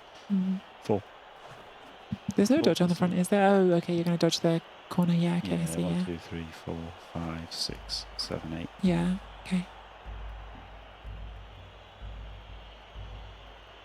You could do it going downwards without the dodge, can you? Or am I miscounting? 1, 2, 3, 4, 5, 6, 7, 8. Just do the rush. That's a really long way. No, I just meant, oh, it's a 5+. Of course it is, because the Wraith. I was thinking just come in like the front square. But that's because, Yeah, Wraith's there, yeah. Yeah. And you can't... There's 2 reasons why you can't make that tree relevant, because it's rooted and because it's stand firm in front of it, so...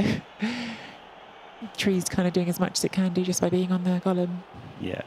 And you can power the golem to like maybe make something better somewhere, but it's not going to help with a leap in and stuff, is it? If you go for this leap, do you move anything else first? We're not going for it. No. No, I'd have probably just gone for broke if I went for it. I don't know, I feel like that was a turn. I feel like that was a turn, but maybe we will... we'll see. Yeah. Both players using a lot of time. They haven't used that much time bank, I don't think. Like, I think if you're ever going to use some of your time bank, this is definitely a moment. Yeah, that But was we've huge. got quite a lot. Doesn't stand firm because you can get off the tree. Yes. Yeah, that was the bad thing about hitting the fleshy, wasn't it? Does give you 2 dice on the first hit on this. Doesn't think you roll a 1.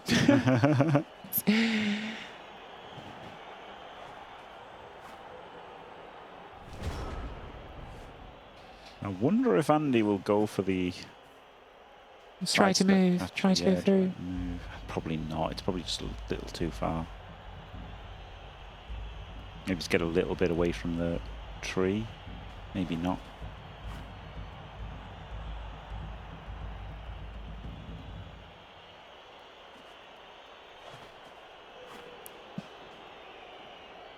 Interesting that we didn't try to dodge the side stepper on the right as well.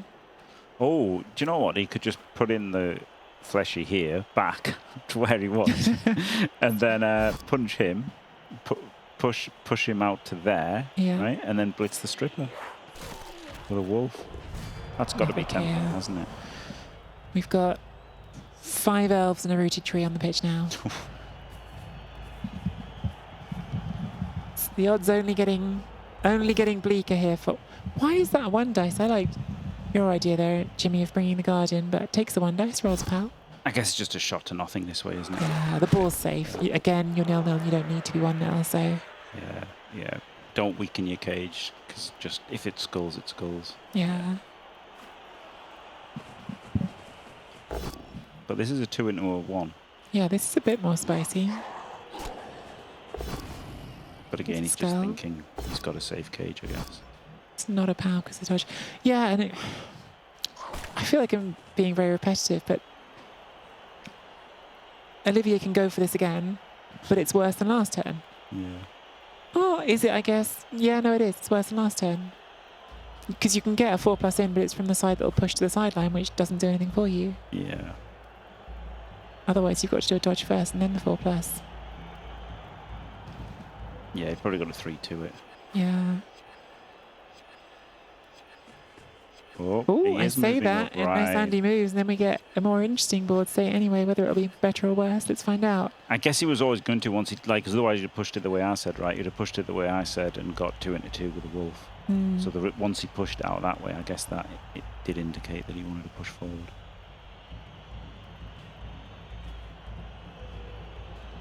Well, this might be a worse idea, honestly. I just don't think Andy needed to move here, but No. doing it now. Can't undo it now. That column's already gone. Yeah, oh yeah, the ship has sailed now. Yeah. He has to keep going. Get more guard doesn't matter, right? It's still an uphill. What he needs is to make the leap more difficult, and he hasn't done that. There's something to stress here that we're probably going to want to keep stressing through the weekend, and it's always going to be true.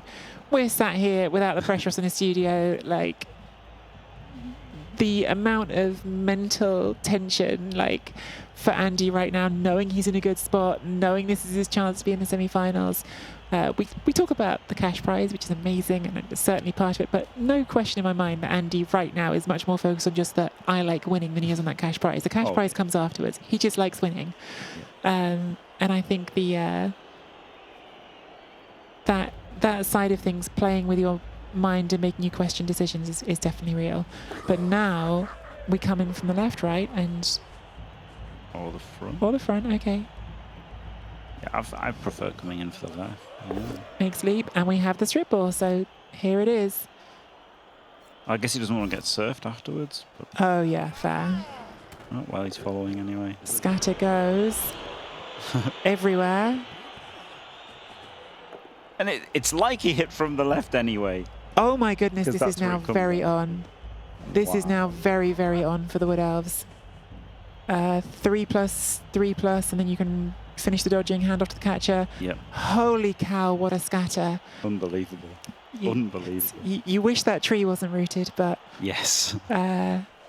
first world problems, because this is a situation you didn't necessarily think you'd get. I think you just dodge it, right? Because the leap is a 4+. Yeah, 3-2 is way better. Yeah.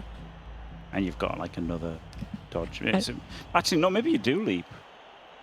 Yeah, maybe you do, because you've got 2 re-rolls, right? So just leap, then it's 1, 2, 3, 4, 5, 6, 7. So it saves you the rush as well. But you have to do a 4 though, rather than just 3. Oh my goodness, it's all happening. It's all Oh, yeah, happening. it's a 4, yeah, sorry. Oh, he's got catch. Oh There we my go. goodness Into the corner. gracious. Thank you very much. Holy cow. And this is for everything that has gone right for Andy over the course of 29 turns of Blood Bowl. This is why people like Wood Elves as well, and why Andy fears the Wood Elves, because Wood Elves can do this. They can. That was pretty impressive. But Yeah. funnily enough, it came from Andy moving forward, didn't it? After it looked better. I don't think he needed to. No. I don't think he needed to, and I think he'll kick himself when he looks back on that. Maybe we're wrong. Maybe there's something else Andy's considering, but I think he didn't need to move forward there. No. Wow. That Now, is obviously, Olivier's a huge favourite now to win this game. Oh, maybe he'll put in a reroll. I think you do now. Yeah, you've only got 3 turns left. Wow. I mean, Andy can pressure this, right? He can get himself a 2-turn probably. And maybe get a 2-turn. Yeah. Like that's best case for him is he gets a 2-turn back. Yeah. Incredible. Listen, I love Andy, and also this is good for the drama, right? This is more exciting, right? Like now we've got a series on. But yeah, definitely like a frustrating moment. If you're Andy, you're incredibly frustrated that that's happened. Honestly, the thing that would annoy me the most about that is that Strider came in from the front instead of the left. If he'd come in from the left, then it had gone that way. But the fact that it went so crazy, The scatters were absolutely wild, like absolutely crazy. Wow. That was unbelievable scatter. Mm. He pals the dancer. Or takes the push because he wants to surf him. Did someone say Strider? Did one of us say Strider? I'm sorry if I said Strider. I definitely meant Olivier Dulac. And I just say it again. And I feel like have repeated this about Olivier, right? And That was me. Sorry, I didn't even know that I said Strider. Why did I say Strider? I don't know when I said it. I'm sorry. because we've been sat here talking for literally hours, and sometimes the wrong word comes out. It's just things that happen. It's nothing unusual in it. Strider. Oh, it's got to try to say stripper. A stripper, okay. Tilt surf. No, this isn't a tilt surf. Like, Andy is still looking at this and thinking you're going to have a 2-turn drive potentially to score and draw the game, win the series. So removing that player still has value. As long as you're putting pressure on it as well, which I think he's doing, although it's not amazing pressure. No. I can see an extra turn stall here. He's blitzing this dance to the right, isn't he? Oh, okay, as a blitz. Blitz Yeah, dance. yeah, okay, yeah.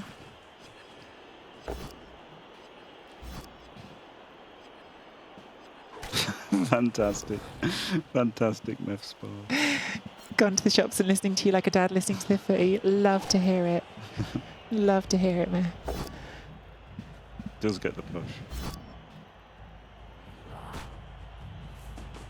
Football doesn't have swings like this. It doesn't, does it? There's no injury. There's no seriously hurting star players like that in the crowd.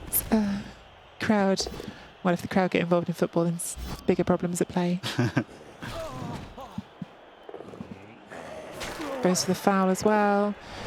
Andy is thinking about the 2-turn here. He is thinking about the 2-turn, and that casualty on the ward answer is big. And actually, if the KOs stay out again, which poor Olivier must be thinking, Oh my God.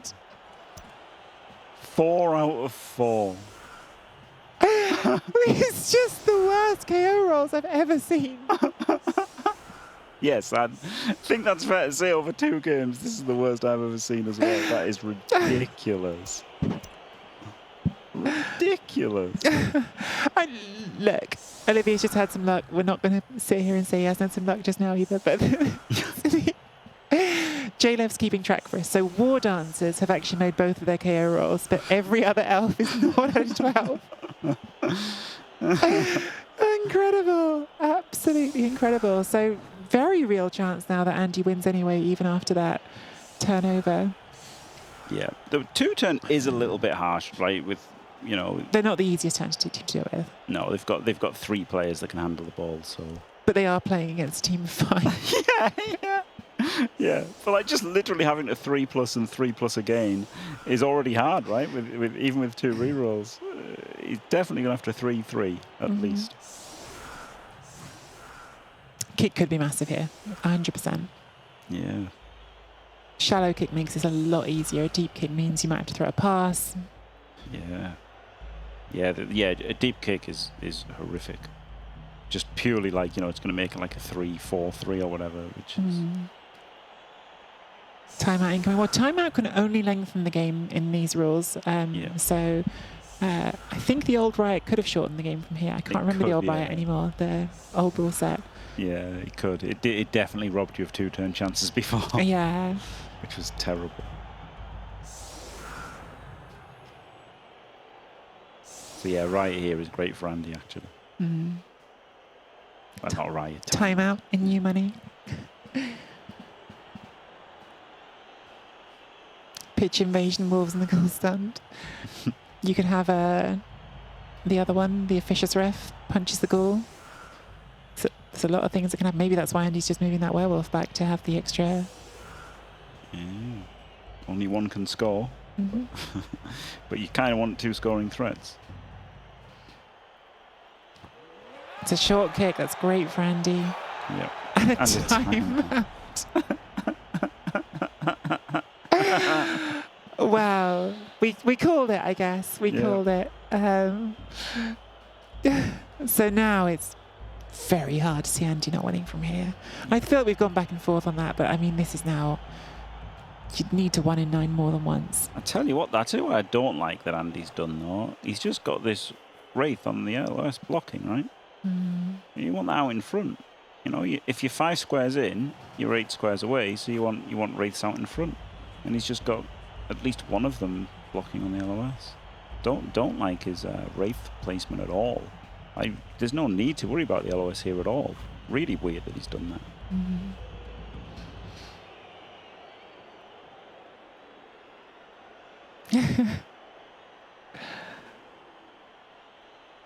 I keep saying they're messing with the dice to make it more dramatic. Don't need to. This is just Blood Bowl. And this is why we love Blood Bowl, and it's why we hate Blood Bowl, and it's why we keep coming back, waiting for it to be our turn to get the lucky dice. That's the Blood Bowl magic and horror all wrapped up in one. Yep. So he goes in the cage, and then this goes in out in front. But it's not easy to get the other one. No, although you've got an extra term, Narum. Yeah, true. But I don't know what Andy's plan was, because it just seems wrong to like have that other Wraith the other side. But yeah, just quietly, Andy, maximum reward for surfing that strip ball ward answer, because that would be, again, Olivier's one hope against this. Yeah, one reasonable hope. Yeah. He still does have some hope, but it's it's really grim. Fails the pickup. That's first step, Rerolls, Olivier. yeah, auto reroll. Actually, like that had some real jeopardy, because if you fail that, then the catcher can dodge around and get to it. So wonder if that could have been better covered. Maybe, but he was going to do a blockless block.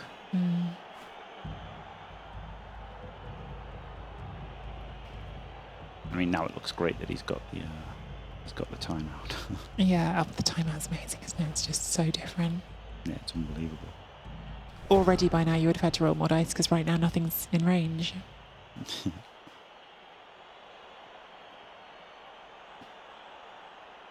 Yeah, no scoring threats now, but it's he got a timeout, so in no rush to. I think it would have been he'd been in with a bit of a struggle. I didn't really like his Wraith placement, but.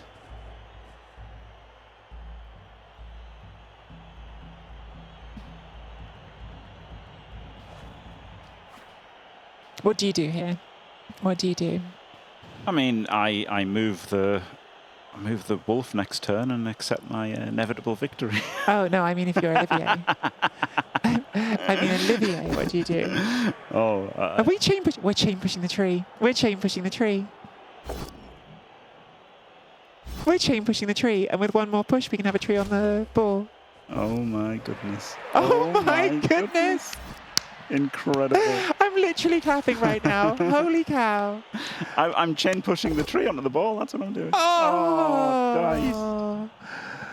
Oh my God, what a play. I am genuinely a bit gutted for Olivier there, because that was so nice. Yeah. Oh, sad. And yeah, I'm repeating myself over and over again. And we've been saying it in the context of Olivier, and I think that's just been the discussion for this game, but that is the difference. Top players and not is refusing to accept even when it looks over and saying, well, there's something I found. Yeah, I mean, and being able to make the spot as well. Yeah. It was a great spot. Incredible spot. Now, of course, Andy's got a really easy way to get him out. But We've seen quad skulls once. Wow. That was so nice. That was so nice. Yeah, that was beautiful. Great effort by Olivier. Might be enough, might not be. If nothing else, I think Olivier has shown people, if there's anyone here who hadn't seen him before, I'm sure there must be, shown you why he is currently the #1 tabletop ranked player in the world. That is the sort of play you need to get to that level, I think. So, seriously great stuff. The handoff to the Wraith is on. Easy handoff great to the point, Wraith. Canor. Easy handoff to the Wraith. Looks like Andy's just going to punch the tree. I think it's way better to try and chain his wolf off, but, you know, he's just going to claw it. He's just going to one dice claw it. One dice? Going to one dice claw it with a ball. Am I going mad? Was that really like the best you could do with the ball carrier as well? No, it's not. But, you know, I guess he's stressed to death. Yeah. I know I've been in this somewhat similar situation the round before, and it was outrageously, unbelievably stressful. So He missed that the second wolf was marked. Yeah, Yeah. probably had to think that was 2 in a 2. Had to think that was 2 in a 2.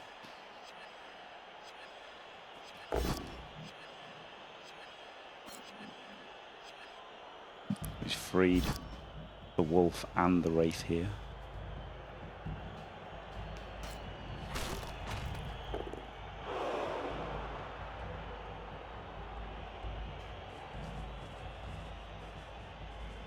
That's giving you a block here. We've got side steps. We're going to stay on the ball for whatever that's worth. Yep. He might double uphill. Like it's not crazy, right? It's like What else have you got? Yeah, it's 1 in 9. Like if you had it on a blodge ghoul, it wouldn't be worth doing really. I mean, you'd still do it obviously because you've got no choice. But 1 in 9 is a decent. Oh, the problem is he's got 2 guards. Oh no, he can sidestep. So he's got a sidestep left, right? Yes. Can't sidestep. Although they can still just bring down the other guard. Ah, yeah, true. Well, doesn't matter where he goes. Yeah. Oh, triple up dice is horrible. Well, in that case, he probably should have gone up. So, no, it doesn't matter. No, if he'd gone up and then uphilled the wraith, then he could have uphilled that wraith. I don't know, there's still so many. There's still so few players for Olivier. Core Knight, maybe 2 hours of casting followed by being shepherded into a broom closet against one of the other best players in the world. It's a bit tiring. I don't know what you're talking about, Core Knight. Yep.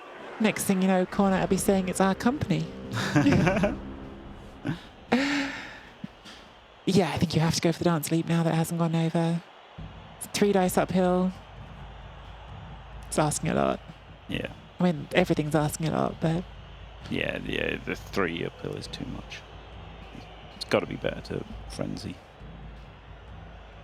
You can frenzy into your side stepper as well, so like that might make it a 1D eventually. I don't know. No, probably not. He could triple uphill just to get the push right, and then he could make it. That removes the dodge from the dancer. Is there a way to turn the frenzy second hit into a 2 dice? No. With the guard, it doesn't seem possible, does it? No.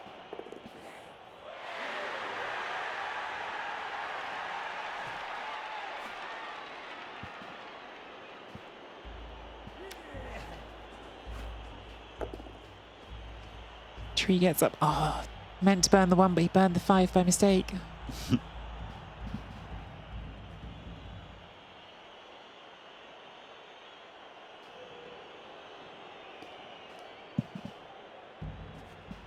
Oh, frenzy into the side step. Into tree jump up block. Yeah, that would have been great. Here we go. Last chance. Makes a dodge. Needs to dodge again. Dodge skill fails.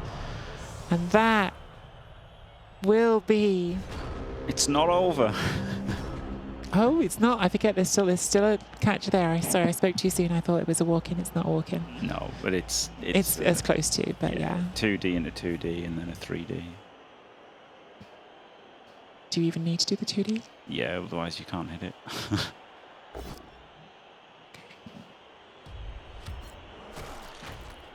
Okay, he did it a slightly different way, but yeah, I guess this way it's 1 less 2D, which is better, right? 1 less chance of dub sculling. So that was actually, yeah, the blitz and the block was better. Knell has summoned one more way this isn't over. Another timeout. Yes, true. True. It could be a timeout the other way. But even then, oh, wait. Now the KO's come back. He actually made some KO rolls. And now on the 100th attempt, every KO roll succeeds. Yeah, so actually maybe he could.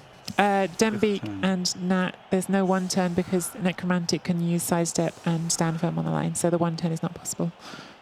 Yeah. Yeah. It's timeout or bust. Yeah, 8 players. He's got 2 sidestep and a frenzy, but...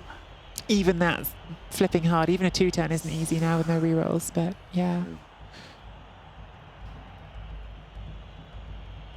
Thank you, Jayla, for the comprehensive set. Port answers 3 out of 3, every other L 4 to 17. It was 0 out of 12 until that last one. This is maybe possible with a quick snap. I feel like there's a chance with a quick snap, and obviously a timeout. Yeah. If ODL had 11, could get a 110 from sidestep. Doesn't even have 10. I think he has got No, he's got 8. 8. Yeah. Timeout. Not a timeout. That is, finally can say it, He's caught the ball.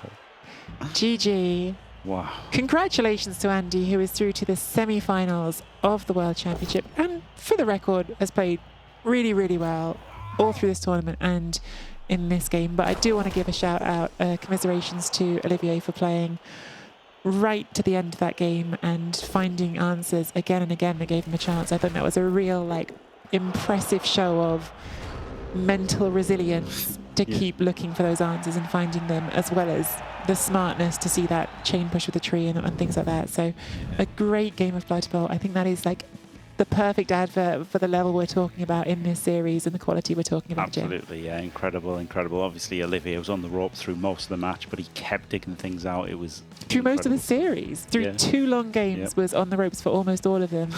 And then suddenly, for a moment there, looked like he was going to force game 3. Yeah, really thought, but now it's going to be Diomed versus Andy, isn't it? A Necro mirror in the semi-final. That's what we talked about. We said it's either going to be a repeat for Olivier into more Necromantic, or we get 2 of the absolute top tier Necromantic coaches going head to head, and that's what we've got, Diomed against Andy. And I get the impression you're looking forward to this one, Jim. I am, yeah. I mean, I give the edge to Andy because he's got the 2 wolves. I think the 2 wolf build is just better than the 2 ghoul build.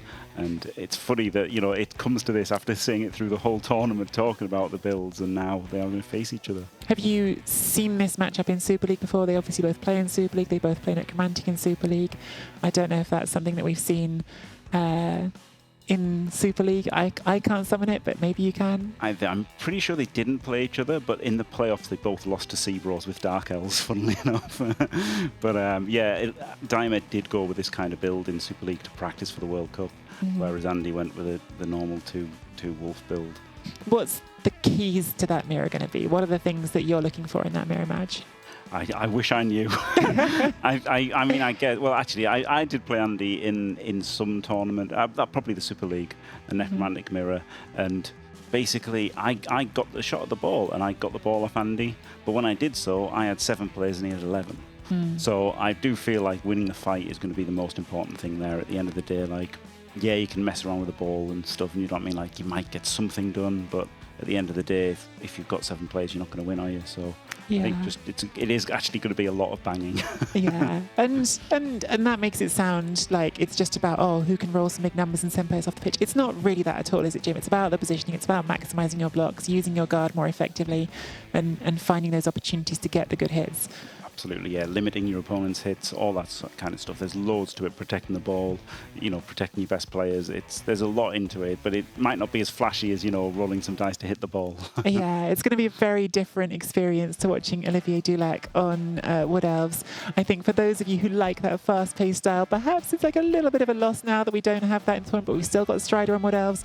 We've got Strider, in fact, coming up next on the show for you guys. We've got Strider's game against Wentros on Dark Elves. So the other end of the spectrum, 2 elf teams, the last 2 elf teams now left in the competition. So we're going to have all these different play styles. That's, again, what's so much fun about these World Championships. Now, I falsely billed one before. I think we are going to have a short break here now, guys. We're going to give ourselves a quick rest and recovery, and then we're going to come back with that Strider against Wentros game. So we've got one semi-final all lined up now, Diomed against Andy. We've got all the rest to find out before we're done with the rest of this stream. So please do not go anywhere. And we will be back with you in just a few minutes. And maybe, if we're lucky, Andy will come back and celebrate his win with us as well. Yep.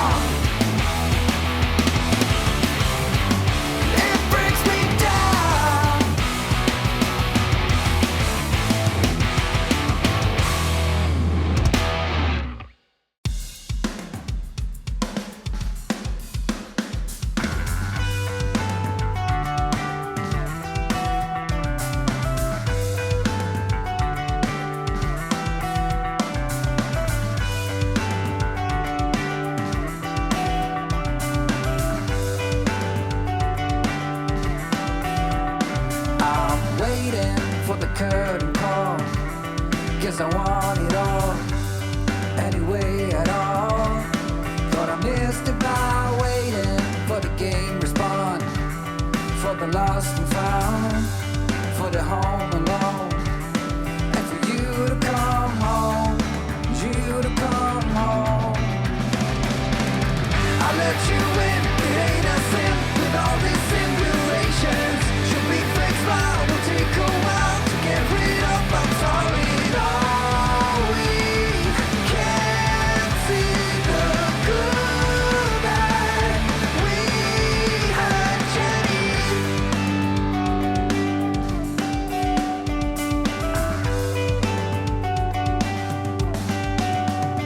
I'm waiting for the curtain call. Guess I want it all, anyway at all. Thought I missed it by waiting for the game respond, for the lost and found, for the home alone, and for you to come home, you to come home. I let you in, it ain't a sin, with all these simulations. Should be fixed now, will take a while to get rid of. I'm sorry, no, we can't see the good that we had, Jenny. I won't let my feelings play a game, so I might as well remove your name. Jenny, you will not stay the same, but I'll be waiting here until the end, till the end, until the end.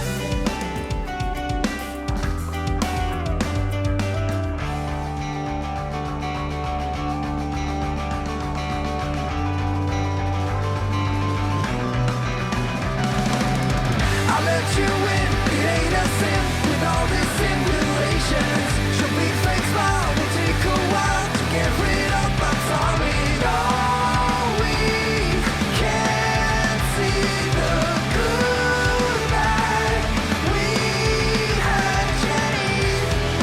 I won't let my feelings play a game, so I might as well remove your name.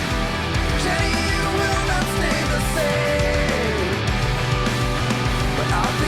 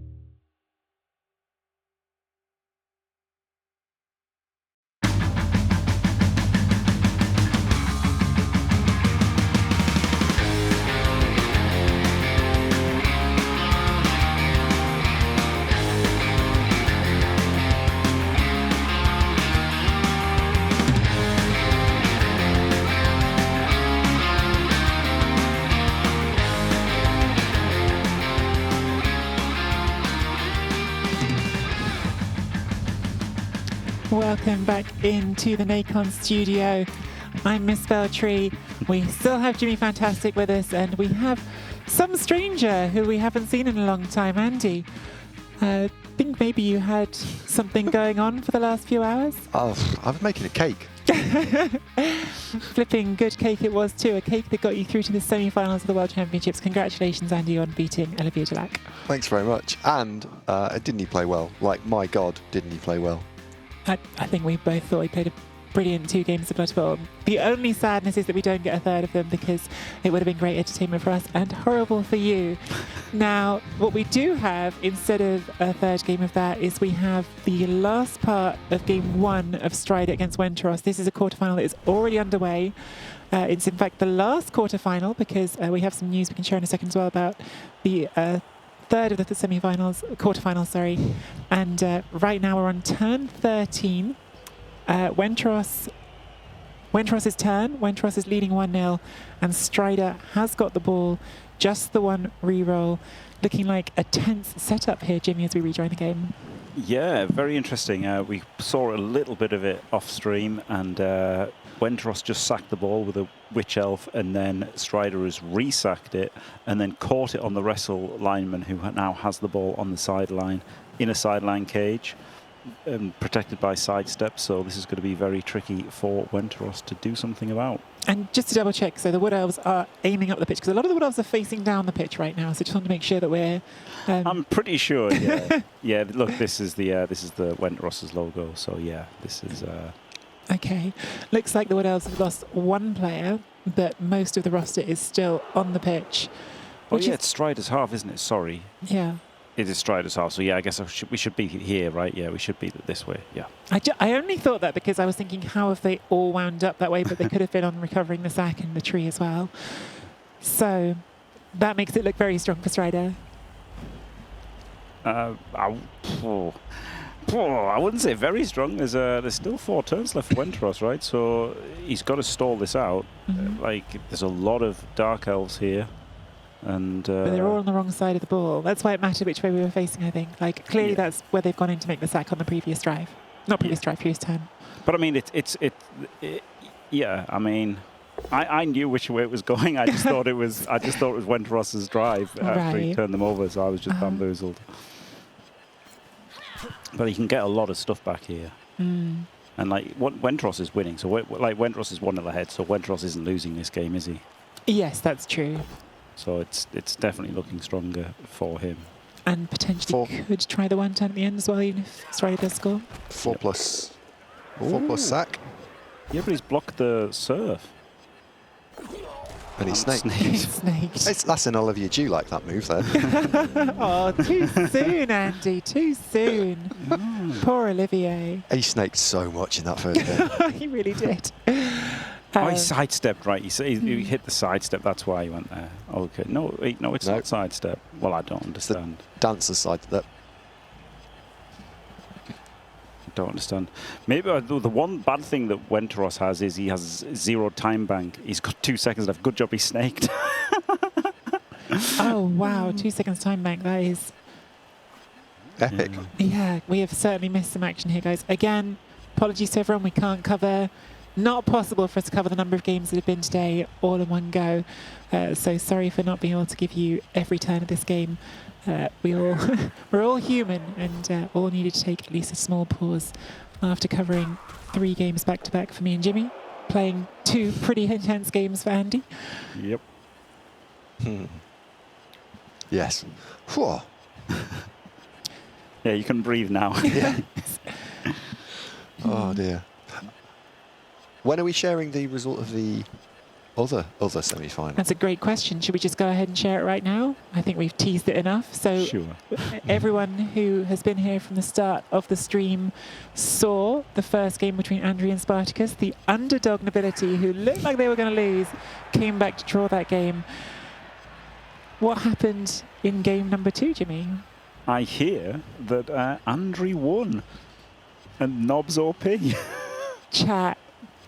There's been a lot of slander on Imperial Nobility in this stream, in previous streams, all across the Blood Bowl community. I think Imperial Nobility well, I don't think they're in the semi-final. They're going to be one of 4 teams that can win this whole thing. Incredible. I think even, gosh, dare I say it, we're this close.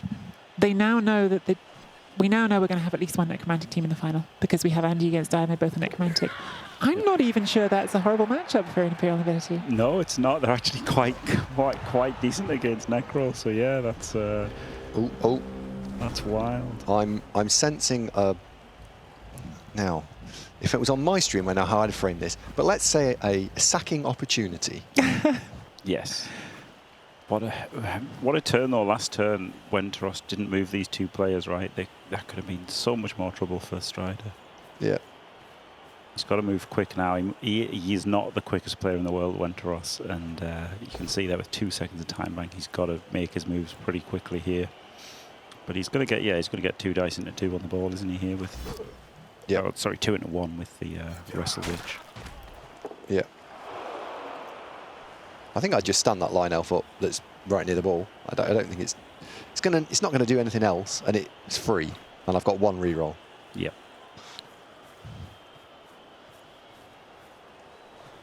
You're hoping for the scatter out of bounds here, aren't you? Yes. Yeah, that would be incredible. And if not, he's got this dodger here who can try and recover. It's a strange move. He doesn't need to go up.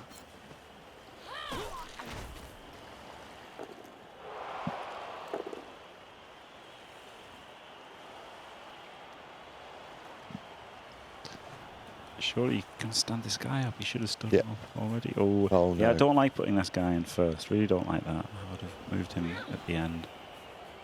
Down Lino as potential recovery. Question from Jamba. I think that could be an explanation for not getting up yet. Yeah, but I don't like. I think it's better to go the long way with the dodger. Then you get the ball in the blodger, right? Yeah. Does not scatter out. Big for the Wood Elves. And he could have. Yeah, he could have reacted to a scatter far better. The blitzer. This is strange. Baron Bucky, there's no roll to blitz with jump up. The only time you have to roll to use jump up is if you're doing a block action. Otherwise, jump up is just an automatic. You don't spend any movement to get up. Yep. Slightly awkward position here, maybe not really. Just the problem is you don't want to push that witch and then leave it next to the ball. Although you can still just pick up on a 3+ if you do. Yeah, you can punch the witch and then surf it, can't you? In fact, Oh yeah. seems okay, but hard to stall after that. So you might be giving the Dells a 2-turn. Oh, I guess actually there's these 2 players. And there's this catcher as well, so maybe you can stall afterwards. I think he's probably going to try. Do you think this is the blitz or just a block from the war dancer? I think he'll do the dodge. The dodge lino. If this is Oh, a yeah, blitz, yeah. then he's trying to stall. If it's a block, then he's probably just going to have to try and score. I would block with the lino, and then still think about trying to stall. Blodge war dancer, not the worst piece to stall on if you can. Yeah, it's not bad at all, is it? A blodge sidestep, I meant to say. They all start with blodge. Yeah. Yeah. But like, you know, if you can surf the witch here, which you can, it's not hard. Or you might just, you know, Kaz it on the block. Which way are you planning to surf the witch? Are you going to I do just it pick with the the war ball. dancer while Yeah. picking the ball up? Yeah, just Yeah. pick the ball. It's a bit of a scary 3+, It is. but that's just classic elf thinking, isn't it? Average team's like, it's a 3+ pickup, that's normal. Elf team's like, whew, 3 on an important turn. Yeah. I mean, you take the power if you roll the power, right? But I think you... Andy wouldn't. Yeah. Yeah, no, Andy wouldn't. I'm getting a bad name here. This is unfair. Strider's going to burn through into his time bank again. Yeah. I mean, as he should, right? He's 1-0 down, facing like not elimination, but a huge hurdle. This is really difficult. It's just hard to see what the stall is beyond hold it on a sidestepper and hope that's okay. Yeah. Yeah. I mean, you've got this dancer, right? This dancer and this lino can come down to like here, and then you've got like some kind of a screen. And you've got to be doing that now, right? Before you go for this 3+. Yeah, the dancer can come down first, yeah. Probably. It's a dodge though, isn't it? It's another dice roll. Yeah. And then this catcher can come through, so you could even have like kind of a page. Went for the 2+ and snaked it. Well, the nice thing about this fail, actually, compared to failing if the one you were going to go for the ball with, Yeah. is now you've still got sidestep on the ball. Yeah. But definitely not a good time to snake. Wow. Wow. I feel like this has been the evening of snakes on the stream. Yeah. What? I think you rolled one double skull, Andy. On turn 16, maybe? Yeah, fail the dice roll finally. Right at the end. It's so not fun to fail dice rolls. Honestly, it sucks, right? Really sucks. That's why Andy just chooses not to do it. Yeah. Exactly. It's a bad decision to roll snakes. Them's the rules. I mean, yeah, that sidestepper is still making this slightly awkward for Wenteros, who has absolutely no time in his time bank to think about things. Yes, yeah, but he's really got to start playing faster. Has to start playing faster. Yep. It's so ridiculously stressful, even watching it. Like, just play fast, do things. It's just, you know, the time turn goes down during animations and stuff, so it's just hard to, you know. I don't like that blitz at all. No, I don't think that achieves much, does it? I had to push the wrestle guy out with the blitz dodging off. Yeah. And then I can go and pick the ball up on a 3 on a blodger. Yep, absolutely. He's made that dodge anyway, so. Because that could have been a surf. Yep. But this might be yeah, I know this from very recent times. It's stressful. So Yep. He's just got to do this before runs out of time. Okay, he's made the move. Last reroll or not? Yeah. I told you, 3+ that's it. pickups for an elf team. It's not the same as 3+ for the rest of them. That's a great scatter, though. That's a great scatter That's a for good him. scatter. Into 19 tackle zones, I think. Yeah. Approximately. Yeah, at least he did something quick, but oh man, he's got to play faster than this. Not having that safety net, it's just so much pressure. If it does come down to a 1 turn, it's going to be a very, very quick answer. Attempt to come up with a 1 turn. This is rough still for Striders. You said that scatter's so bad. Are you even thinking about dodging this wrestle lineman at the back so you can push onto the ball? I think you blitz onto that something, I think. Because I don't see a better solution. So maybe the wrestle lino has to just hero it in. Because you're currently picking up on a 6. So if I make it worse, oh, no, I couldn't. I tried. Well, you can scatter it to a... Into the hands of someone else, yeah. Scatter it to a delve, but yeah, you can't realistically make it harder. You can't make the pickup harder, you could just make it impossible. So your other option here is take the block down with the wrestle piece and then, oh my god, you don't want to spend that reroll. You have to, but you don't want to. Not really sure. What did that achieve? I don't know. 2 dicing the powering guy, I think. You had 2 dice. Oh, and then blitzing with a wrestle. Yeah. Yeah, you already had 2. You already had 2 dice going down. Yeah, The because catch you gave it. yeah, this dancer's cancelling that one. Weird. Oh, yeah. Weird. That could just be fatigue again at the end of a long game. Yeah. Not seeing it. Yeah. Strider, and he's on the verge of going half out, isn't he? So mega stressful. It's one of those, you see, stressful for the coach, but the drama for us. It's fun when a team has to chase a win. It makes for good entertainment. Oh, Oh wow! So he's just gone for the 5+. With the no naked. reroll. Or a reroll, yeah. After he burned his reroll. Oh, rolls a 4. crunch. Well, there you have it, guys. Strider is playing for his tournament life. I said it would be better drama for you all, and so we provided it. That's what we do here. It's not how it works. We're not controlling the dice, promise. Maybe Andy is, but that's something completely separate to the rest of us. So, there we have it. We just touched on it during that show. We now know 3 out of 4 of our semi-finalists. We know that we've got Diomed playing against Andy. We know that we've got Andrew and his Imperial Nobility waiting for one of these 2 coaches. And now we know that Strider, we keep thinking about him like the reigning champ. Technically, it was a different competition. It was the season finals. This is the World Championships, the first time we've run that in Blood Bowl 3. But he feels like the reigning champion, defending his title, and he has to win the next game, otherwise it's all over. Yes? Yes, very much so, yes. It's so good. One of the teams, perhaps, if you were being told you had to win a game rather than draw it, perhaps Wood Elves the team you'd most wanted to be? Yeah, absolutely. They're a great team going for wins, aren't they? They've got a 1 turn if they have to, and then they've got the strip ball. They can always sack the ball and do something. Yeah. But how do you see that Wood Elf against Dark Elf matchup, Andy? The strip ball is absolutely horrible. I have flashbacks of strip ball from my last game. So Strider has a chance, a very strong chance. It's a question of how many times he wants to try and charge in and strip ball, because I think I'd be trying to do it a little bit earlier to give myself multiple chances, turn 4, turn 5, and then start from there.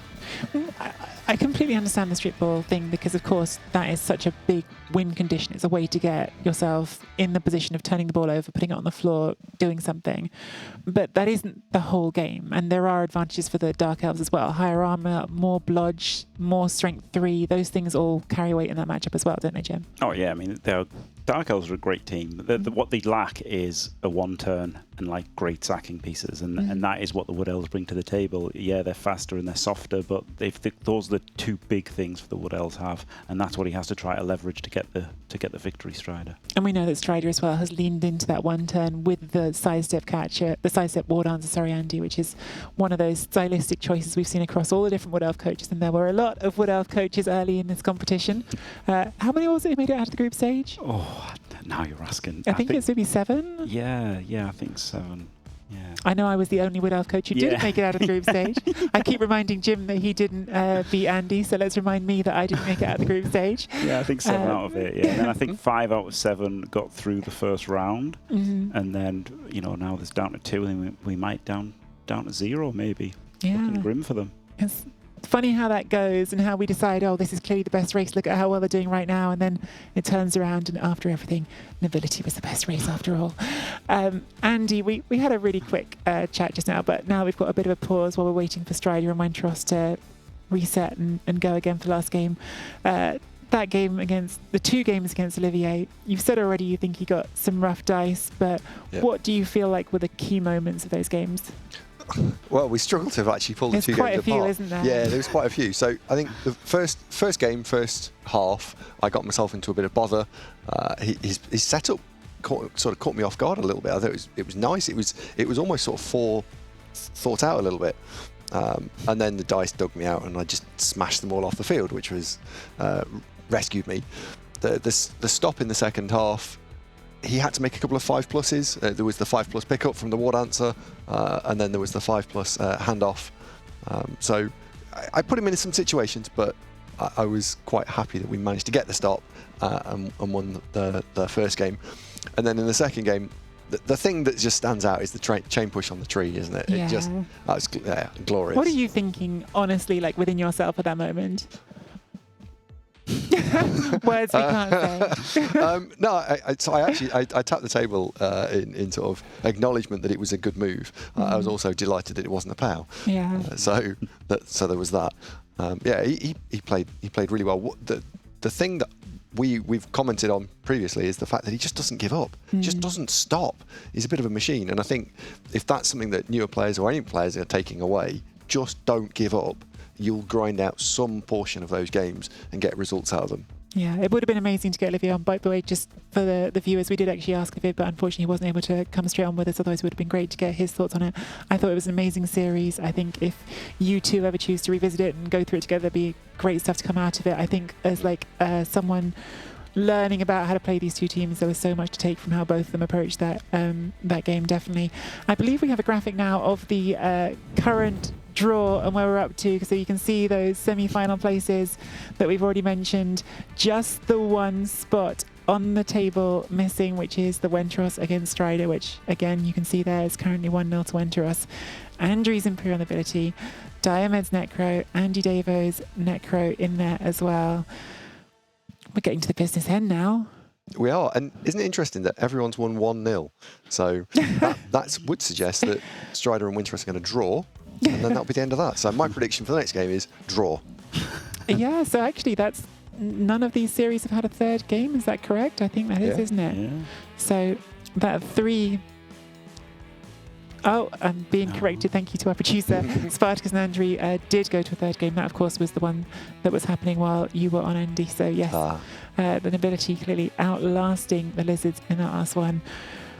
Gut instinct right now, Wentros or Strider to take that last spot? Or are we just saying Wentros because he's got the win already? Yeah, Wentros is miles ahead now. You know, he can get a draw and go through. So, yeah, Wentros clearly big favourite now, honestly. Do you think... Now that we've got this draw and you see there's 2 necromantic, and obviously we're joking a lot about the nobility and we're just playing into the memes a little bit here as well, but do you think... They are terrible though. But do you think when you look at this, like, is it a meaningful thing to look at this and go, what this suggests about these races were the strongest in this rules pack, or is it just too hard to pull that apart from the players and the games and everything else that goes into it? No, I think I mean, definitely not Imperial Nobility, but if you look at the others, Dark Elves, Wood Elves, Lizards, Orcs, Necro, that's what you'd expect to see. You know, the Imperial Nobility, it's more that Andri's, you know, played really well and got a bit lucky when he's had to. You know, I think ridden his luck at times, but, you know, I mean, in the group stage, he won none, drew 2, lost 1.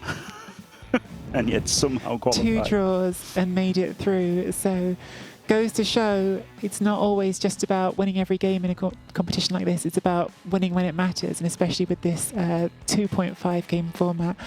I'm so excited now for the end of it. I keep wanting to ask you guys for predictions, but of course asking Andy for a prediction feels especially unfair because of where he's up to. I suppose what I would ask you, Andy, we talked about this while you weren't here. Diomed has taken Necromantic, same as you, but has taken a build that's different to yours. You've got the 2 werewolves, he's got the 2 ghouls. How do you think that affects the matchup as a mirror match?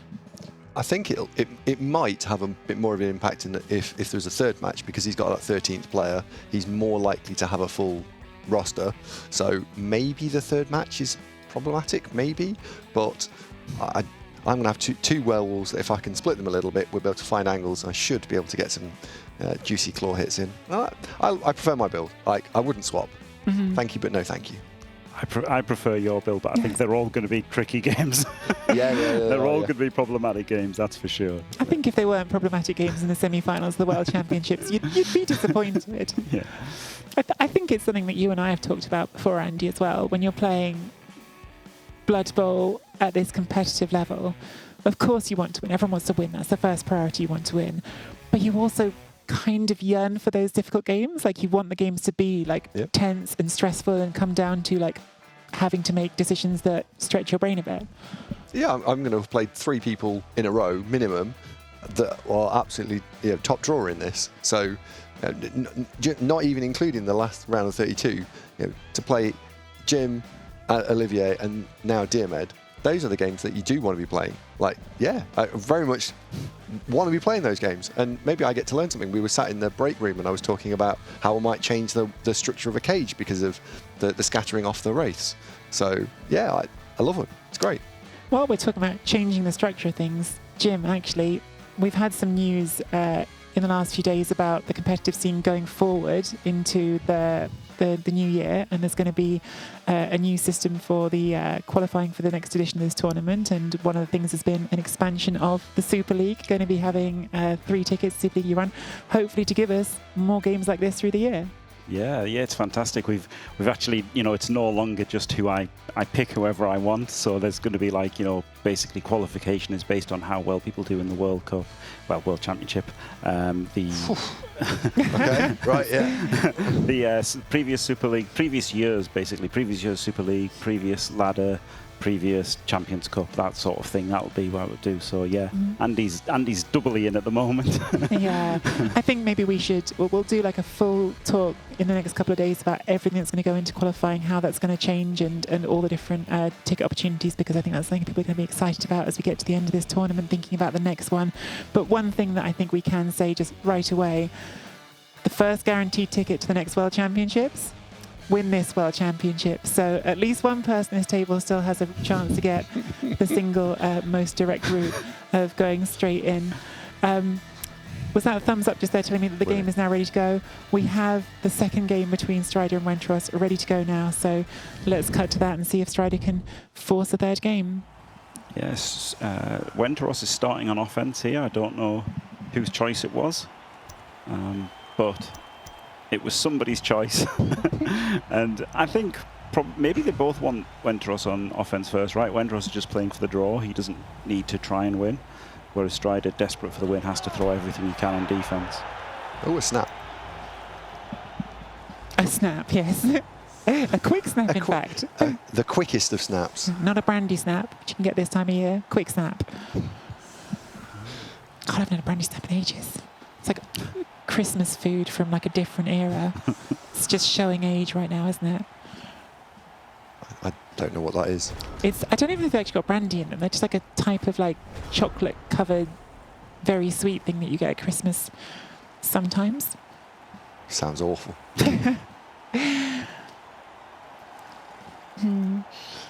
So your plan for Wentros on this drive is very simple, isn't it? You want to score, be 1-0 up on turn 8, and hope like heck that Strider can't do the one turn. Yes, yeah, you don't really have any defense against the one's turn, unfortunately. But Strider only has sidestep for the one turn compared to Olivier. You know, he had the 2 sidesteppers and he had the frenzy. So the one turn isn't too likely, honestly, from Strider. So you can probably try like a normal defense against it and hope for the best.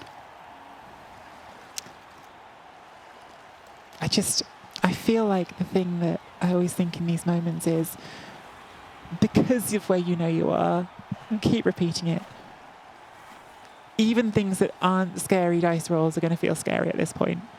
Well, every dice roll should be scary. Yeah.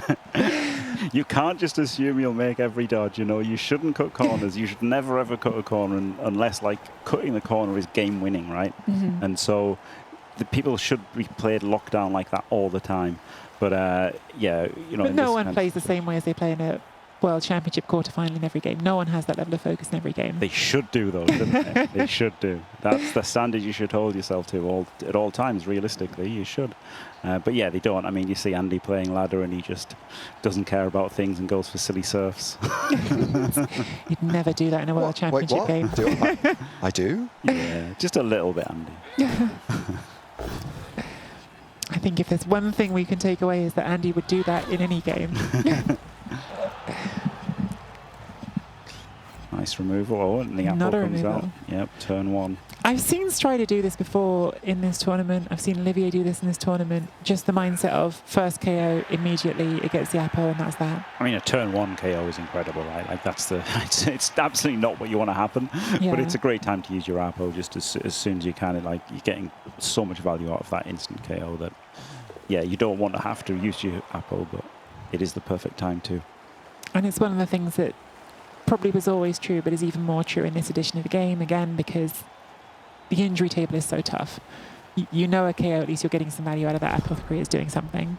Yes, yeah. If you save it and then, you know, you might not take any casualties, or you might take a serious injury, in which case it's only 37.5% to work, which is not what you want. So yeah, I think that was always the way to use apothecaries in a serious way, really. You know, like a turn 1 KO is just a golden opportunity to use it. I keep looking at that tree and thinking it should have jump up. I wish it didn't. Great question from Guru in the chat.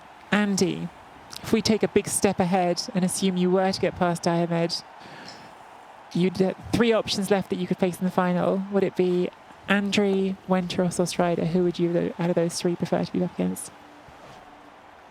Oh, they'd all bring completely different challenges.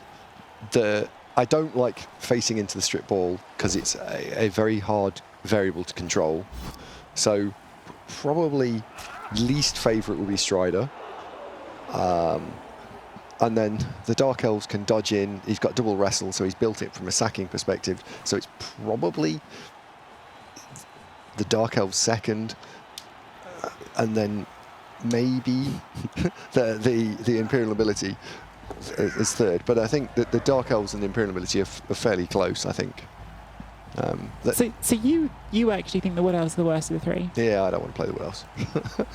Because Or the best of the three. Is it the worst to face? Yeah. It's Not the worst. the one I would choose. Yeah. It's one I would choose. But I don't get to choose, so it doesn't matter. I'm just going to try and beat Diomed and see what happens. That question is what we call a trap, because now we can just, whoever's playing against Andy has got that like bulletin board material, they can put that on the board and go, can't believe he said that. If he gets past Diomed, which, as we've been saying, incredibly difficult semi-final as well. Yep. I agree with Andy. I think he has got the better team, especially for the mirror, actually. But good point about the overtime, you know, with Diomed having the extra player.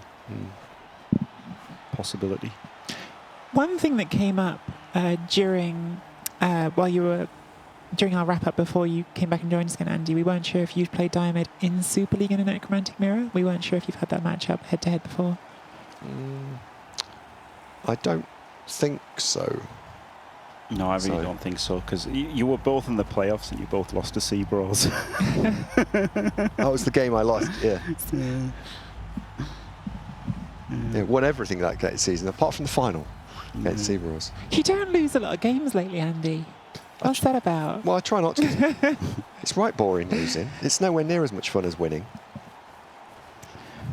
The score in the first game of this series, Punter, was 1-0 to Wentros. Interesting non-double elongated cage here. So this is just 1D on the ball. Yeah. Just casually. Interesting not punching the tree as well. I'd have definitely punched the tree. Well, yeah. I think it's basically free. You've already got people in touch with it. Yeah, but it'll just jump up again, Jim. Oh, no. It's not a jump up. I'm scarred by it. It's all I can think of. It looks like a wrestle tree, but it's a wrestle behind him. Imagine a wrestle tree. Yeah, he's just going to run away from it. I mean, running away from the tree is the thing to do if you're an elf, right? It's pretty easy, just 2+ away, and then can't really do anything ever.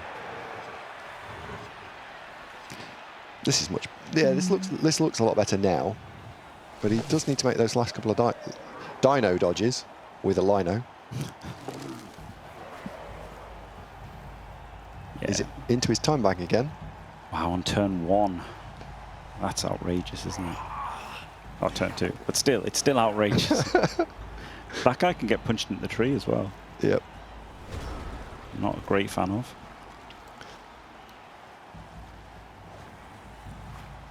But he's going to gain some. I think he's going to gain a good chunk of ground next turn. Yeah, this is a really nice formation, actually, isn't it? Yeah. What I like about it as well, and you're not going to be able to see it for the whole drive, but right now you've built several layers between you and the strip ball. Yeah. So you know that that's not going to happen this turn. You've pretty much just excluded that unless Strider fancies rolling some crazy dice, which you can feel pretty confident he won't. Yeah. Extremely confident now, but yes, yeah. FD Wentros actually could have qualified through Rebel, but qualified through Ribble, which sounds very similar, the Russian Blood Bowl League. I believe Wentros was one of a few coaches who did well enough that they could have qualified several ways. They didn't win Rebel, but they were definitely in the semi-finals of Rebel in the qualifying season. So. Sorry, Andy and me just pointing at ourselves. Got two very smug commentators on the desk with me here, chat, who you can't see. It's not smugness, it's factually informative. I think it's factually informative smugness, not mutually exclusive. It's the pal. The tree is now rooted.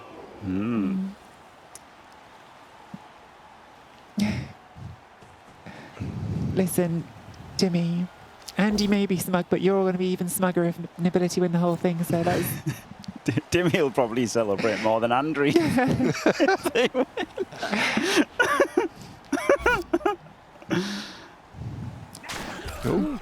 lucky knockdown there. If he didn't get the knockdown, that catcher was getting served. Yep. Might still get served. It's all right, chat. They wouldn't know who won the last Rebel. She goes to a different school.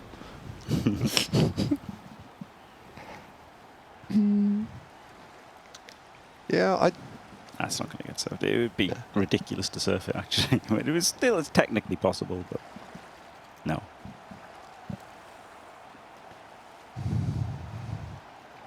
punch the catcher. I mean, you could surf the catcher. Would you go for the surfing the catcher, Andy? Me, no. No. It would be hilarious. It's ridiculous, right? But you could go up like that, push it to there, block, Oh my block, God. block. Like, you're not doing much else, right? The thing is, you're not doing much else. Yeah, okay, you And- can go over this side, but it's not achieving a whole lot. And it doesn't actually bend you out of shape at all, does it? Yeah, right? exactly. Your formation is basically the same. Yeah. Wait, the same. Right. Yes, I would. Yeah. And you can do the whole thing on 3 dice as well, apart from the first bit. Yeah. So it wasn't as ridiculous as it seemed. No, I'm curious do it. how committed Strider will be to just make the stop here, given that he has got a good one turn, that he knows he's done his one turn a lot. Like, how much will he say, I'm going to go all in for that, and how much will he think, I want to hold something back? Because I know I still have the one turn, and then if I don't get that, I have the final option, which is go for a quick score and try to turn over a third time. Obviously, he's going to go for it, but it's that line between going for it and going hell for leather, you know what I mean? Like putting everything into it. Strider is a bit like me in that he's generally conservative. You know, he's more like me than Olivier. To that, Much. right? I was going to say very different. The two Wood Elf teams that were left in the tournament for this round, very opposite ends of how to play them, I think. Yeah, so I think even if he wants to go more like Olivier, he's going to struggle to turn it up quite that much. Mhm. So I think he might end up just, playing kind of normally, going for a late strip and then seeing what happens. Because at the end of the day, like, you are playing to win normally anyway, right? Like, you're not playing to draw something normally. So it's Wentros that's going to be changing how he plays more, really, until the second half. Mhm. But for normal drive, stopping him is still a win, right? Yep. See, I wonder if the danger for Wentros here is being so cautious to not let that strip happen that you forget to put yourself in a position to score on turn 7. Yeah, I mean that's where the problem is versus Woody's. That is right. You've got the tension between having to protect the ball against strip ball and having to get the penetration through the field. And Wentros has gone really far back here, hasn't he? Well, he's not having his ball stripped this time. No, he's not, is he? He wants to get the other side of the tree, I guess, right? Because the tree is off centre, so Yeah. you've got one extra, well, kind of 2 extra files by going this way. So he doesn't want to switch over in one turn and let himself open. So he's just going to slowly switch sides. But it's going to be a bit tricky to break through. Yeah, Strider he doesn't have to strip him. He just has to stop him. Yeah. Yeah, so maybe Wentros is overreacting a little bit here. But then he's got the 2 wrestle frenzies, right? So he should be able to make, win the sidelines and make holes and stuff. Here's another question about these builds as we're looking at the teams here. A real trend that I've seen, I'm sure Andy's seen on the tabletop in the last year, is actually top players who win a lot with Dark Elves working assassins into their builds. And I think this is obviously one of the matchups where that could be more useful, because Wood Elves with their armor 8+ can be a great threat against players like War Dancers, where the blodge is otherwise a tricky thing to work around. Why do you think we haven't seen that on this build and just in general on the Dark Elves at this tournament? Well, the reason that I didn't was thinking a bit about the overtime format, the potential overtime game, and I wanted to have 6 players that were as protected as possible, and as much armor 8 as possible. Like, you have to have 2 Witch Elves, you basically have to, right? So I only wanted the 2 AV8+ and 9 AV9+, and I wanted as much Blodge and Rodge as possible. So I think that's just kind of. I mean, funnily enough, Wentros's team is very similar to mine. He's gone for the Apothecary instead of the Reserve, and he's gone for Wrestle instead of another block. like 2 wrestle instead of 1 wrestle, 1 block witch. So we've taken very similar builds. Funnily enough, this would be my preferred build on tabletop if I was allowed a mascot, a team mascot. So that's 30k inducement, whereas I think 3 assistant coaches is a bit of a waste of money. So that's why I went with the Apothecary. And again, the Apothecary a bit better in overtime format. Lets you foul War Dancers. He can't foul the War Dancer right now. Which, I mean, he can, but it's a lot worse than if he had a 12th player. So I slightly value the 12th man over the Apothecary. Team mascot, for those of you not familiar, is an inducement that's in, I want to say it's in Death Zone. I'm not sure if it was in the original rulebook, but either way, it's a inducement which gives you an opportunity in each half to get an extra reroll. You have to roll a 5+ to get it, and if you don't get it, then you can still reroll your action using a regular team roll if it fails. So it's not a high risk thing. It basically gives you a third of a reroll for each half, effectively. But that can, in practice, mean that you hit twice and you get 2 extra rerolls. Yep. Yeah. Oh, well, 1. Okay. One Isn't it per both half. halves? Yeah, it's it's both one per halves. half, yeah. Oh, yeah, okay. But you so, normally get a yes, reroll. Yes, you're right. Yeah. It's like a third of a reroll Yeah. for 30k, which is all right. Yeah. It's better than, as you say, it's better than the assistant coaches normally. Yeah, it's better than cheerleaders, better than assistant coach, better than Oh, no. a weather mage. Better than So a red mage. He's double based the strip. I like He's this. really focused on the strip. Yeah, I like it too. And if he dodges, is that a blodging blitzer on their floor? Yeah, he's going to try and get round here, right? Somehow. Yeah, Oh, there. okay, There. Because now you've just tied the War Dancers up for a Yeah, turn. yeah, really nice. So you're not going to get stripped again. And this is like 2 solutions to the same problem, right? Solution 1 is build layers between yourselves and the war dancers. Solution 2 is trap the war dancers somewhere. And he's done both while getting away from the tree. Tempting the blitz on this guy. So Yeah, no strip. I like this.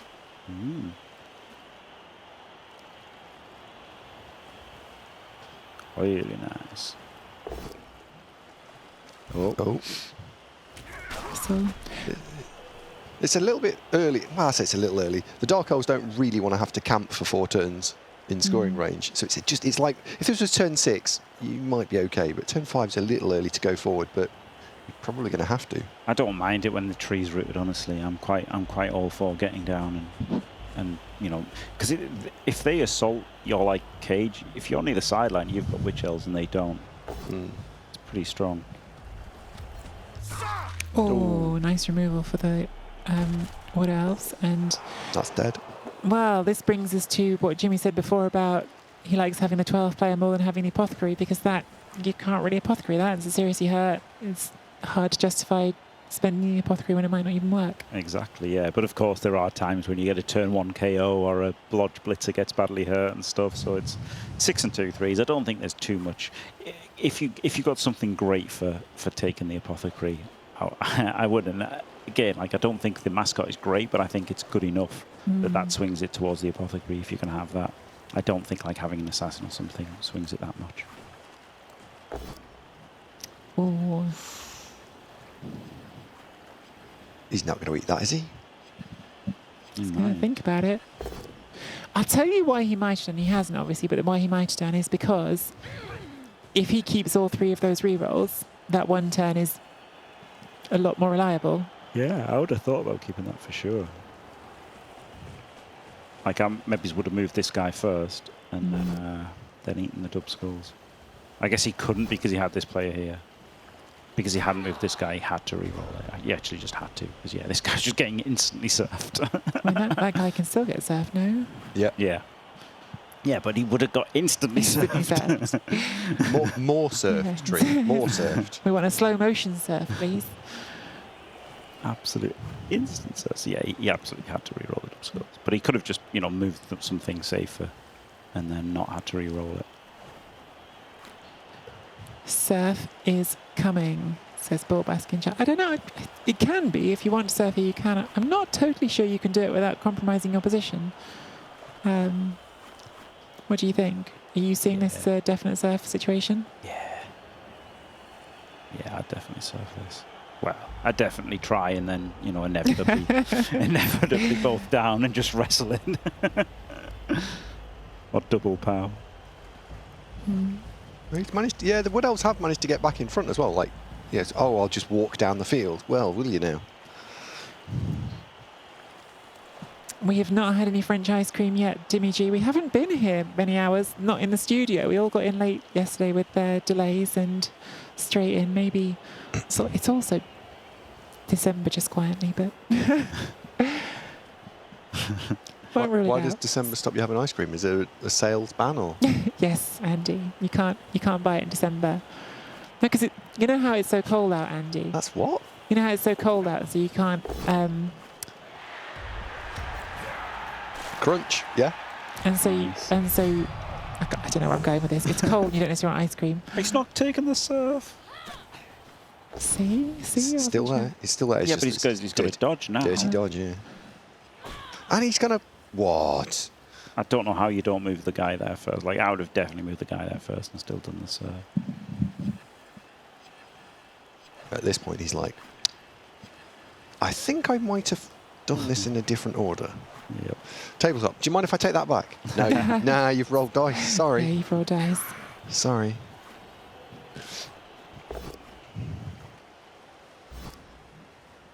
You definitely can't take a move back on tabletop once you've rolled the blocking dice. That would be a pretty cheeky thing to try. I bet people have tried it. Yeah. No.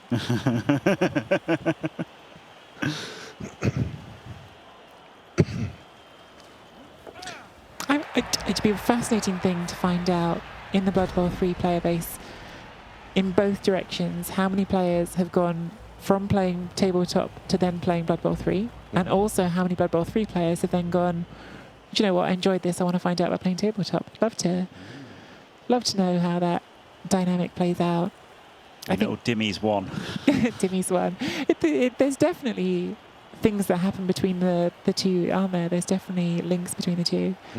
And I think that one of the things you said at the beginning of the tournament, Jimmy, when you were talking about one of the reasons why you had K-Fode as your favourite, I think, or at least one of your favourites, was because he's won on the different platforms. He's won in Blood Bowl 3, he's won on tabletop, and he's won everywhere else. Yeah, I think he's like the only one that's won literally everywhere. Yeah. And that's mostly because I haven't played tabletop and Andy hasn't played Fumble. But do you know what I mean? Like, that's basically the reason. Like, but it does kind of make K-Fog, like, unarguable as the king of Blood Bowl to an extent. Uh-huh. I wonder if we're going to see a strip here. I don't think so, but Yeah, maybe. Yeah, he's 'Cause- got the root, hasn't he?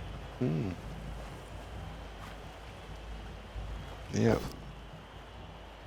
For no, is that the elf on the sideline, it looks a little bit vulnerable.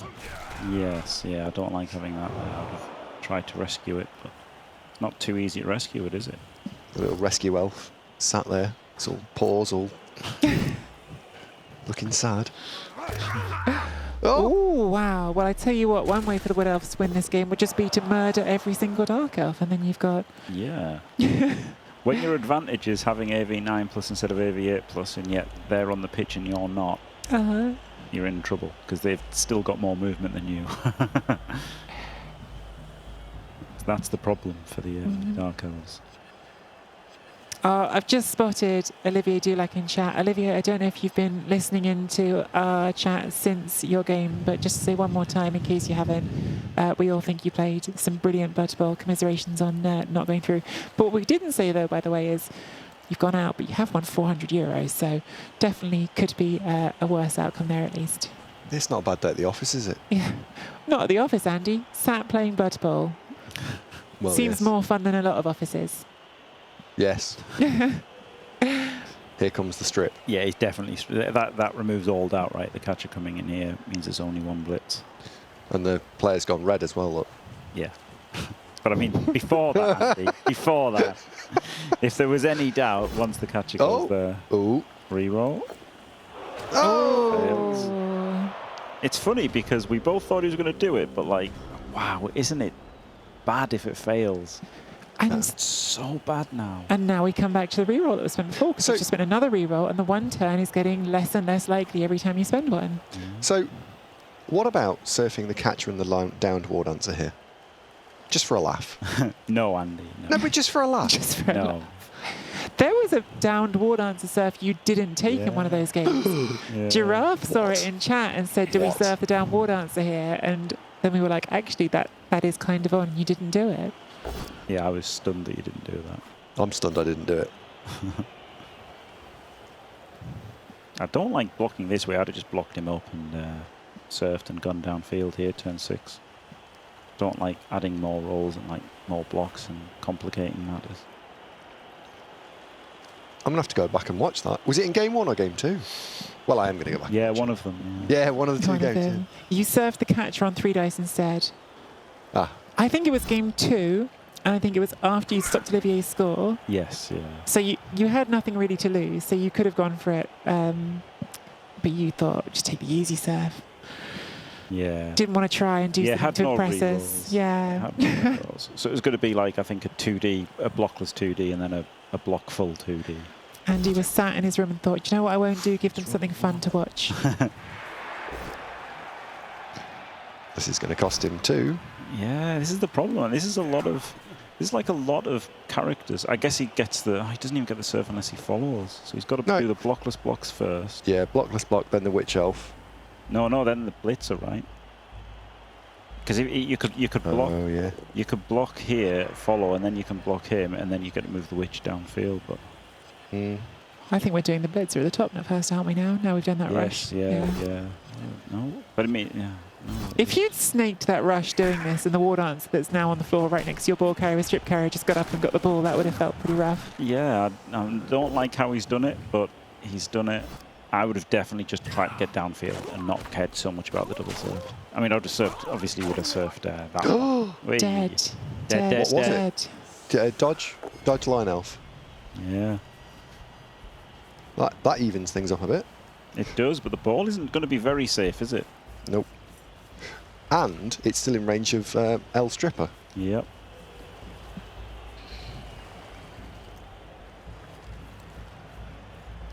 The thing is, unlike most other situations now, down to Dark Elves, there's really no world you get to foul that strip ball war dancer, is there? No. Most teams really want to foul that, but you probably can't. Yeah. So he has to make a straight choice. Surf the dude, dive the ball. Having the ball isn't great. Yeah, he's got to punch this guy. Yeah, he's got to punch him to get round the back, hasn't he? Cancel the assists. Are we just going in for the strip ball right away again? He could hit from here, right? He could put a player in there and a player in the top and hit out. And still have the sidestep at the recover. You really can't put another reroll in here now, though, can you? Well, that tells us what he's doing. Yep. Yeah. The little man's going to go red. Given that you don't want to spend a reroll on this, would you consider dodging instead of leaping He's going to spend a reroll on it. and just not have it for the 110? Yeah. Yeah. He's committed now, right? Because he did it last turn. He's committed to doing it again because Well, you definitely don't do the dodge now. yeah, one at a time is the way to do it. Oof. So hang on, so leaps actually fail, right? Is that what we're seeing here? Yeah. Okay. 100% of the time if you're Strider. That's Yep. 4 out of 4 full plus fails. It's pretty rough. Beautiful. Love to see it. As a non Wood Elf player, it's good to see them fail sometimes. Oh, they fail plenty. They fail plenty if you play Wood Elves regularly.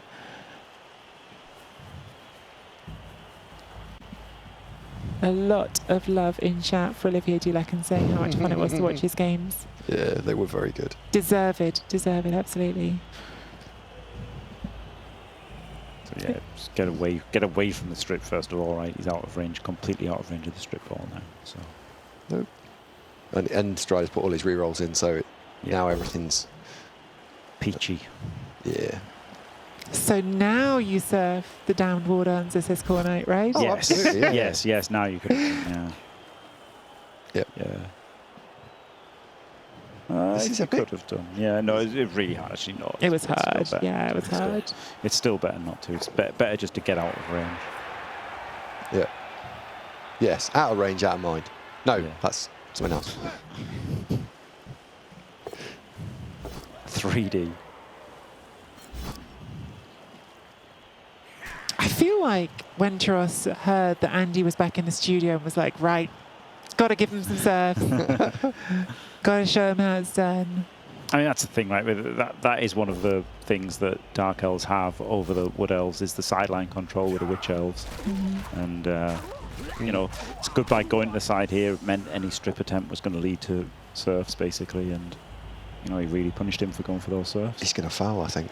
It's so tempting. You've got 4 assists on it, but if you get sent off, you're playing on 8 players. Yeah, you literally can't foul. But if you... Yeah, you don't foul. Plus, you've just won your offense. They're doing it. They're doing it. Just won your offense, right? You don't need to deal with strip again. Not caught, but also not removed. Hate the foul. Genuinely hate it. You're out of range. You've won your offense. It's turn 8 next. Hate that foul. The real power move is to do it again on turn 8. Holy moly. Jimmy hates the foul, and literally everyone in chat loves the foul. I think chat's just bloodthirsty, to be honest.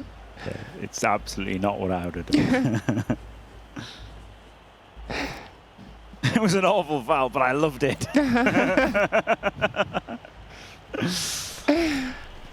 Well, they're going to have to do something. Yep. Hand off. 2D block with block. Is that not better? Well, yes. I mean, we weren't talking about what's most optimal. I was just suggesting ideas. I think he might just punch it. I really feel like Strider's got to be thinking right now, oh, if I just not spent a single reroll this drive, I'd probably be all right for the 1 turn. Because he's good at 1 turns. Yeah, it's killed him. Yeah, Strider's... He's got to get this... He's got to score 2 in the next half, hasn't he? Yep. Well, unless he makes the 1 turn without a reroll, which also can happen, but... Put the guard or you can put this guy over. Oh, you can just use this space there. It's... Surely he's not. Oh, no. Oh, he's done it wrong, but he gets the power. Oh, wow, that would have gone to a 1 dice. Yeah. Wow. Wow. Wow, wow, wow, wow, wow. What did the makeup lady say? How did she describe it? She called you a nerd. Ooh la la. Ooh la la. Yeah, we're in France. We have to use the lingo, right? Wow, that was so not good. 3Ding here is nice. But, yeah, that was absolutely incorrect.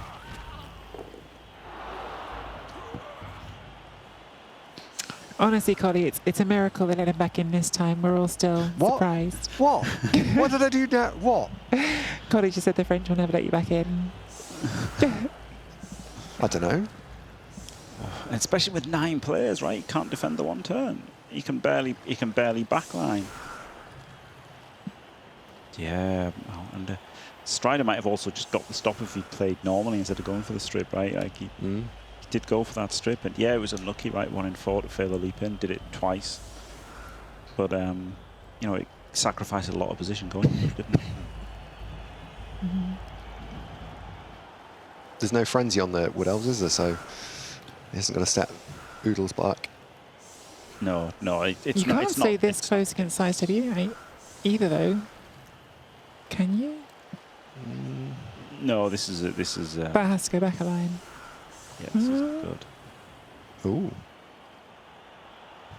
I think the second line needs to be slightly wider on both sides because Yeah. he's going to go. He's probably going to go into the wides. Oh no! No! Oh, this. Oh.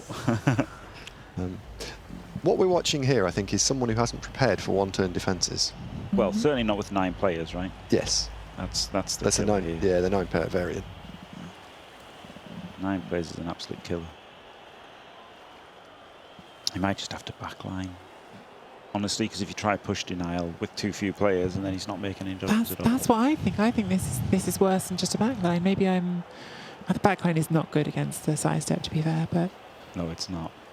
I just feel like this is actually going to end up giving you a cuter option to do it. Yep. Yeah, I would also backline. So that's 3 backlines in the studio. Yeah. Yeah, the 9 plays is real tough. Wow. Strider's really wishing he had 3 rerolls now. How many plays has he got? He's got 9. It's 9 on 9 right now. Well enough.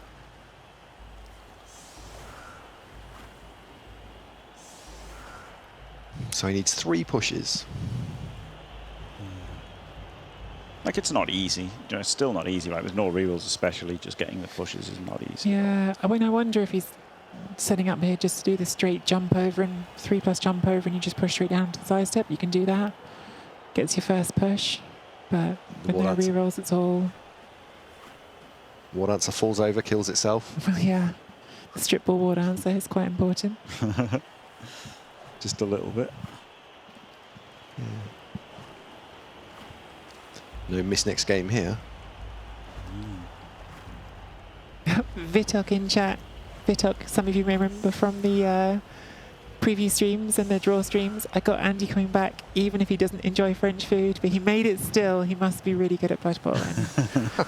Vitok, we're struggling to contain Andy's head right now. Okay, we can't be saying things like this. No, just given me smaller headphones. It's really annoying.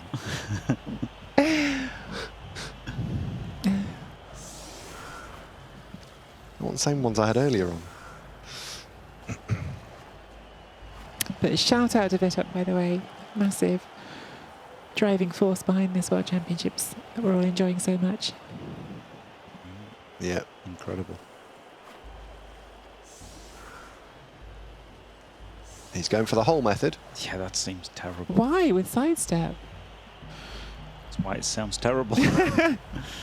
And he's got 2 off the LOS by miles back as well. This is interesting. I'm really surprised by that. Well, let's see what he does. He's now into time bank as well. Not like Wentros's time bank, which looks like it's had a smash and grab raider performed on it.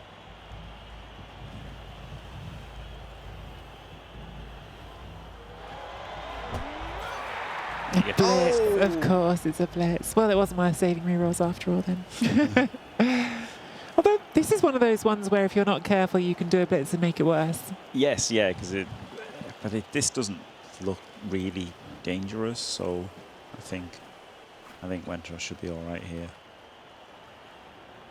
The only downside, he can't get 2D on the sidestepper, but I don't think he needs to. I think he can just front it up and get in the way. Yeah, exactly. Yeah, this looks basically impossible now. I mean, if he just moves, right? If he just moves these 6 blades, he doesn't even have to hit. If he just moves these around, he should be able to get complete denial. Sasha would like to see a blitzless blitz. A blitzless blitz.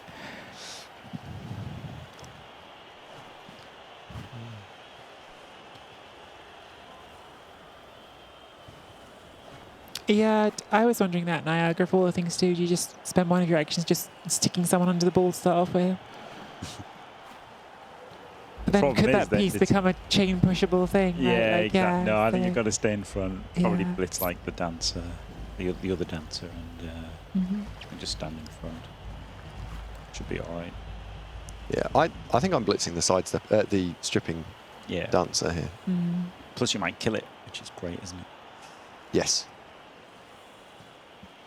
Trying to kill a strip ball dancer is always a worthwhile pursuit. He's going to use his time bank again. Yeah, he's not the quickest player in the world, is he, Wentros? Oh, he is going for this. Wow, this seems really bad. Because it's also got bobble ability where it could just bounce into the stripper's hands. Yeah. Has bobble ability ever been a word before tonight? Because I feel like this is not the first time I've heard it tonight. Bobble ability, chat. Yeah, bobble ability's a real thing. Stop it. Bobble ability's a thing. Bobble ability's a thing. I want Andy to put that on a t-shirt. Bobble ability's a thing.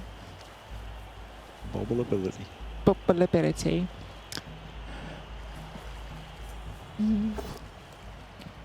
Oh. He's going to chain his own player in front of the sidestepper.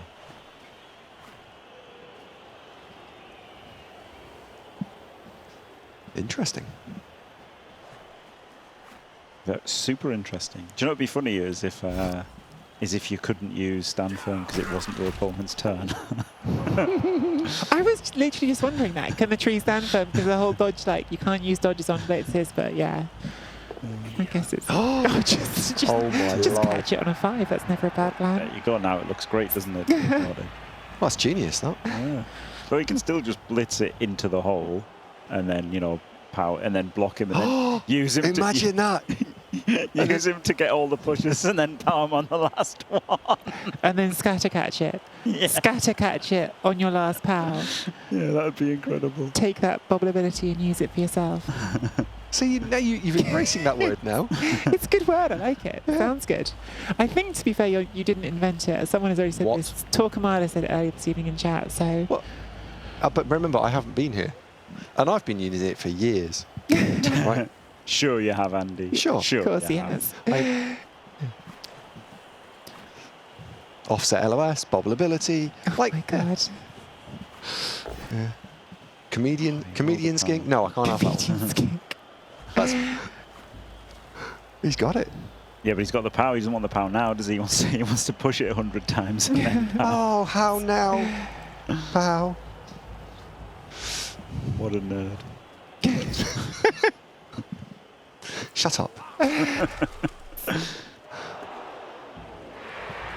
Well, it's good for the handoff. It's not good for the push, though. No. It's done now. It's done. Is it? Yeah. Hang on. No, sorry. If you jump over the front, and it's a You've 4+. he's Push down. You've spent Oh, your he's blitz. blitzed. Okay, yeah, it's done. Yeah. Sorry. Comedian skink is out. Comedian too. skink. £40. We're being billed by chat. Well, I tell you what, Andy Davo's made €800 so far in this tournament, so direct all your bills to. www.offsetlos. Another player removed. Flip me. I guess he's going to apple this KO, right? Oh, It's got it's to. terrible, but if it fails, it's so bad, isn't it? Yeah. Well, Well, Don't it, not 'cause that bad, no, 'cause 'cause he's still Strider's gotta score Strider's twice. got to score twice. So yeah. no. Yeah, Yes. don't apple. so yes, no, maybe no. Apple in a real game, like if it was a real game where a draw was a possible result, but because this Yeah. isn't a real game now, this is a game that Strider has to win. It's a real game, you know what I mean? Like it's a game that Strider has to win. It's not a normal game. Strider has to go for the win here. Normally Strider would never go for the win here, right? He just accept it's a draw. Yeah. But he can't accept it's a draw. He has to play abnormally. Well, a night of it being impossible for Wood Elves to succeed, a KO roll continues because Strider's KO has failed both times here as well. So something about tonight and Wood Elf KOs is just not happening.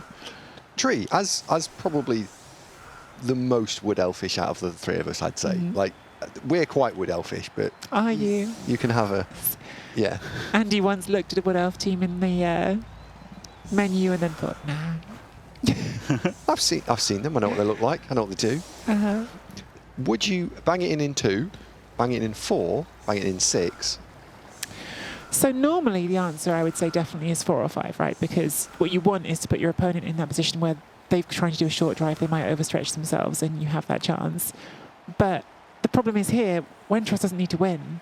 So if you bang it in any amount of turns, Wentros is probably going to go, okay, and now I'm just going to try and hold it in one spot and not go anywhere.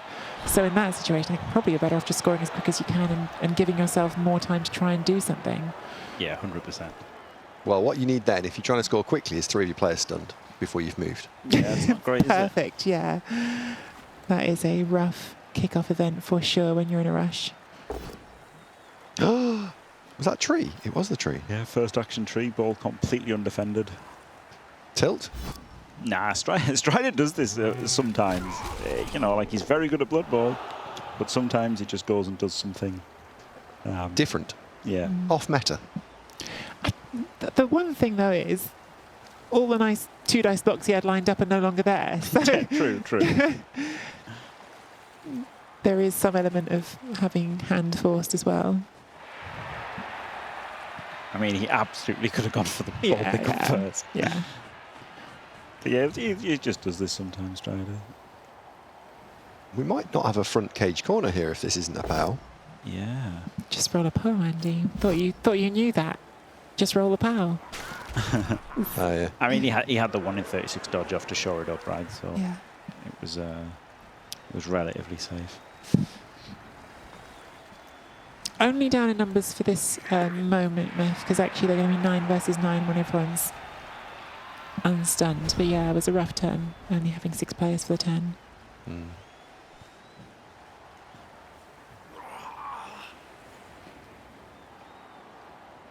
Wentross just playing. I'd like to see him just play nice and solid and safe here. Yeah, I think he will. He's generally played like that.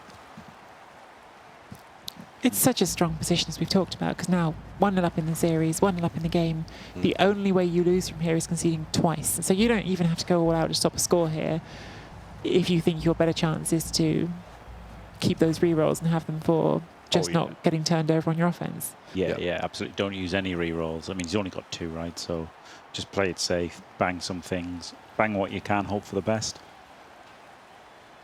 That's the other Dark Elf build we didn't talk about before. If you want that third reroll, sometimes people take the runner just to have the leader on it as well. Ugh. Sorry. Yeah. Andy's not keen. And he's completely correct.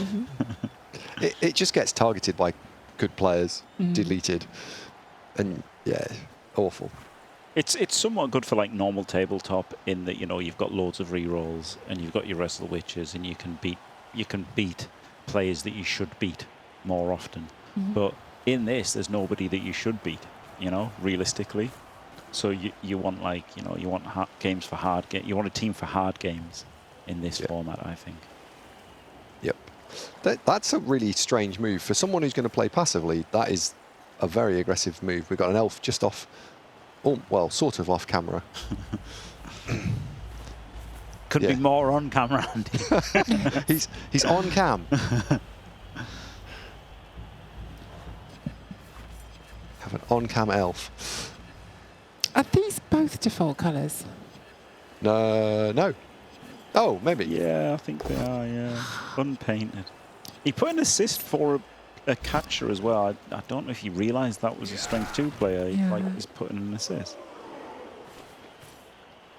He's also playing quite aggressively, which is like I'd quite like to be playing this drive for as long as possible if I'm the Dark Elves. Yeah. I don't want this to go quick. No, I'm with you. I would be playing this conservatively. I feel like the number one thing I would be doing if I was Ventress right now is just not using my time bank. Yes. Yeah, that goes without saying. Because the one way that would feel worse for this to go wrong for you is if you run that out. Yeah.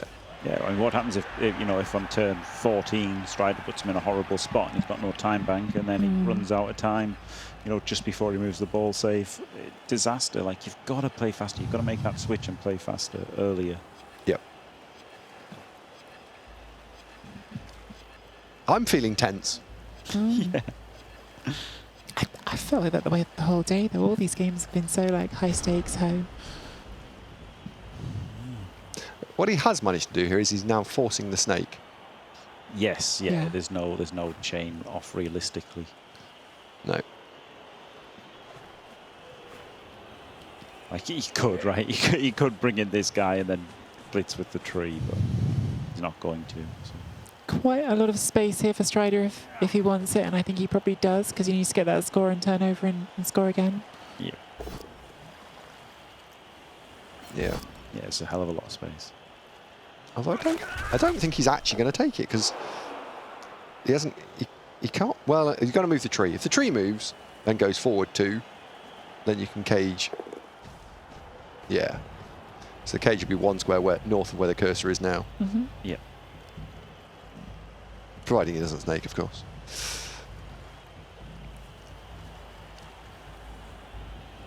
Twice.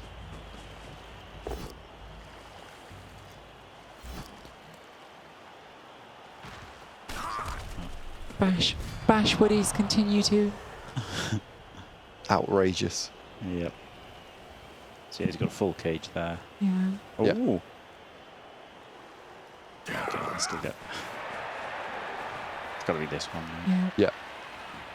Got dodge. And then you can try this dodge out, and you can try this one at the end. Yeah. That's fine. And you've taken a Dark Elf out. Yeah, great result. And that ball carrier currently needs a 2+ to score next turn. So definitely could consider the going for the score next turn. Yeah, it's tough, isn't it? You really want all 3 rerolls for getting the turnover score, so you might have to stall it out another turn. Such a hard call. Well, I know lots of people would make the rush. I'd be really tempted not to, but an extra turn to get the turnover is also great, isn't it? I think it depends on whether or not you can move the entire cage. If you were offered a just move it forward 3 squares, you probably take that. If you're offered a 2+ after a block, I think you'd take the block. So if you Wentros, what do you do? I think you just look for another hit for damage, don't you? Because you're not going to stop this you're not going to stop this without really committing to stopping it. Yeah. And we don't think he's going to do that. No, yeah. I think he should be playing for damage, you know, and covering the breakthrough is all he should have been doing. But he went high risk, pressure and no cover, and let's try it through. Yeah, strange play. Yeah, this is all because we don't know what they're thinking. I'm sure I must have done some stuff. You're like, what on earth have you done there? No, in Arian, we're not. No.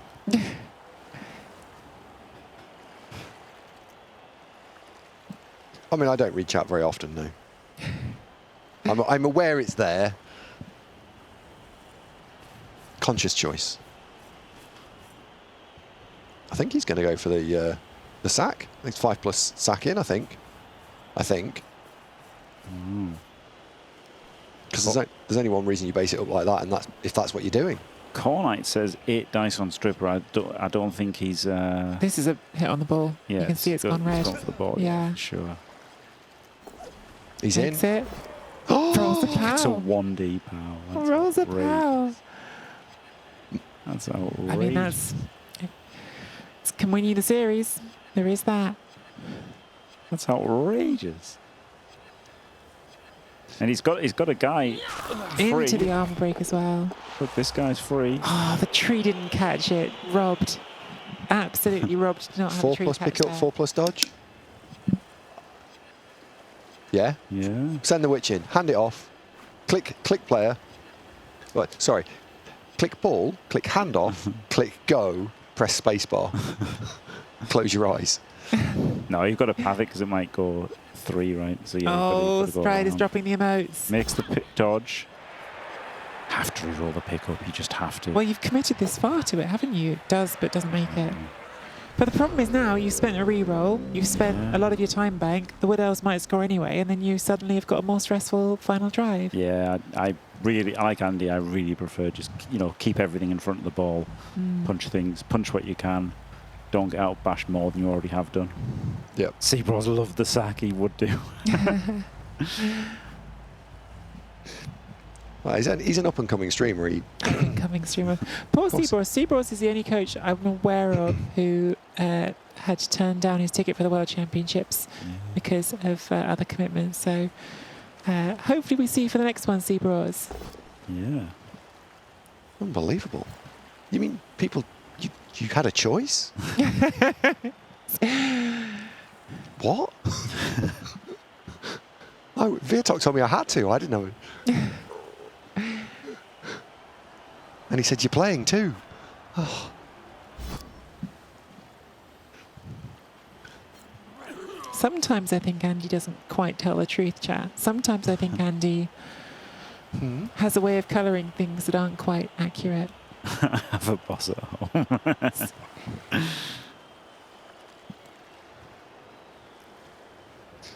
This isn't too easy, is it, actually? So. Well, if he dodges out on a 2, then picks it up on a 3 and runs forward, can the elf... Is it a handoff? I think he's 1, 2, 3, 4. Then he blocks the way. No, like go and stand the war dancer in the end zone. All right. So if he goes and Double rush then. So single rush. Oh yeah, he's in 2 tackle zones. No, yeah, okay. Right. yeah, So what answer dancing first? zone. Yeah, Yeah, double rush handoff. Oh, it's rough, isn't it?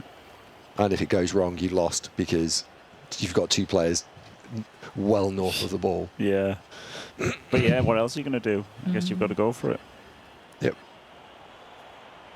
It's got to get done. I guess the dancer could blitz, right? You could move this guy around, and then the dancer could blitz.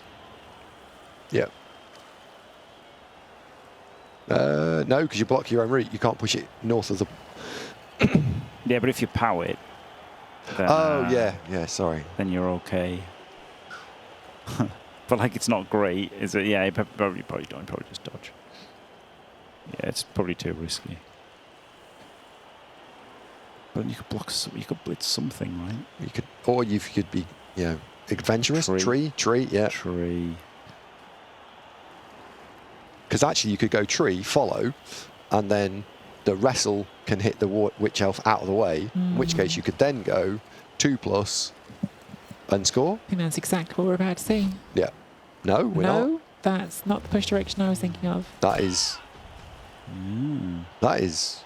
These Are are. we going to scatter the ball? Don't know. These are not the droids I was looking for. What? Honestly, a bit baffled. Oh. Okay, the war dance is doing it. Yeah, okay. I think the dodge line elf's going to pick the ball up and score. No, he can't. Oh no, he can. Yeah, he can Yeah, go he can, across yeah. now. No, yeah. 'Cause Double before rush. he had to go. Before he had to go up and back, whereas Yeah. now he can get there in 1. Yeah. Okay. Yeah. That makes sense. That saves me 2+, doesn't it? From Yeah. the other one. Yeah, I it's think quite I just nice, thought it wasn't going to use the blitz. It was going to use that wrestle lineman to have the same impact of pushing it out of the way. But yeah, this kind of does the same thing. So, Ooh. The dice got there before the player did, but the player has got there. actually. Yeah. Right. Well, just a little bit scary for Wenteros with 1 reroll. And again, sorry to harp on it, chap, but 2.5 minutes left in that time bank. It's just a little bit of pressure here. At least the Wood Elf KO woke up. Hey, it did. Look at that. No. Oh, no, it didn't. Oh, God. I The read it Dark wrong. Elf one did. Oh, it's just not possible. A 9 versus 9 again. Uh-huh. Wentros miles behind in terms of rerolls now, right? Yeah. This is tricky. Very tricky. Yeah, a short kick and a failed pickup here, and you're really in panic stations. Yeah. Yep. Just a failed pickup because you. Because you're playing Wood Elves. Yeah, and you've Get only got there, 1 yeah. reroll left. Like it's- Exactly. Dub skulls, that'd be bad. Uh-huh. Yeah. We could list through all the bad things. All the bad dice. we can- Yeah. Do you know, there's a great catch from Jimmy in chat there. Wenteros has named at least 1 player Wenteros. He's put himself in a team. He's trusting himself to make the big play. Well, it's the team's Rubel champions, so Oh, okay. if he is a champion, he's got to put himself in, hasn't he? If I had a player in my team named after me, I would not trust that player to do anything at all. I'd be like, okay, well, that's the player that never carries the ball, never makes a block.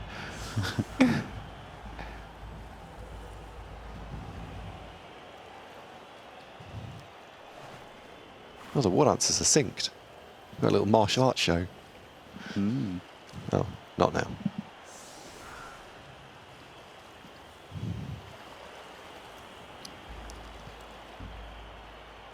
I wish the Dark Elves had done what you did with your Dark Elf and had the long flowing hair. It looked like it had just stepped out of a salon. It was great. Yeah. That's the cosmetic, isn't it? The Yeah. legendary one. It does look very good. Yep.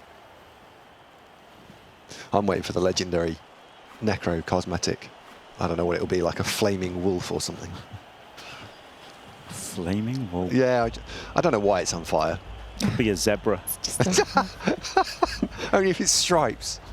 Bits of it have been... Do you know, that's a great question for chat. Because we've talked about this before.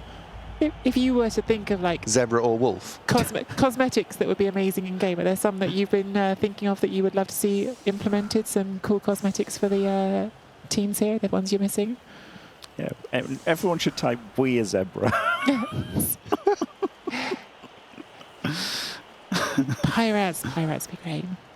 obviously what we all really want, following discussions earlier this stream, is the special Jimmy Fantastic edition of the Halfling Cheerleader. Oh, hell Where's yeah. the ball? It went Oh, out. touchback. Blodger. All men's LOS. That's wild, isn't it? The solid D. And you get to smash the stripper in the face. Yes. Who- Surf the stripper. Wait, what? Why is he like you surf the stripper? I mean, you have to do this.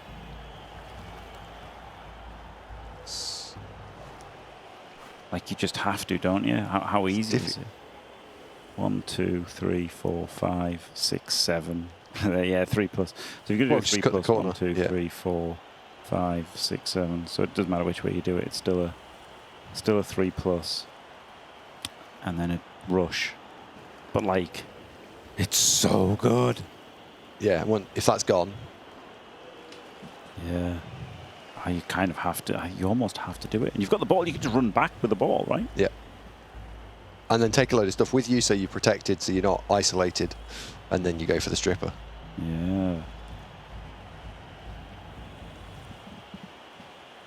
Sorry, Drew. I feel like No, we've interrupted your what would you like cosmetics. I'm very much keeping quiet because I think people want to hear about the Blood Bowl, but there is some fun chat going on the cosmetics.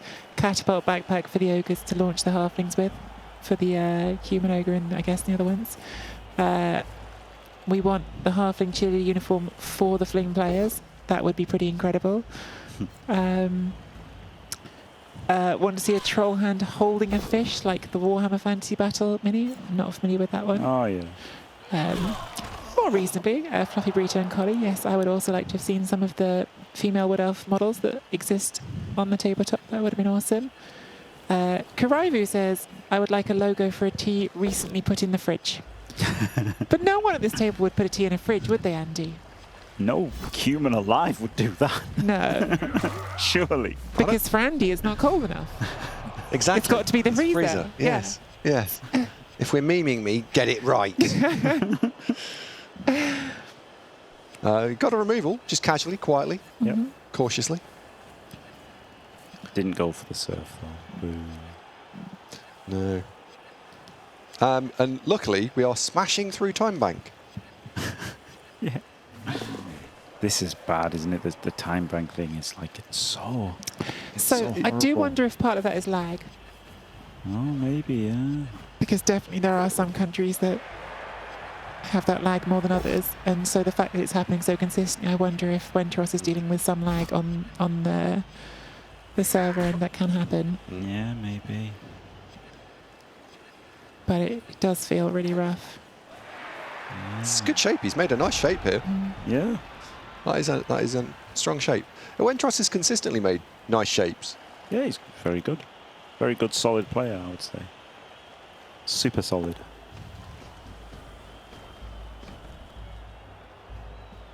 Yep.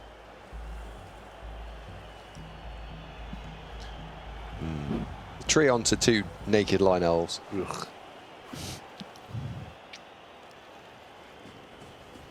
How far back have you put the ball? All the Whoa. way back. Yeah, maybe he's too far back. That is very deep. Yeah, that's Yeah. a bit isolated. I think it didn't need to go back that far, right? No, I don't think it did. Because now you're dark elf, right? Yeah, you're gonna have a right problem, Jim. Look, how are you gonna cope with that? I would have coped it by not going this far back, Andy. But now you have. Oh, well, I wouldn't have. Oh dear.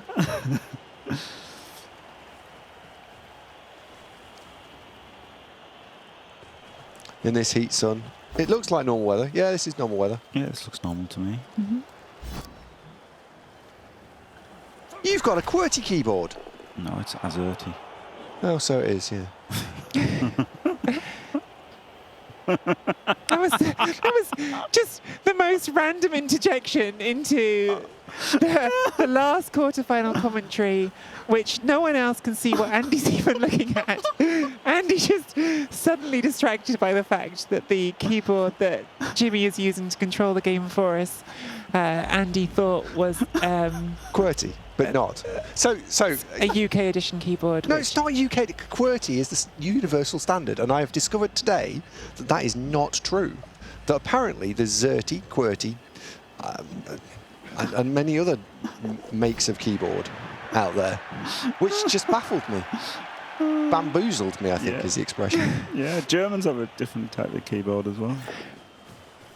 Weirded me out. I'm seeing a surf on a stripper. Yes. Yeah. Yeah, he has to this time. He can even bring up the ball to assist the first hit. Oh, I love that.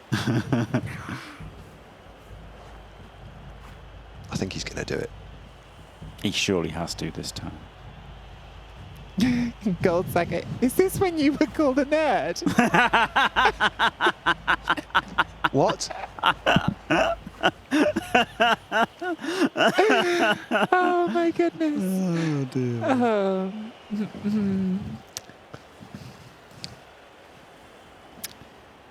Deary me.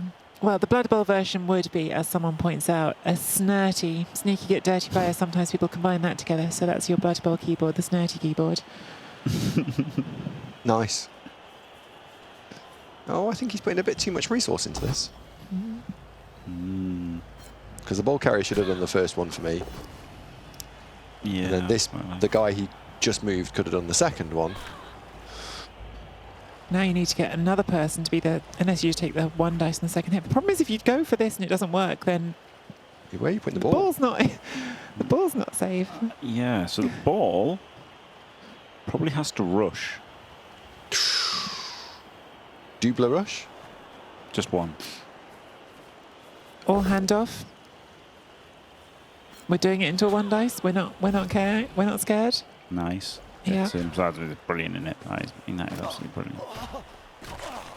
It's a brilliant outcome, but that one dice feels a bit with the ball Yeah, not it's safe. dangerous, yeah? Yeah. It was dangerous, but brilliant result. The problem is there were no other like really safe moves, right? Mm. So So a where- dodge is a 2+, isn't it? At the end of the day, like he had nobody free, so I guess so. Yeah, it's all 2 pluses one way or another. I- Although the problem is if you wrestle it, you're not re-rolling it, but it's bad. yeah, true. But it's not bad game losing bad. Yeah, Whereas if you true. fail the dodge, it really is because this guy just hits you and scores. Probably. Yeah, wrestled to the floor. That can open the hand off. Okay. Oh my God, there's your What? last re-roll. I hate that. Just stand here. Yeah, what? Wow. Wow. It's amazing how this game can make you so stressed out for a person who you've not actually ever met. But my anxiety on that handoff was high. And Right, so he gets 55 the seconds full- of time bank. Yeah. The blodger hasn't moved yet. It's so he gets the full like Wenger bus type thing, but wow, that was like I hate making critical 2+ without a team reroll. Like to get the surf on the stripper was fair enough, but wow, that was a wild one, that handoff.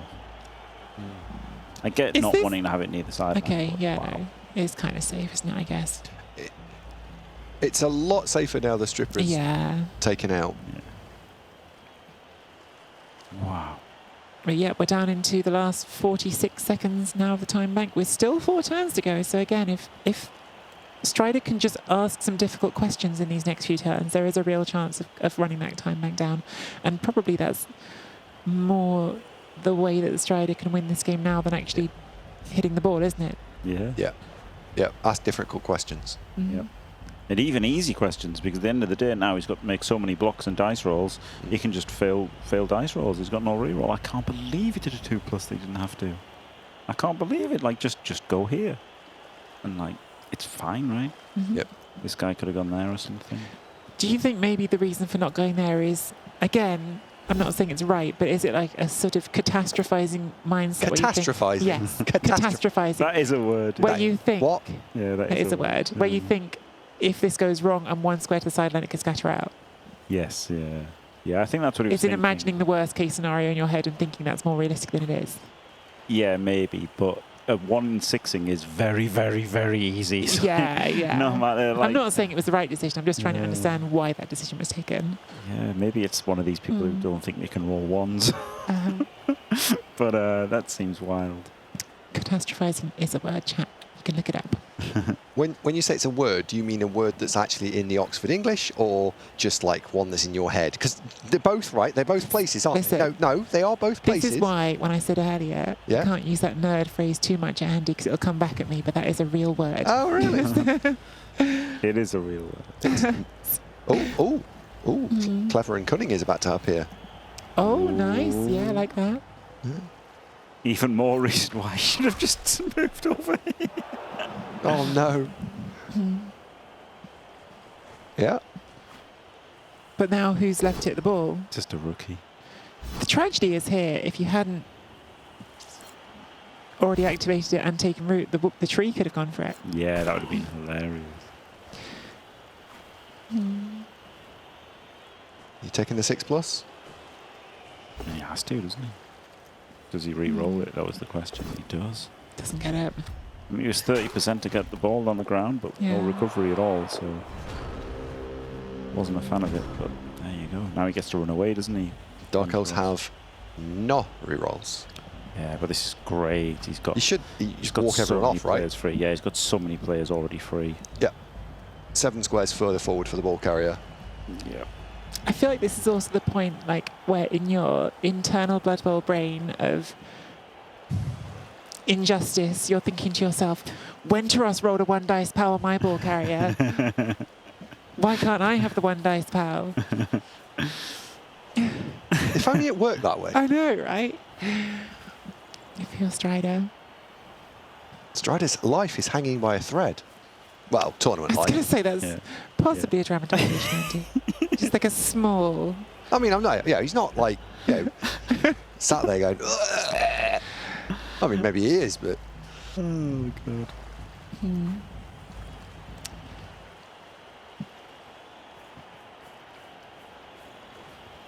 It's a question I should have checked beforehand, and I don't know if you guys will know the answer to. what's that? Is Strider the only person who got into the cash last time, who got into the cash again this time? Obviously, last time he won the whole thing in the season finals. Well, he played Diomed in the final last time. So no is the answer. Thank you. Yes. And he might be playing Diomed in the final this time. Well, it's not looking so likely at the moment, No. but it's possible. No, it No. really isn't. He's in a lot of trouble right now. Yeah. No follow. Blitz with a witch. This is really nice. Yeah. It was also pretty easy, wasn't it? Yeah. I didn't actually like blitzing with a witch. I would have rather just blitzed with a blitzer and dodged off, and then dodge off the witch as well. Because this push, look how bad he's got to Yeah. do it a 1D, right? And even then he could push it to another player. Oh, he doesn't. Straight north. Yeah, he has to. Yeah. Although then that gives you a T shape and you can push him into the ball. Yeah. But they're both rubbish, aren't they? Yeah, they're both rubbish. Yeah. Yeah, I just think he had to do it in a 1D. Or just not do it. Well, the yes. other option. What's the push into the ball here, please? Oh, yeah, I see it. You just need to fill well, I say just, but you need to fill that square between the, well, not anymore. Fixed. Yeah, that solves it. With 26 seconds left. Man, the time. Yeah, I think blitz with the blitzer and then dodge the other off was the play. Even the game's got stressed with how this is going now.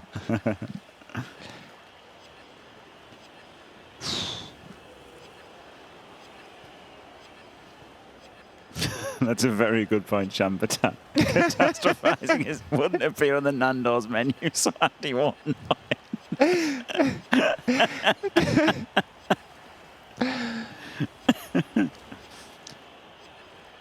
Look, there's many people in the chat that I don't normally talk to. We're making me look bad. Stop it. I've been thinking of something ever since Dimmy asked about the ice cream before. I'm going to feel mean now for saying the story, but Oh, good. Right, crack on then. when we were in Alicante this summer for the Blood Bowl a year ago, the Double Tabletop World Cup, Andy was with me, went into an ice cream shop, and he had asked a friend of ours if she would like something from the ice cream shop. Very generous of you, Andy. Asked our friend her if she wanted something, and she said that she wanted one of the macarons they had in the ice cream shop. and you pointed at it and said, "I'll have that burger, please," at a macaron, which tickles me deeply because those are not the same thing. Burgers and macarons. Macarons and burgers, quite distinct kinds of food. Oh, okay. I couldn't see what a macaron is. It was in a dessert shop amongst all the ice creams. What are you putting a burger in a dessert shop for? That's bonkers. Well, well, the thing is, when they cooked it, it was a bit too hot, right? So, of course, you put it in a freezer if something's too hot. Oh, yeah, of course, yeah. Oh, well. He asked for a chocolate burger. He did. In other news, there's some Blood Bowl going on There the is. screen here. I'm sorry. Poor Andy. Poor Andy. So he's asked questions of Wentros. Yeah, and the answer is a dodge with a ball carrier, by Yes. the looks of it. Yes. Which isn't the answer you want to have to give, is it? No. No, it doesn't have to. He can block this guy and then he can blitz it.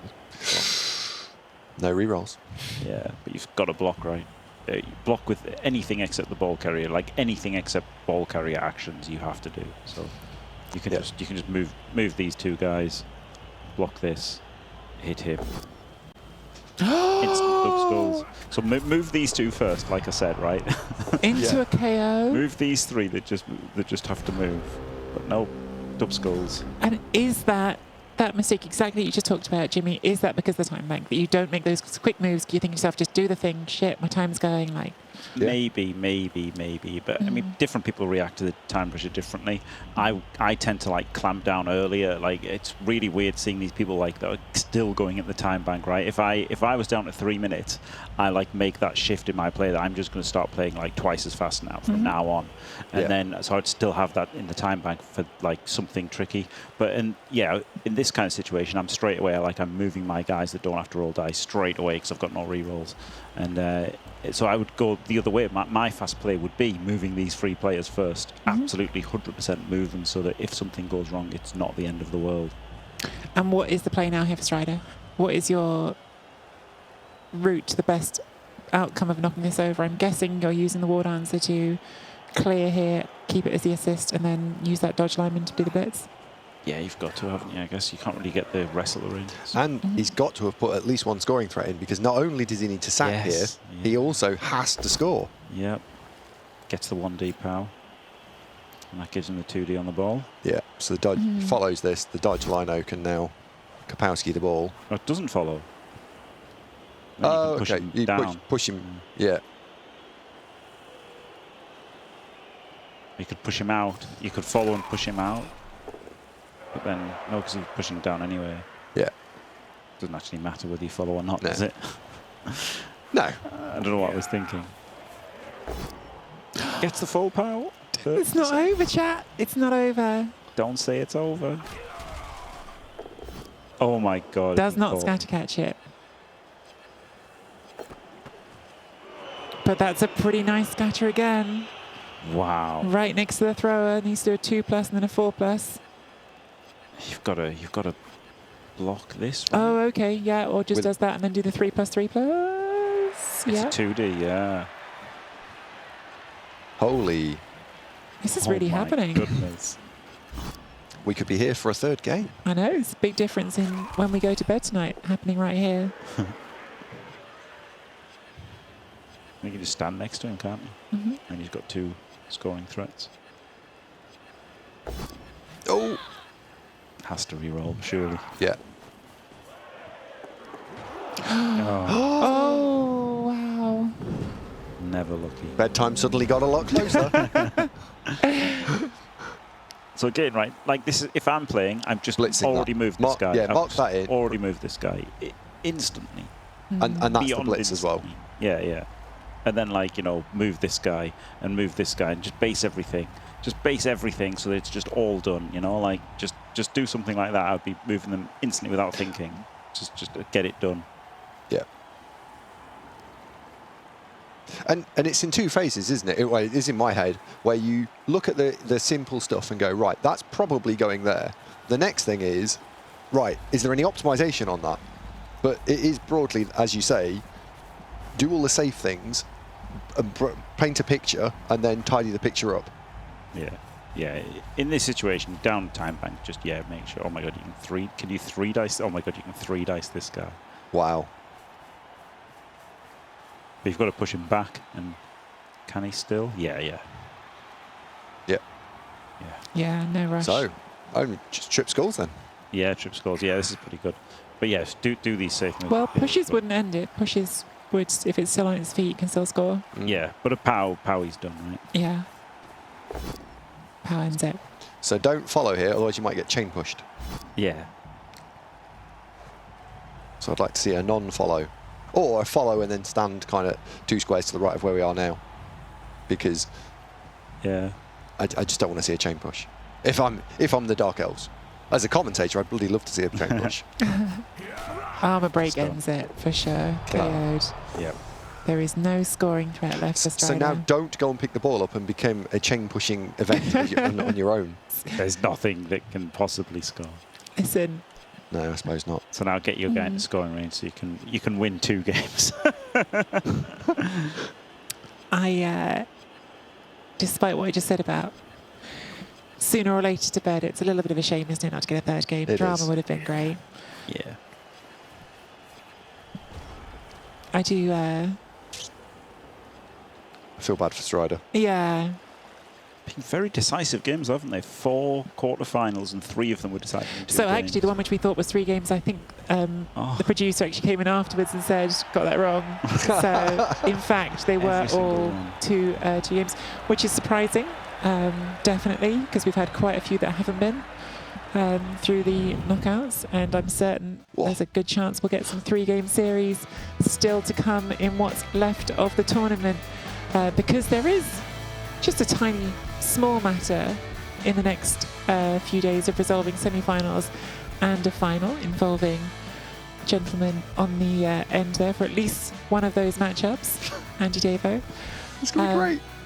But guys, we've done it. We started off with 64 teams in this tournament. We're down to the final 4.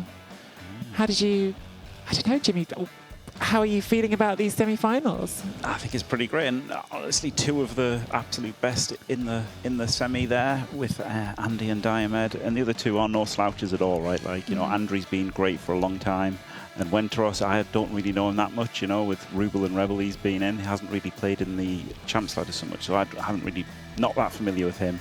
But yeah, absolutely, you know, the other 2 top class, and Andri as well, yeah, Andri's pretty great. I think one of the things that we've already said on this show is when we talk about the big ones, the big names, part of that is name recognition. It's not necessarily that we're saying this person is definitely better, because we just don't know some of these coaches as well. Yeah. And I think that coming into this one in particular, definitely Strider was the coach we knew better. Again, just to repeat it one more time, did win the season finals at the start of the year, so has proven can go into these big pressure games and win them. And so it's not that we're saying that we didn't think Wenteros couldn't do it, and certainly Wenteros has played well enough to do it, Andy. Yeah, absolutely. Congratulations, first of all, to Wenteros. I think Yeah. he's played really well. So good on him. Question for you 2. Who do you 2 think are going to win this then, right? Now you've got your 4 semi-finalists. 'Cause I can't say, Look of at course, right? Andy avoiding. By the way, I hope we can get the finished graphic up in a second. Oh, here it is. Let's have it on screen for everyone so you can see it. We've got Wenteros in that top spot, Andri, the Imperial Nobility team, right after them, Diomed in 3rd, and Andy Davo. Well, no, I'm saying 3rd. It's not 1st to 4th, but just as you're reading them down the list, Diomed against Andy Davo in the 2nd semi-final. I mean, Andy, you're asking us to pick when you're Absolutely. sat right here on the desk with us. That seems it's an impossible spot you're putting us into here. I don't know, the last sort of hour or so, you've been quite enjoying giving me... I mean, I can think of 3 people that have got a really good chance. wow. No, of course. I think your favourite, actually, Andy. I do think your favourite, to be honest. Wow. I think you had your hardest test in the round of 16. Holy moly. Who did Andy play in the last 16, Jimmy? Oh, just some like really handsome guy. Oh, right. Okay. Yeah. Truck. Truck. Okay. No, that was round of 32. Oh, was it? Oh, my graphic was wrong. So we can't all sit here saying that Andy's going to win, so I'm picking the Imperial Nobility just in case anyone's asking. I'm going to take the people's popular choice here and lean into it. But Andy against Andri in the final would certainly be good for making it really hard for us to be understood as we're talking. So The England versus Spain. would be. Wait, not Wales versus Spain. Well, Oh, caught in the no, act. Andy. Caught in the act. Oh no, Andy represents Team Wales on tabletop, for those of you who aren't familiar with what Jimmy is pointing at. where's a hole? Give me a hole. Right there.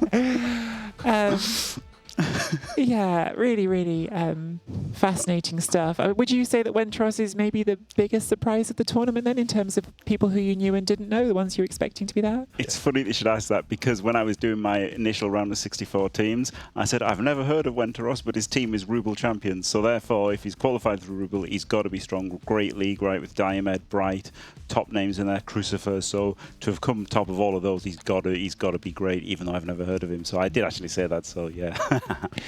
So, of course, everyone's going to want to know the schedule for tomorrow. I think we have the schedule ready to go up on screen. Well, that's the planning phase. So we've got Friday the quarterfinals, we've got Saturday semi-finals. Actually, I don't know if we have or have not got the times yet for tomorrow's games, because that may require some coordination between the coaches, which we need to make sure everyone can line that up. Of course, we are holding Andy hostage with us here, so we can decide when Andy's available. What? But we have 3 other coaches to work things out with, so we're going to have to fit around their times. I think, broadly speaking, expect the stream at a similar time to start as it was today, as yesterday, but the exact times we'll have to communicate possibly after the end of the stream for all of the matchups. Yep. I'm so excited. I feel like I'm so excited. Jimmy, I'm getting that you're excited. Andy, I don't know if you're excited or stressed right now. I'm nice and zen. That's the only way to go into the next round. Nice and zen from Andy. Listen, we have got 2 more big streams coming up the next couple of days, so we won't keep you all up here with just us nattering too late into the night. Was there anything else you guys wanted to say about today's action before we wrap things up? No, I think it was fantastic. It spoke for itself, wasn't it? Great stuff. Well played, Andy. Really Thanks well very played, much. Andy. And congratulations to everybody who played cracking games of Blood Bowl today. Well done, everyone. And well done, chat, for writing some stuff. Yeah. No, honestly, thank you to chat for giving us company all the way through. It's been fun reading your messages. Thank you for participating with us. Thank you to Cyanide and Nacon for putting this whole tournament on. It's been an absolute blast so far, and we've got 2 more days of it. We've got 2 more days here in the studio building up to that grand final on Sunday. So we will see you back here tomorrow for more of this. But for now, signing off for me, Miss Beltry, Jimmy Fantastic and Andy Davo, we will see you all tomorrow. Good night.